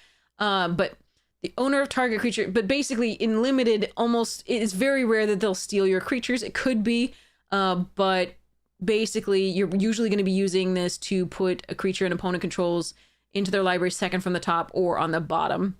Now, second from the top does mean it's a delay, which is really nice because just putting it on top does blank their draw. But more recently, they've given the ability to choose whether they put it on the top or bottom, and putting it second from the top does matter. Gives you a little bit of a delay, which is nice to not see it quite so soon again, if they really want it back. Then up to one target creature you control connives. There's that +1/+1 counter and the draw card. So that's the second draw per turn, which we've seen a few things that matters for that. And then we've also seen some things that care about +1/+1 counters on creatures.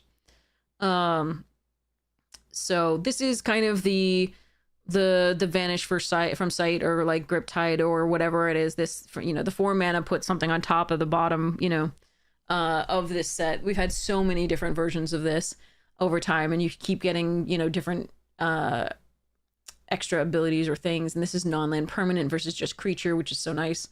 But yeah, so blue does need these, and the fact that it's second from the top, obviously this is sorcery rather than instant. We've been used to, like, with Vanish from Sight and Griptide, we're used to it being an instant speed. Same thing with Run Behind, which costs a little less.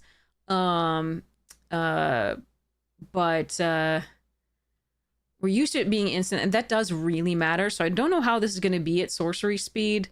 It feels a little bit less control-y at that point. It feels more like you're going to have to really plan around it, but it is second from the top, so you're not going to at least see it. You're not going to just put it away and then see it instantly. So there is that. And the conniving is interesting. So, I mean, I think you're going to have to run it, just like you have to run sometimes these.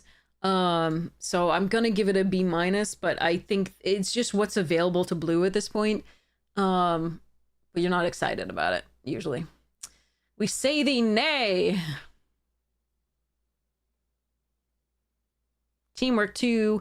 Counter targets. Oh god, Quench. Okay. So here's the Quench of the format. Counter target spell unless its controller pays 2. But you can also Teamwork 2 and counter unless it pays 4. So we've had various things where you can counter unless they pay 4. The birds one, the flying, unless you could a creature with flying, that's been one of them. So certain condition is met and you have to pay 4 instead of 2. Is usually what happens with these types of cards. And here, this is no different. So I'm not looking forward to this being in the set. It's an arcane. They brought arcanes back? Wow. I wonder if this is going to give it to me in the text line. They're not going to give it to me. Wait. Yeah, they're not going to give it to me in the text line. Okay, so let's go.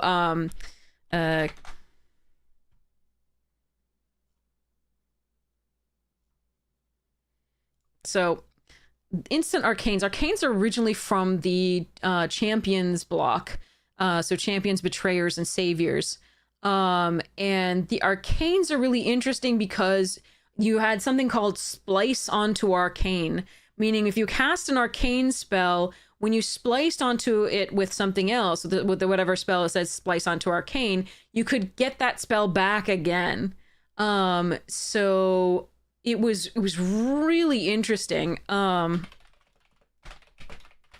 we just haven't had a lot of splice or arcane spells. So here's splice onto arcane for 1 white, right? As you play the arcane spell, you can reveal this card from your hand and pay its splice cost. If you do, add this card's effect to that spell. So you get to keep this in your hand, but you get to add this effect to that arcane. Goryo's Vengeance is probably the most famous of these, just in terms of like it being run in other things. But I did so much to Hirobi's Whisper in Limited was so much fun because you would splice it onto the arcane and then you get to cast this again to keep destroying non-black creatures. I don't remember seeing arcanes that MSH. What's MSH?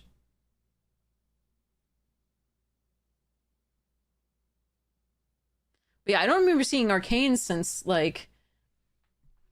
Kamigawa block. This is pretty interesting. I also really liked Soulless Revival. Return target creature card from your graveyard to your hands. You splice it onto the arcane, so you could splice it onto the the Horobi's Whisper if you needed to, and then, you know, grab your creatures back. It was usually spirits and stuffs. Yeah, we haven't gone through the rest of this. This is the first thing I'm seeing. And I haven't gotten to whatever hex magic is. So yeah, so this is the first so I've seen Arcane in so long. Oh yeah, Glacial Ray was so much fun. I wonder if there's going to be any splice onto Arcane stuff. That's going to be fascinating. But anyway, that's what Arcane is. Wow. Okay. I mean, this is going to be the same possible, you know... Oh, wait, it was Lofty something, right? Yeah, Lofty Denial. So, you know, is pay 1 here versus 2, and then cape 4 instead if you had a creature with flying. This is sort of the same idea of, like, the pay extra, but in this case it's Quench, which is 2, or Miscalc, which is 2, as opposed to 1 here plus 4. So...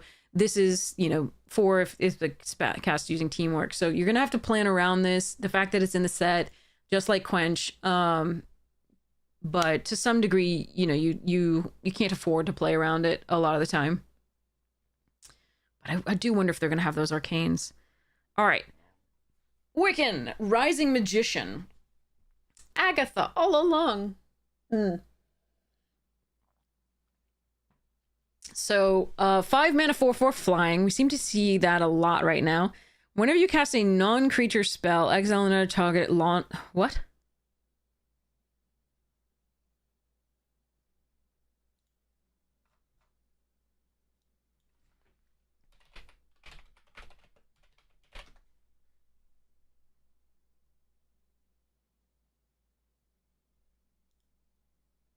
Oh, thank goodness. It's at the battlefield at the end of the next end step. Okay. Okay. Okay, so non-land, non-token. Okay. All right, so this is not Displacer Kitten.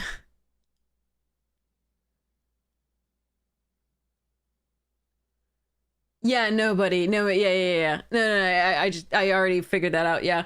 But yeah, so when you cast a non-creature spell, exile another target non-land, non-token permanent, but you return it to the battlefield. It's not a flicker, it's a it's until end of turn, so nice. God, goodness. All right. So they didn't reprint Displacer Kitten as a 5 mana uncommon, thank goodness, with flying. That's nice. So this is still nice because you can protect things that you have and get their ETBs again. It is not a May. It can target an enemy permanent, of course. This one you control, but this one can target somebody, an opponent's permanent. Non-land, non-token, so you can't flicker their tokens, which is unfortunate, but that would be too powerful. But you can also get your own into ETBs. You can get something out from under the sleep enchantment. It still seems quite good. I like this card. But yeah, you can get an opponent's blocker out of the way. You can pull an opponent's attacker out of combat. What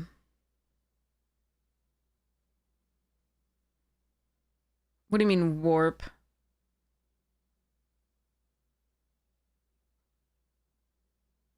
I don't think there's any... I haven't seen any warp in this set yet. Are you talking about Edge of Eternities or are you talking about standard? I don't know.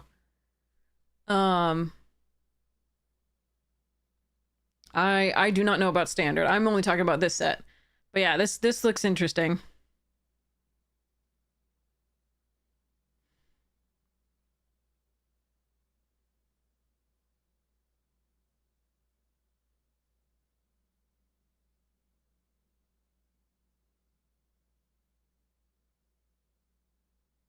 That's fascinating. I'm gonna go for... Obviously, second copy diminishes, but this does eat removal real fast, I'm sure, because you can't have that staying on the battlefield that long. But that's the case with most 5-drops these days. I'm gonna go with a B plus for this one, especially the first copy. The second copy, obviously, with any legendary, even if it's one that's gonna die pretty quickly, if it's one that's this expensive, it's gonna go a little bit down in value. But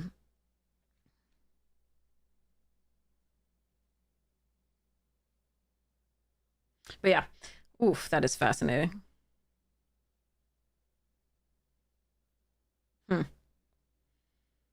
Agents of Hydra. When this creature dies, create a 2/1 black villain creature token with menace. Okay. So we've had similar things like this before where you have something that you play and then it gets value by dying and you get something else, a creature or otherwise. We had a rats recently, from Duskmorn that was the best example of that, where it manifested after it died. I forget what they were called, but they are, maybe they weren't even called rats. They were like innocuous something. It was called a rat, but it's not rats. So yeah, when it dies, manifest red. So this is a 2-mana 1/1 that again got you a 2/2. This is effectively a similar idea. Obviously manifest is can be a little bit stronger because whatever you flip as a manifest can also be like a big creature that you can then get value out of later.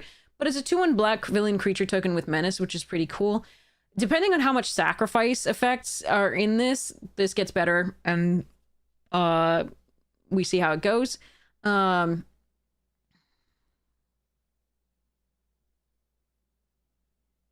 Yay, fascism. Okay, anyway, moving along. This is a perfectly serviceable card. We have to see what else goes with it to see exactly how good it is. I'm going to like if there's a removal that like bone splinters and other things like that is one of the things that increases the value of this card. Things like that where sacrifice a creature to destroy a target creature, etc. That increases the value of this card. But for now, we can just give it a C+. It's perfectly playable, but we're not excited about it yet. Arnim Zola, Biofanatic. 3-mana 2/3 that pay 3 and tap, create a tapped to an... Oh. Yeah, villain does matter, of course. We know that. Villain and hero.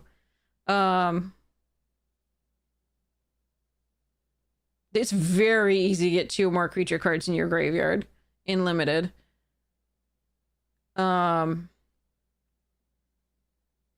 So it's 3-mana 2/3, 3 and tap it, create a tap 2/1 black villain creature token with menace. That is a really good way to stop a board stall. I think this is a nice one. I really like this card. It's also an artifact, which is not insignificant.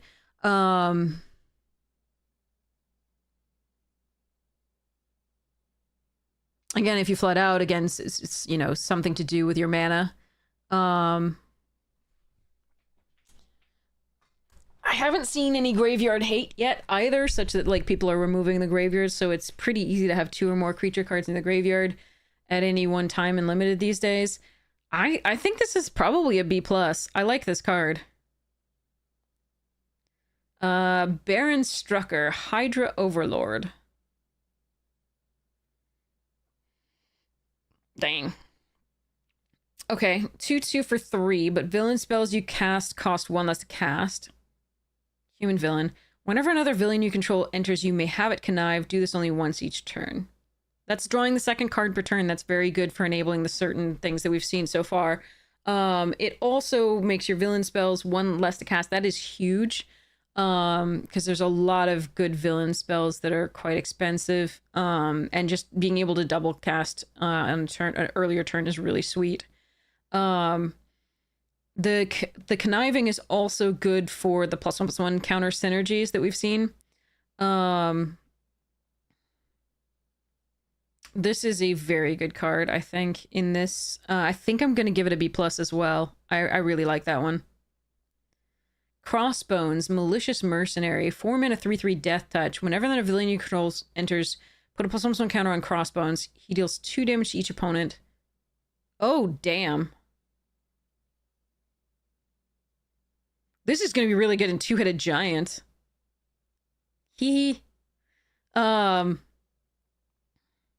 Ability triggers only once each turn, but that's still quite strong. I'm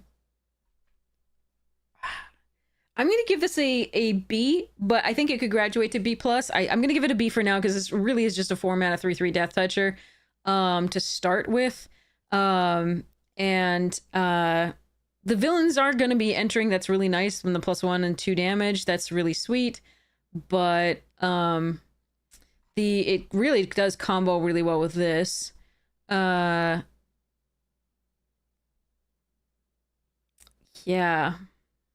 I'm still for now gonna I like these better than I like this card, so I'm gonna put it on a B tier as opposed to the B+. Cruel Alliance, I do really like this spell. I think this card is really, really good. It's just good black, solid black removal. I really like this card. Again, I think it's a B/B+. You're just gonna want these. Dark Deed. Oh, damn. Okay, -4/-4 until end of turn. We have had for 2 mana in the past. Actually, it was -4/-4 from Phyrexia, or like all will be 1, I think.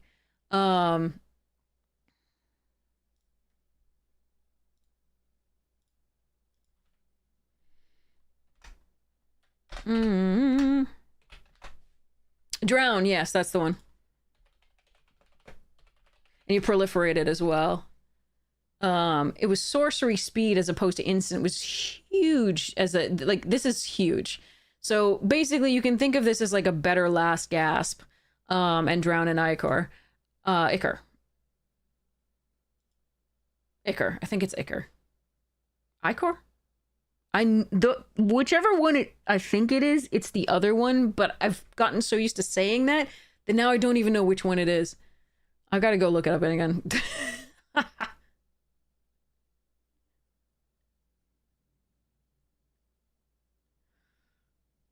Now we're gonna find out. Ichor. It's Ichor. Ichor. Yeah, it's Ichor. So, okay.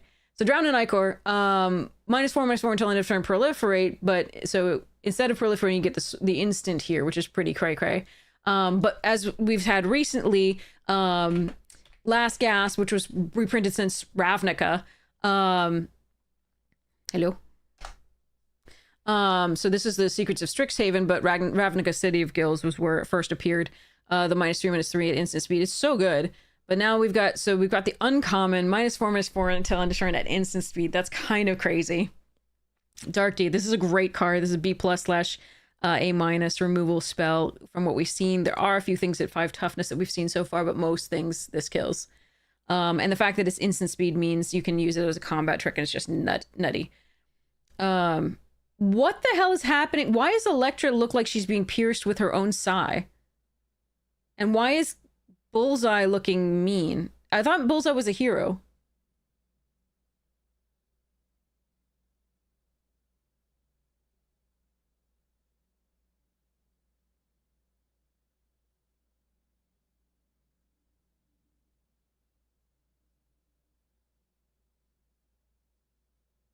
This is not making sense. No, not a hero? Okay.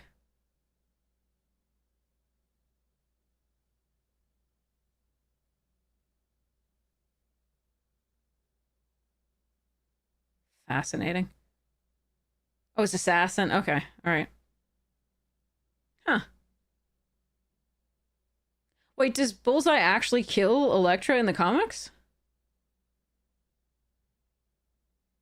I don't know how I feel about that. Anyway. Decoy Ploy. 2 mana. Yeah, Electra's kind of morally gray, too. Decoy Ploy. One or both. Return target villain card from your grave to your hand. Return target hero card from your grave to your hand. Okay. Doom. Doomy doom doom doom. Okay. Villain or hero. Or both.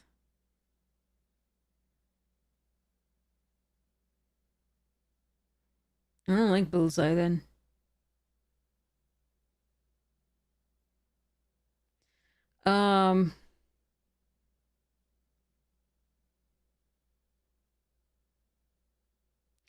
So the problem, I mean, your deck is probably going to have both heroes and villains in it. That was what Spider-Man did. So this is probably fine. Normally this type of thing, one or both, right? Nope, not this one. Okay.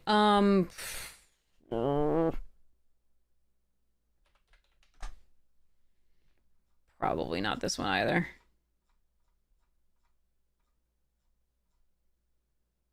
Yeah. Okay. Yeah.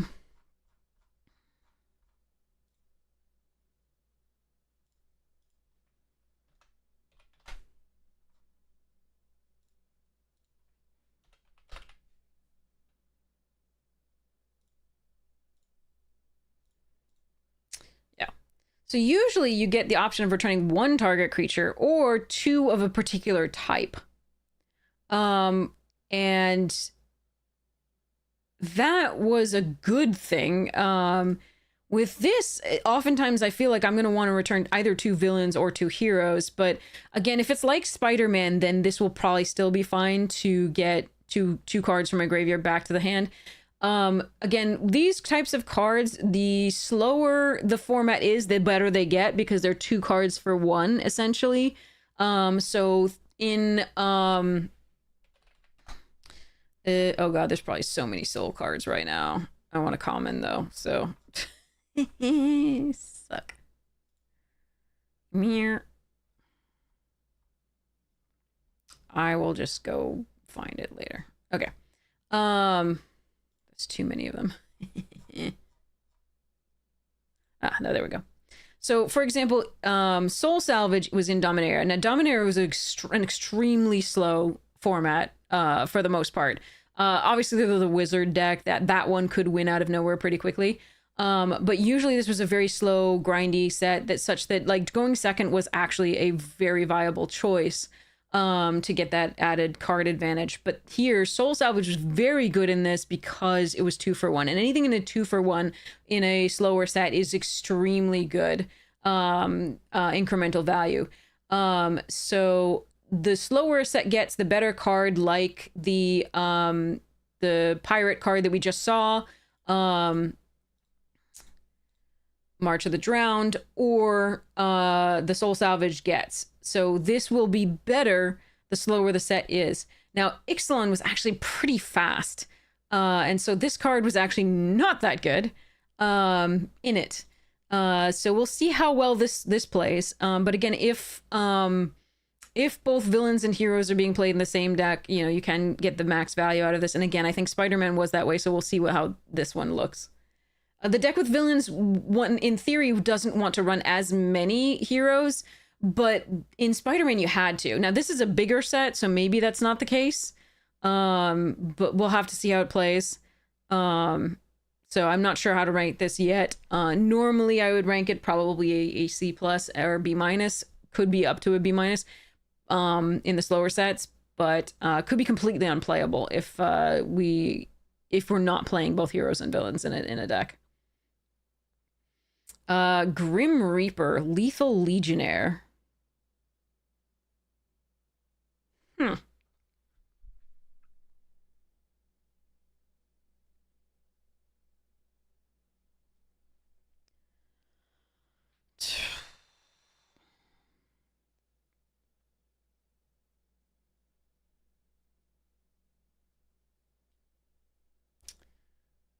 Four mana. 3/4 when attacks. You can pay 4 when you do return target creature. Blech. Okay. Good to know. All right. So, sorry, I got a message from a student.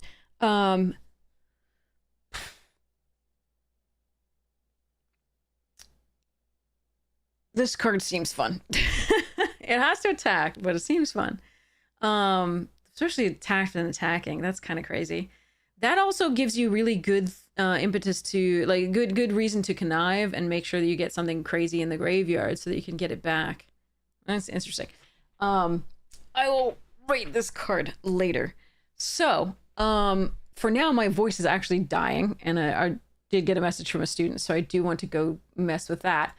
So let's go raid somebody awesome in the meantime, and remember that the cat secret lair is coming up. Remember that the cat secret lair is coming up. Don't miss it if you're interested in it, and we will go from there.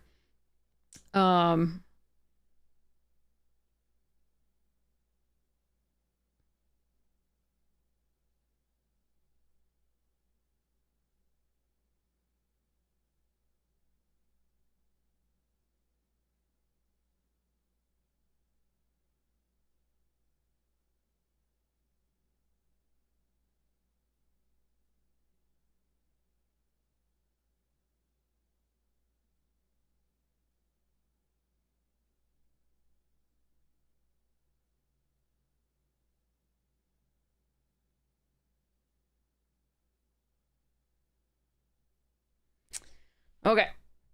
Why does it have so much Garfield? Oh, you don't like Garfield? I'm just trying to get this card. Here, let me show you. If I don't get this secret lair, I'm gonna be so freaking sad. I must have this card. I will cry if I don't get this card. It is the best thing I've ever seen. It is so wonderful. But anyway, I hope you all get the secret lair. Any parts of it that you're looking forward to, I wish you the best of luck getting it. Make sure that you can. I think it is likely that the early lines have started now. So go now, sign in, and do the stuff. Okay.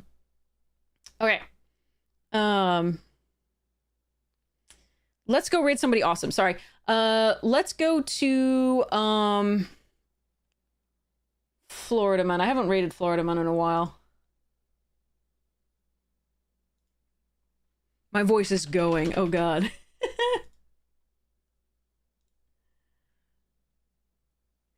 All right, I cannot wait to see you again. I hope you enjoy the thing. We'll play the draft again tonight, and we'll also continue the rest of the commons and uncommon stuff.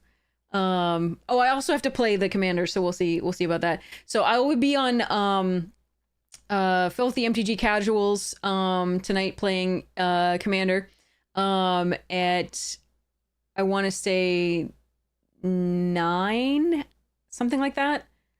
Hold on, I can check.